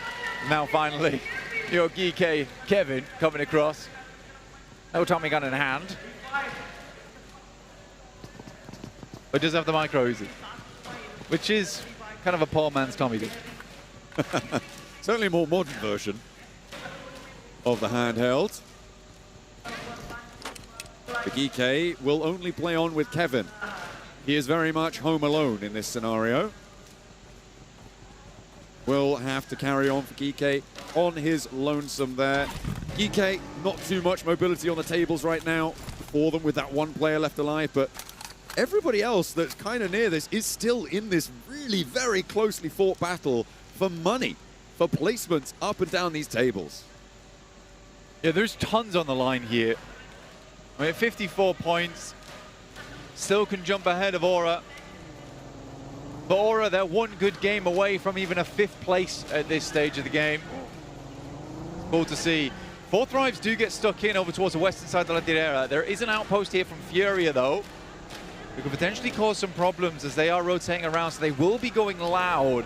Furia, it seems, Igor is just going to wrap back towards the rest of the team, or at least recall them. Request some reinforcements. They're going for a 2-2 split here, John. The desk has criticized them a little bit for going for these 2-2 splits, but maybe this one will pay off for 4 Thrives. They are... The problem is, though, this is a difficult 2-2 split to regroup. Yeah, it's such a big gulf that sits, that valley between the 2 legs of the La Tirera hills. It's such a difficult gap to cross. Also making their way on over right now as Balak, as well as IQ, holding out inside this spot. Force has already got MG3, apparently, as TT Project do take a knock and a flush off the back of that one. Max is saying there's a podium potential for this team, for TT Project. They needed 11th or higher to see their way into the PMWC and push the Vicious out of PMWC. And it seems like that is very likely. Reefer spots over towards Ulf there. Aaron immediately pulling the pin on a grenade. Do you want to delay this? Aurora is a terrifying team to go up against, no matter the scenario. It goes long, there's a little bit of damage towards the monster truck. But Ulf, they need to make a quick exit on this one. They know they need to get further into the game. They do not want to scupper their chances right now, and it's likely they know which team they're coming up against. I don't think you can ever underestimate Aurora. Story from those players, tale as old as time. Cannot deny them their prestige, but it will be a chance to open points potentially. Goat team, another team that has been in contest for some of these top spots. Force, though, struggling around the corner, will start to go low, has to back off the angle, traded off with Iato, and Force falls down. Zerich is down as well, though. FES nearly there, and the top rope from Goat Team will collapse and start to strangle TT out of this game. TT Project looks like their run might be done right now. Mid-air will go down. And they are left up in the air here at 5th place, 77 points. S2G somehow, some way, made a very, very miraculous performance today to get up towards 74. And there is a podium potential for S2G as well, as the arena start to crumble. No chance of pushing further. Horror have a little bit of revenge here as the nades start to pour on in. 2 players alive, and Mormon's very low already. Tony K on the ground floor has a little bit too much to handle, but he's gonna go for it. Give it a good go. There's a nade, and it's all up to Mormons. 1 player now on the inside for the arena. 3 players on the downstairs floor. 2 of them are active. And Mormons has some third-party angles chiming in. 3rd place still up for grabs here with Furia still in the game. 4th Rise finally make their regroup as well as the circle goes dead central on the Antoniera Valley. A really good chance here for 4th Rise. Mormon opens up onto 1 over towards Sleepy. Any extra points is good. There's another, but it's over. They will not go further in this match. They may yet still hold on to 3rd place though, as Furia are not out of the woods on the north side just yet. Furia need to go further on this one. There's Masku, 7-2-1, last player alive there for Aura as he gets the rest of the reses up. 2 players were knocked in that engagement. 4th Rise trying to clear out more space inside the lobby, but overall strong positions just abound for 4th Rise right now. They've got the pick of the litter on this one. Ulf's trapped on the northeast edge. Aurora peeking over. Age on that fight just yet. More willing to stick it on the outside. Boom. Remember their challenge. They would love a 3rd place finish. It would see them over RRQ. Put them in one of those top 4 spots guaranteed. The question then would be, would BTR join them? We'll wait and see. Sure, we'll get an update on that at the end of the day. Time being, a lot of focus over towards Furia right now. Trying to hold off against the remaining players from Aura, northwest side. Ulf starts to make their way in. They pick up a couple of compounds on that northeast edge. They're basically hoping for a hard shift because right now, the way things are going, 4th Rise are massively set up for this endgame. They're having a pretty good time of it right now. They have got 2 players out. They are still on a 2-2 split at this stage. The regroup is a lot more possible in their location right now than it was previously, though, Blank. They'll play very, very central on this one. Next circle displays in 30 seconds. We'll see our stage 3. Both of our 2 Smash Point teams already in this one. There's no hugely pivotal rotates to come on through. I feel like S2G is quite an interesting one. They had a massive game in the last match as well, Blank, looking to try and push further this time around, but they're going to enter from the south side and potentially even in towards Viademar. It's one of the few options started remaining. No fear opening up towards Furia, though, is bad news, and that's as the circle's pushing in. Circle moves down towards Viademar. 4th Rise instantly moving off the back of this one. They're in vehicles, they're heading towards Viademar proper. In the meantime, Furia taking more and more knocks. This is, I mean, good news for Arena, right? If Furia go down, Aura will challenge them. Sky is there, but they will not find it. There's the money earned as third place jumped for Furia. They are up there, and very few teams can challenge them now. 4thrives in a fight against 721. IQ holds, but a big nade from the back line takes both of them out, and 4thrives are cut in half. Hazaifa and Falak, 2 players for Pakistan. They need more. They are not safe. Both down, they profit 1 point at least. 4thrives down to 2 is bad news for them as Go rocks up to the party now.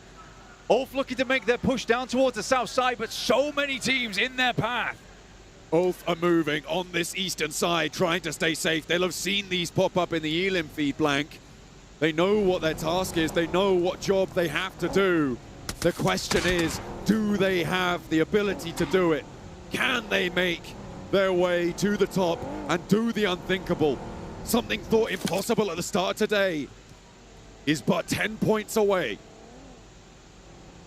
4thrives down to 2, under pressure right now, still taking shots out, trying to create themselves a little bit of a position with backbone, preventing teams from thinking they're too weak.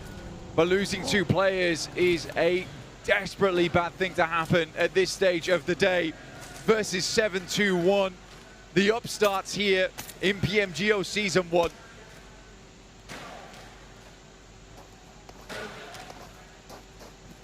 Four Thrives had so many opportunities, and it seems like this one may be going the way of all the others now.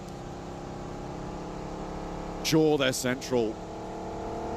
Sure, they've got Falak and Hazaifa, but it may just not be enough. They are bleeding, and Ulf still have 4. They're only 10 points behind. 10 points though. It is an absolute canyon at this stage of the game. It feels very, very hard to hit those points. They also know that they're attempting to hit a moving target, but they should have seen in the elimination feed at least 2 going down here. But again, their rotate in is so difficult. 4thrives through the rocky, tumultuous day might just still win it out off the back of points alone. Furia, they want to go further. They've already pretty much locked in 3rd place if they can survive a little bit longer. And on the western side, they have to move further in. The circle doesn't cut either 4thrives or Ulf out of this one just yet. We weren't expecting it to. They were both very, very central. Does have a little bit of water in, but we're not getting any crazy bridge shenanigans like we saw previously on Miramar. Well, not yet. I'll caveat it with that. No one looking to assault over towards 4thrives position just yet. They know that it's honestly, at this stage of the game, it's not massively valuable to anyone just yet. We'll have to wait and see. Is Pandem actually making a mad dash over towards the south side? 4thrives will take shots over towards them. I don't know if that's ill-advised though, exposing a position like that. I mean, you've got to at least pretend you've got 4 players, if nothing else. Pandem are only a duo also. They'll severely diminish their capabilities. Fury are taking up a position with only Silence for now on the high ground of the bridge, which has so much oversight onto the rest of Ayadamar. Rest of Furia likely to look to regroup onto this and play on that crossroad. Incredibly tense game right now for everybody involved. With the circle where it lies currently, not likely to cut 4thrives out in this next one. They're going to have to go hard over towards that eastern side, so they can still stick around here a little bit longer, try and place a bit higher in this game, eat into those placement points and see if that'll take them higher up the tables. They can also take shots over towards Pandem, maybe find a couple of eliminations there. Still see the shots start to ring back over towards 4thrives now. Ooh, a knock onto Pandem. Leon does go down. Hopefully looking to flush that one away, but Falak, I mean, he may be over-peaking on this angle. Pandem, to be fair, maybe not Pandem, but a team should be looking to line up, return fire onto this spot and make this harder than it is. They should be able to find that res too. Furia go underneath the bridge with Silence on the oversight. They've been allowed to move on in. Kevin, who's playing as that last player home alone for GK, will also be playing underneath the bridge. Very slow game here on this side of the map. No one want to make any sudden movements here. Pandem dropped in a Groza as well as level 3s. Nice to see here. Take it. I don't think they flex out for the drop right now, though. Incredibly tense right now. Pandem saying goodbye to the crowd. Hello, Leon. We see you. Playing for the Indo Pride. Sure, you might be bottom of the tables, but at least he's having a good time. But you made it here. At the end of the day, you made it here. More than most. It is more than most. A win rocking 600 bullets is not something I thought I would see, but he's very much ready to play all the way through to the end and still have about 200 bullets remaining. Circle will be popping soon. Critical moment for a lot of teams to see where it ends up heading. Fourth Rise just would like a central shift on this one, even over towards the west. Ooh. And that is fantastic news for them. It's interesting. I mean, this north side has got 3 teams playing here, right? You've got Team Flash, you've got Gaming Stars, you've got Aurora. Until that fight is entirely concluded, there's really no danger from the north. There's no real danger from the south either, because teams aren't really going to push through Valladolid. Maybe Furia could look to move up that hill, but I think Fourth Rise have a long time to go left in this one, which means placements. Okay, and Ulf what is have this? to make their move because they are not in this zone. Where are they going to go? Where are they going to drop into? This could be it all over right now. Looks like they're heading directly in the direction of Fourth Rise, who are taking shots over towards them. It's looking not great for the time being. Get themselves over towards the road. Any kind of purchase on the circle. One will drop out in terms of Eren, but they make their way in. Solus is down to 2 also. The likelihood of a Smash victory has just been diminished so greatly for Ulf. They are only 2 players now, and there is no team with that Smash boundary with a full 4. Being cut in half and put into Valladolid on a circle like this, where it's such a heavy presence on the south side, is terrible news for Ulf. It was a slow roll-up as well from them. It took a while for them to identify the positions that were taken and were not. I also understand how difficult that kind of push can be. If perhaps they'd maybe got 1 more player into that building, it would have been tenable, but right now, you do feel like those 10 points is going to be like climbing up a mountain. It is tooth and nail from here on out, and Fourth Rise may have just been thrown a lifeline. This north side yet to conclude. Team Flash, Aurora, Gaming Stars as well. All full 4 rosters, or maybe I'll take that back, as Goat have spotted Zyol and will get the flush as well. Going to diminish the power of the team that is probably the most mobile into this zone. No one looking towards Fourth Rise right now. They sacrificed 2 players, but they gained an incredible spot. Aurora working their way down. They lost 1 player in Zyol. Doc grabbed himself a care package. Hopefully he can put it to good use. Oh, what a crazy turn of events today has been.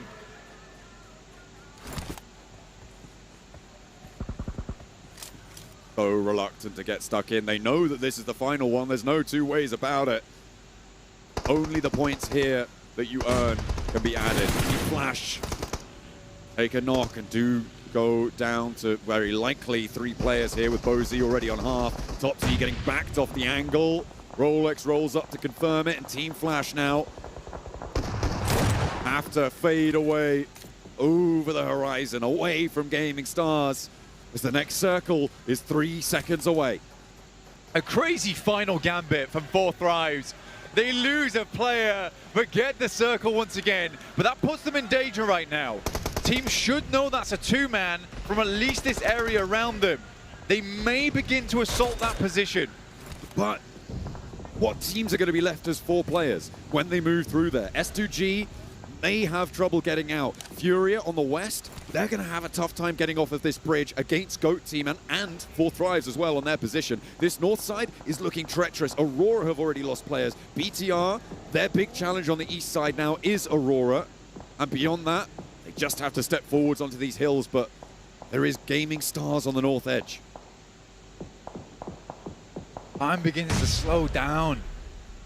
You head towards the 22-minute mark with still 11 teams remaining, 32 players still up.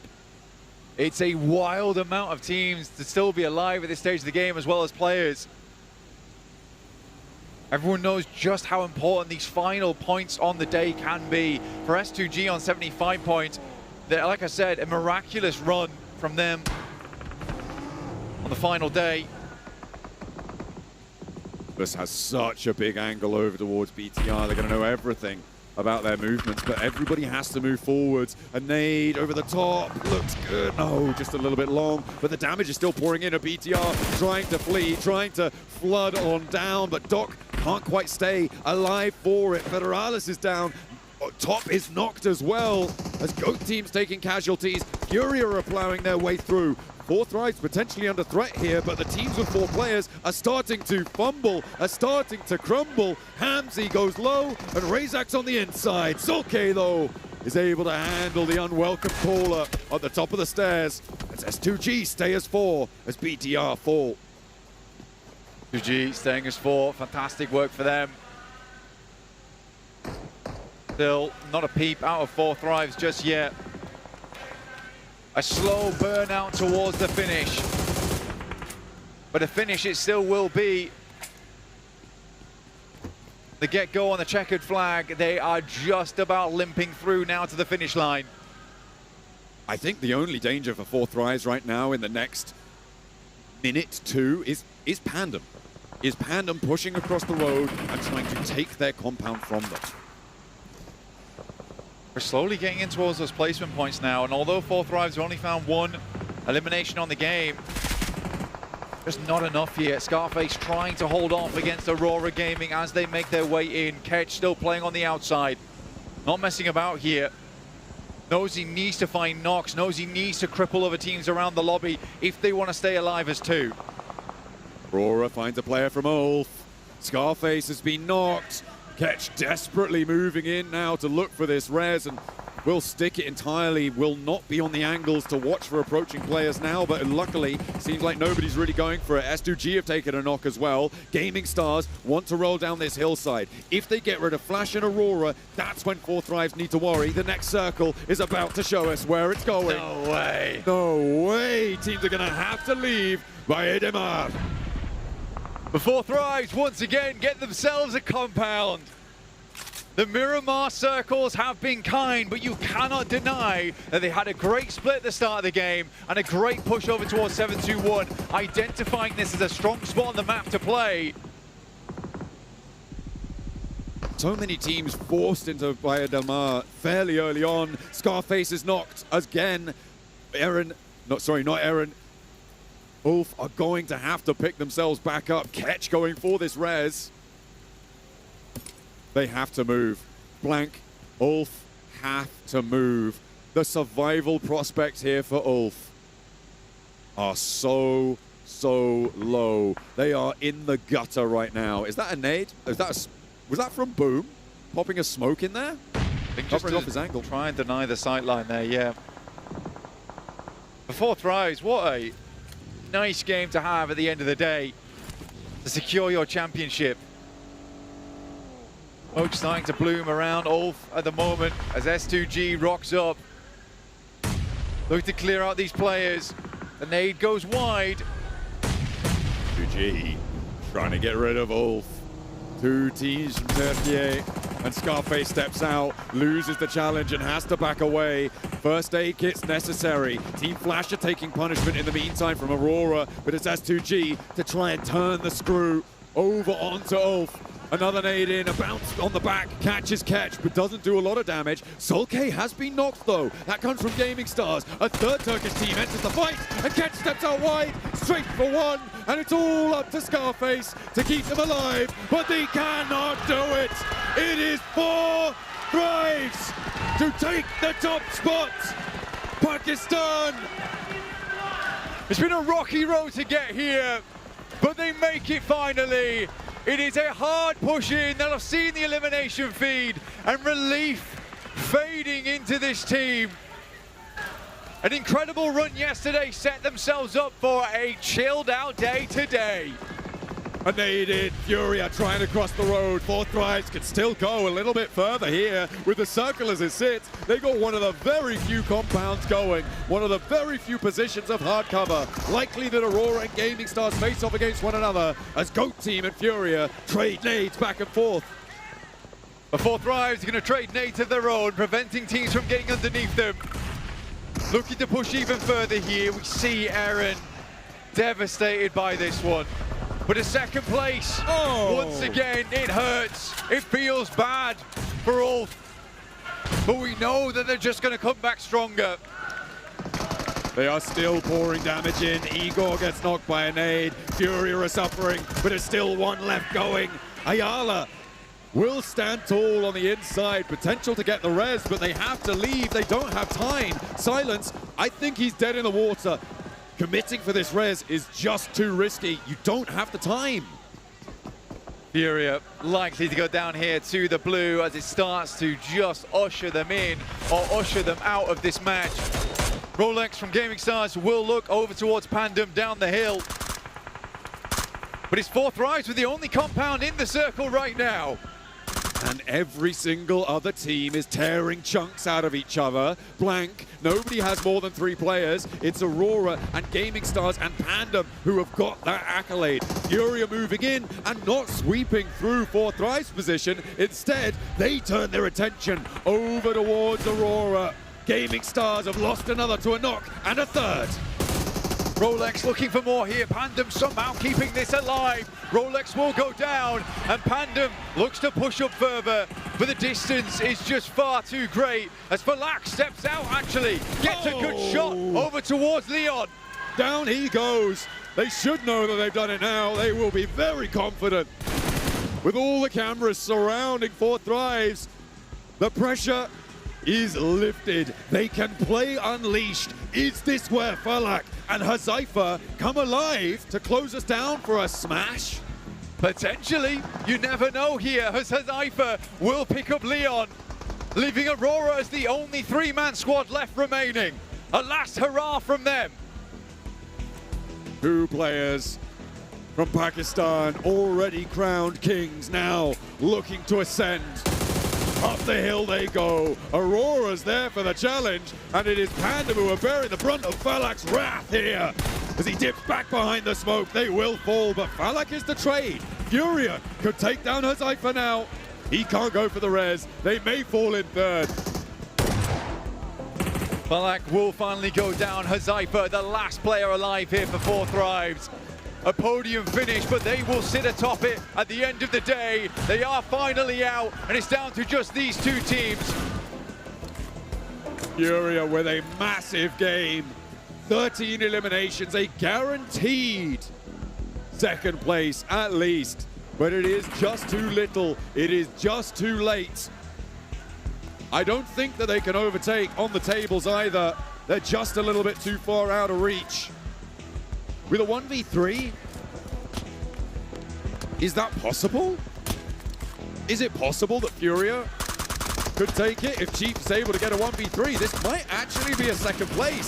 Stolen away from Ulf, but it's not going to happen. Aurora finally find a chicken, but it is not about them. Fourth Thrives take the top spot. The champions of this tournament. Hazaifa, the pile driver, IQ, the team's glue, Falak on the attack, and T24 shuts the door here at PMGO 2026 Season 1. What a finish! Fourth Thrives able to hold out right until the last.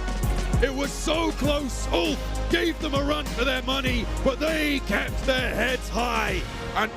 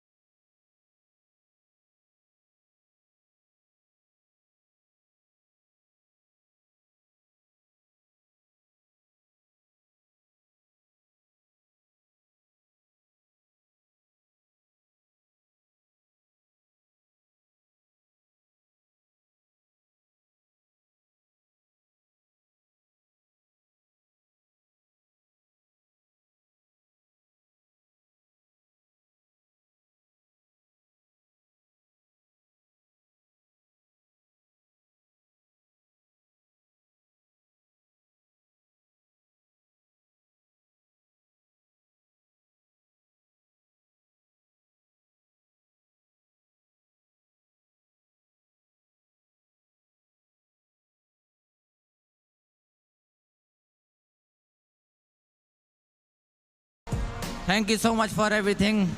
And Alhamdulillah, guys, we are finally champions. Juara PMGO. Alhamdulillah, Alhamdulillah. This trophy is for Pakistan and for all the fans who has been supporting us since long time. Thank you so much, guys. Zaifa, you want to say something? Alhamdulillah. So anyway, this victory earns you the title of the strongest team in the world right now. Do you feel confident that you guys can say you are the best team in the world now? Pakistan!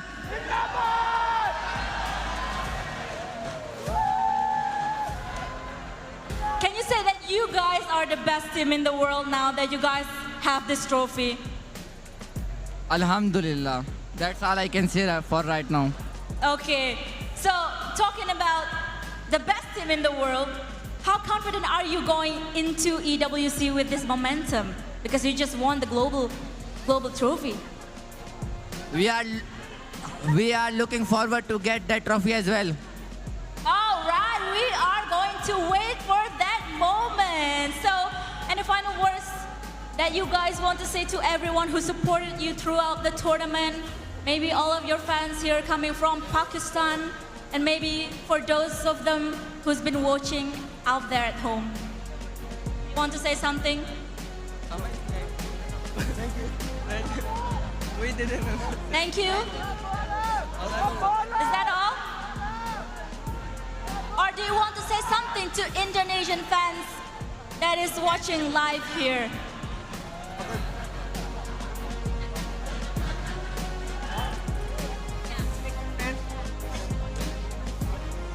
For Indonesian fans, I would like to thank them all who came here, supported us, despite us being their rivals.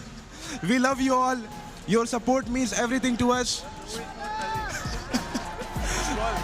We love you guys. Indonesia has been crazy for us. And crazy country, man, crazy country. You feel the energy also, right? The energy here. You feel it? You feel the energy here? Sorry? I feel the energy everywhere where I go. Ah, okay. And do you want to greet or say something to all of your fans there? I believe that's from Pakistan, right? I would like to thank our fans who came all the way from Pakistan here and supported us at this stage. We love you guys, and the fans sitting in our homes, in their homes. We like to thank all of you for your love, support. Keep supporting us. Inshallah, we'll perform like this in EWC2. Inshallah, inshallah. Jadi teman-teman semuanya sekali lagi tepuk tangan untuk Fourth Rise. And now I will welcome Oliver Ye as Senior Director of PUBG Mobile Global Esports to come on stage to present the awards for our champions, Fourth Tribes Esports. So please, Mr. Oliver Ye. And this is the check that you guys deserve.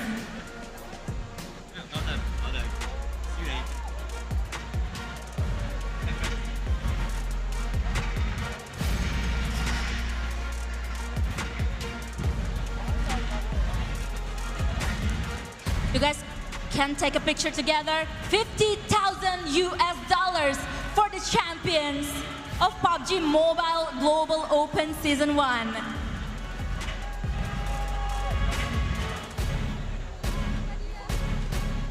Take a moment. Maybe different poses. All right, thank you so much. So Fourth Tribes, you may go down to from the stage. Oh, wait, sorry. This is the extra gift for you guys. And Oliver Ye will present the awards for you. You can flex it out, show it to the camera, and pose. And this is GT50 Pro with real liquid cooling system. Maybe you can pose. Flex it out. This is the awards that you guys deserve.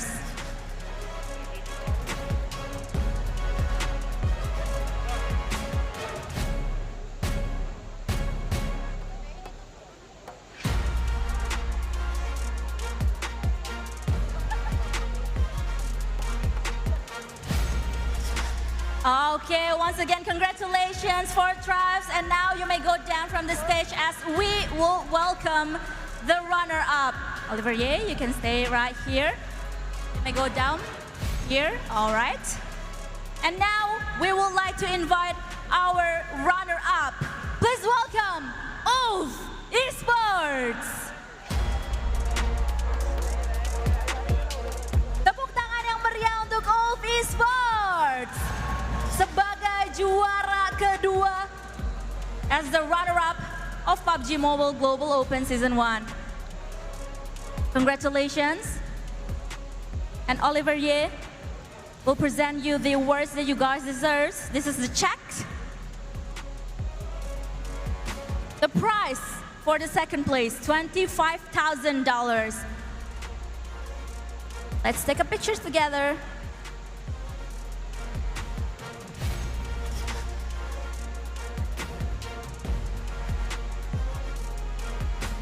And this is your moment. Okay, Ulf, thank you so much. You may go down from the stage as we would like to invite the second runner-up. Please welcome Furia Esports. Tepuk tangan yang meriah untuk Furia Esports sebagai juara ketiga as the second runner-up of PUBG Mobile Global Open Season 1. And once again, Oliver Ye would like to present you the awards that you guys deserve. The prize of being the second runner-up of PMGO, $20,000.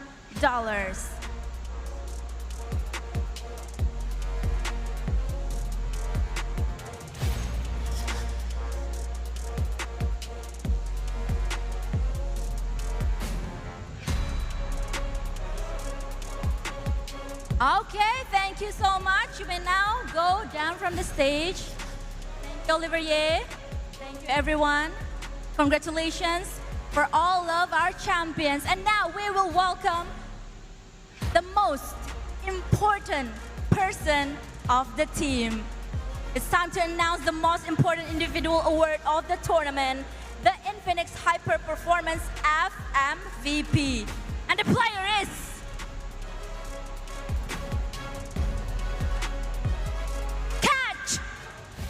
Bravo!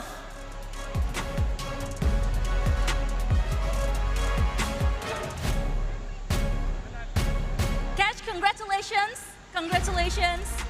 So Catch, we have gonna talk a little bit here about you being the final MVP. Oh yeah, of course. Welcome. So talking about the final MVP, talking about the entire tournament here. So being the MVP of this event, what message would you like to share with your fans who look up to you and want to reach your level? Bu şampiyonun en iyi oyuncusu olarak ne söylemek istiyorsunuz?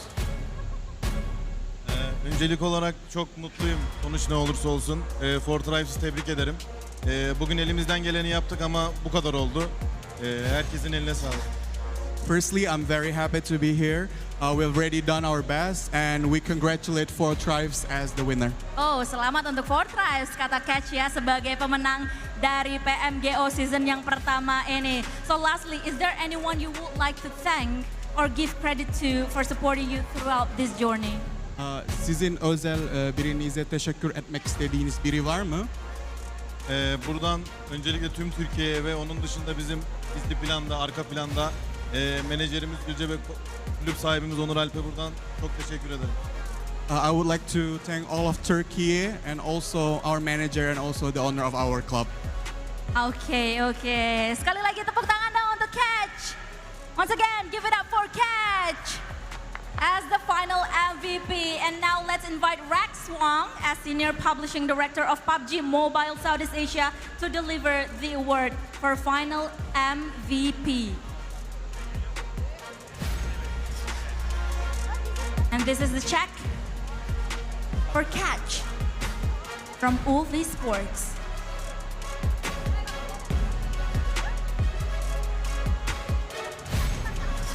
This is also the awards for being FMVP. We have special awards for you.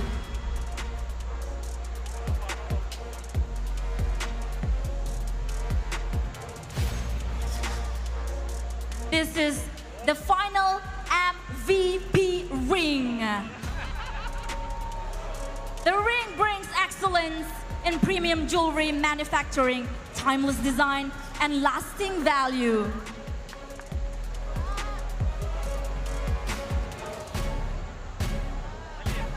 And also the cool glasses here. The AI glasses, I believe. Yeah, you can flex it out. What a cool guy.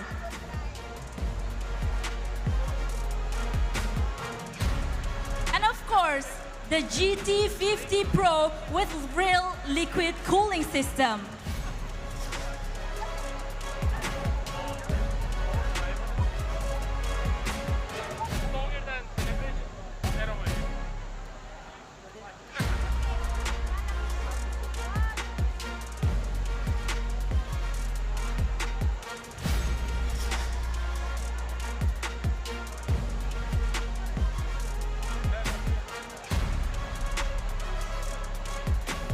All right, thank you so much. Congratulations. I may now want you to stay here, Catch, as I invite all of the champions back again. Now I would like to invite all of the champions back on stage with me here again. 4 Tribes, Furia, and Ulf. And I would like to ask everyone, every player to stand up.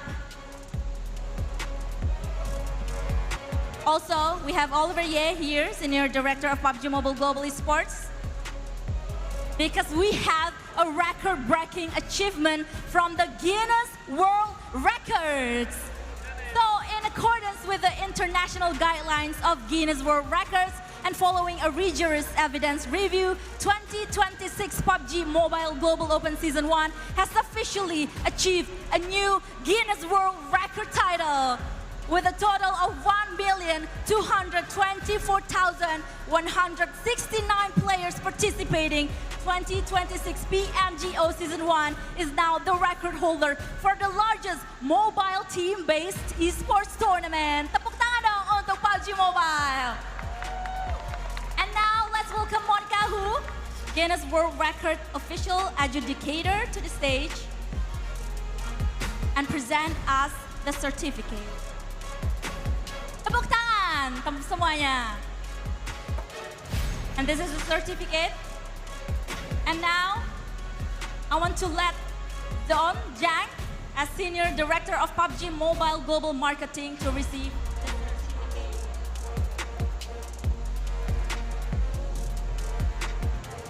This is the certificate of Guinness World Records as the largest mobile team-based esports tournament.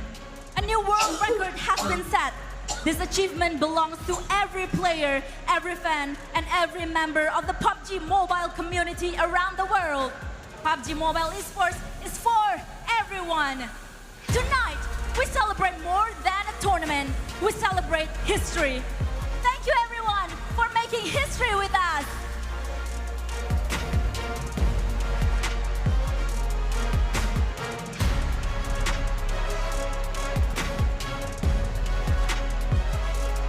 So it is coming to an end, but we still have an important announcement for all of you guys. As the PMGO Season 2 in-game qualifiers officially kick off on June 15. So register and participate through the in-game tournament entrance for your final opportunity to qualify for the PUBG Mobile Global Open and earn valuable PMGC points. Stay tuned to the in-game and our officially social media channels for the latest updates and announcements. And with that, our show has officially to come to an end. Thank you to everyone who made this possible, and thank you to all the fans for watching and supporting. Terima kasih kepada kalian semuanya yang sudah datang live di Tenis Indoor Stadium Senayan. Tepuk tangan untuk kita semuanya. And now I'm Donna Fiska. I'm signing off from the main stage and see you guys again soon. Bye-bye.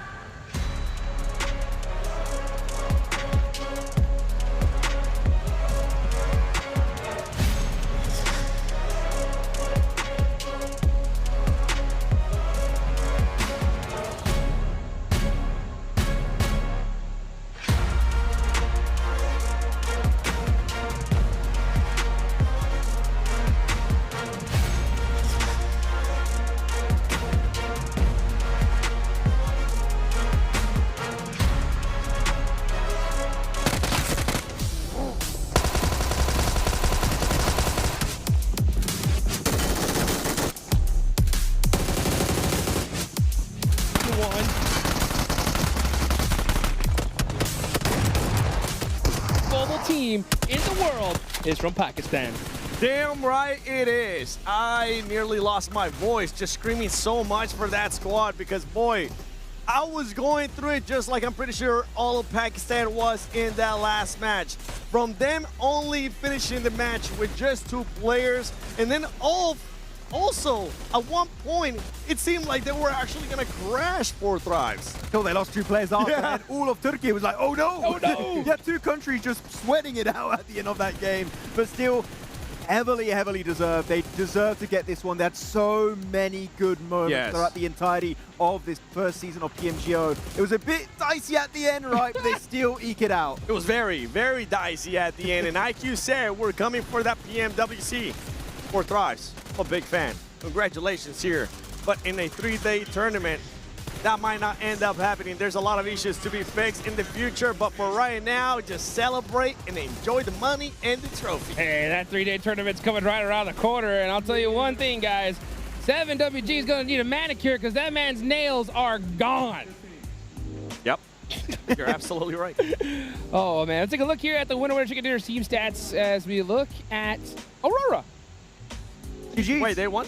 Yeah, they were playing? I didn't even realize that they won the last game because they were just such a non-existent team in this finals. A big disappointment from this squad. They should take this as a scrim going into PMWC, really, because the way they were playing here, if they couldn't play their own game, they were just falling apart completely. They need to show that they are adaptable if they want to get themselves a global trophy. For me, this iteration of Aurora doesn't have what it takes to win PMWC. It really doesn't. It was surprising. Once people actually started taking the action to them, they couldn't adjust. As you just said, they couldn't adjust on the fly, and they couldn't really adjust even from day to day. That was the biggest surprise. Today in Rondo, I thought we were going to be seeing a different Aurora. That was not the case. We'll see what this squad can do in PMWC, because regardless, I mean, they're still considered one of the best teams in the world. They did win the region. Yeah, they definitely did. And as we take a look here at the overall rankings, it is official. Yeah, Furia, right there towards the end. They almost caught Ulf. In the Smash Zone, oh my god. One more game, imagine. That would have been crazy. If only we had 7 games. But no, not the case. But still, really big respect to Furia able to do so well. I think a lot of people coming into this event were looking at Alpha 7, taken out so early on. So it's good to see Brazil. The baton has been passed on to good old Furia. And can we also talk about S2G? Oh, yeah.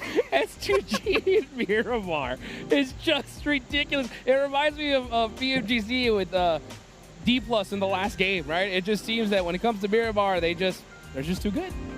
Yeah, this squad, I mean, Miramar is just everything for them, especially in this. They end up in 4th place again, just like in the groups. That's true. As you take a look down the leaderboards, an unfortunate showing here for Indonesia. We saw a lot of potential during the group stages, but come finals time, it just wasn't enough. I was so hopeful we were going to see Boom just continue that momentum after the really good kickoff from Rondo. I was like, yes, come on, into Erangel. And Erangel, they just completely snapped out of existence. It was not the expectation I had. And actually, if we're going to be critical on local teams, Bigatron.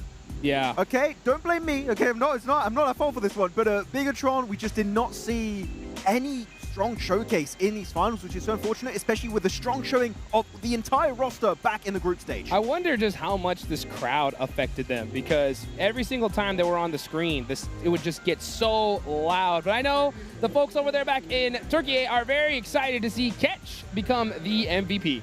I mean, if you were a Fireflux fan back in the day, right, 7, it feels so good to see him not just get a regional MVP award, but get himself a global MVP award. I feel like it was just a matter of time before we do see him take away that #1 position MVP player for the finals, and today is that day. And it's just a matter of time for this squad. We have seen their improvement, their consistency already too, from what we saw in 2025 PMGC to now what we're seeing in 2026 PMGO Season 1. Going into PMWC, they're looking like a very strong squad as they end up getting best IGL Catch as well. Oh no, he's Sook 2.0, isn't he? Oh no, they're going to have the 2nd place curse. I hate it. Look at that. Team in top 5 rate, 50%. So half the games, these guys were in the top 5. And it makes sense that he become MVP, especially winning that gold ring. And he's got a little yellow on his jersey. That just seems to match perfectly. Yeah, it's a match made in heaven, I guess. Oh, yeah. As we take a look here at the next graphic. Oh, individual awards. All right. Hey, Falak crushing it with the grenades. Not surprised. Yeah, he's known as one of the best fraggers, grenade fraggers in the world. Grenade eliminations looking good. Longest elimination from Win on side of Team Flash, and actually Moxie up there with the best average rescues.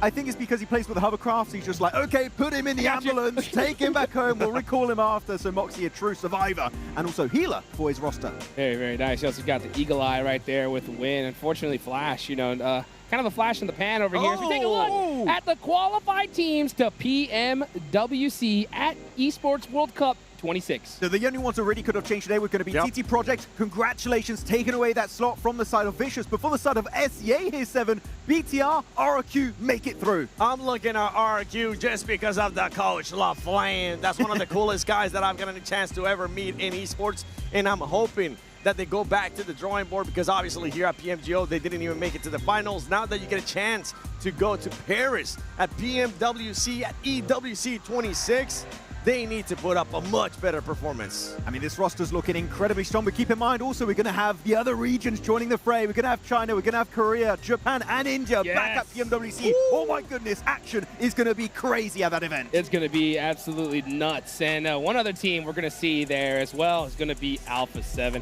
I can't wait to see just how much this team is going to go to the drawing board and come back after just this devastating loss. I was telling Max, if for some reason Alpha 7 would have actually made it into the finals, they would have had a great chance to win it because of how compact everything would have been. This is pretty much what they usually tend to thrive on, but guess what? They're not here. Not here. They didn't make it. So let's see how they're going to be able to adjust. Meanwhile, though, guess who's number 1? Hey! Guess who's number 1? It's Pakistan. Oh, hey, man. You just like Pakistan flag too. So I did He it on knew. purpose, You too. knew. He knew. On brand right there. Wow. I mean, it's been a long time coming. You know, the Pakistani audience, so loving, so hyped. I can just imagine what it's like over there back home. They must be going crazy. I mean, PMGO Season 2 is going to be in Pakistan. Yes! They're going to be the defending champions with the home crowd. It wasn't really a buff for Bigatron here, right? Yeah. But maybe it will be for 4th Rise. From what we've been told, the crowd, even though it was hyped here, Falak and the players have told us when we go to Pakistan, the crowd is going to be even crazier. Oh, man, I definitely lost my voice. If Alter Ego qualify now, that would be interesting. Yes, I want to see that. That'd make things so interesting. Plus, you know, 4th Rise get a little bit of time to practice them championship interviews as well. Yeah, but before we get into this, guys, we got to give one big thank you once again to the Infinix GT50 Pro with real liquid cooling. If you guys want to bet a game at the absolute peak of your performance with 120 FPS, that's the device to do. And we saw some players go home with one here at the end of the day, Max. Yeah, there were so many given to everyone, it feels like. You get a vote. The entirety of 4th Rise, and Ketch also getting one for himself. Something to keep in mind is that PMGO Season 2 in-game qualifiers officially kick off June 15, Jukes. Yes, as you can see right there, you got that QR code right there at the bottom. Scan it. Maybe we get another world record in just a short amount of time. Look, I'm going to sign up again. Can I have a team, please? I didn't find anyone for Season 1. I'm going to try again this time. I'd rather you don't sign up and you stick right here with me on the desk. Yeah, I would be. I would not qualify. Well, it's the thought that counts. Guys, it's been an absolute just fiesta over here in Jakarta, Indonesia. The people have been so welcoming. It's been incredible. Do you have any final thoughts before we wrap the show? You want to go first? I go first. No, it's been really exciting here, PMGO Season 1. Different regions every time. First one, it was going to be for Japan. Then you had the side of Regnum Kara taken away for Turkey. Now another region takes home the trophy of PMGO Season 1. PMGO Season 2 is not that far away, realistically, just after PMWC. So I cannot wait to see what the rest of 2026 has to offer. This just set the tone for everything that's coming our way. Usually PUBG Mobile Esports start off slow, and then it picks up. And then it's just on full-on blast towards the end. PMWC is going to be super exciting. As you mentioned, we're going to have other regions, and I can't wait to see if Pakistan can represent over there as well, and maybe get back-to-back global championships. Hey, mark your calendars. That's going to be happening August 6th to the 16th. For myself, Hot Jukes here with Max Man, the 7WG, Blank John Allen, all the talent, everybody that put this together. One big thank you, and thank you guys for watching. That is it. Jakarta, Indonesia, done. Congrats to 4th Rise, and y'all have a wonderful night.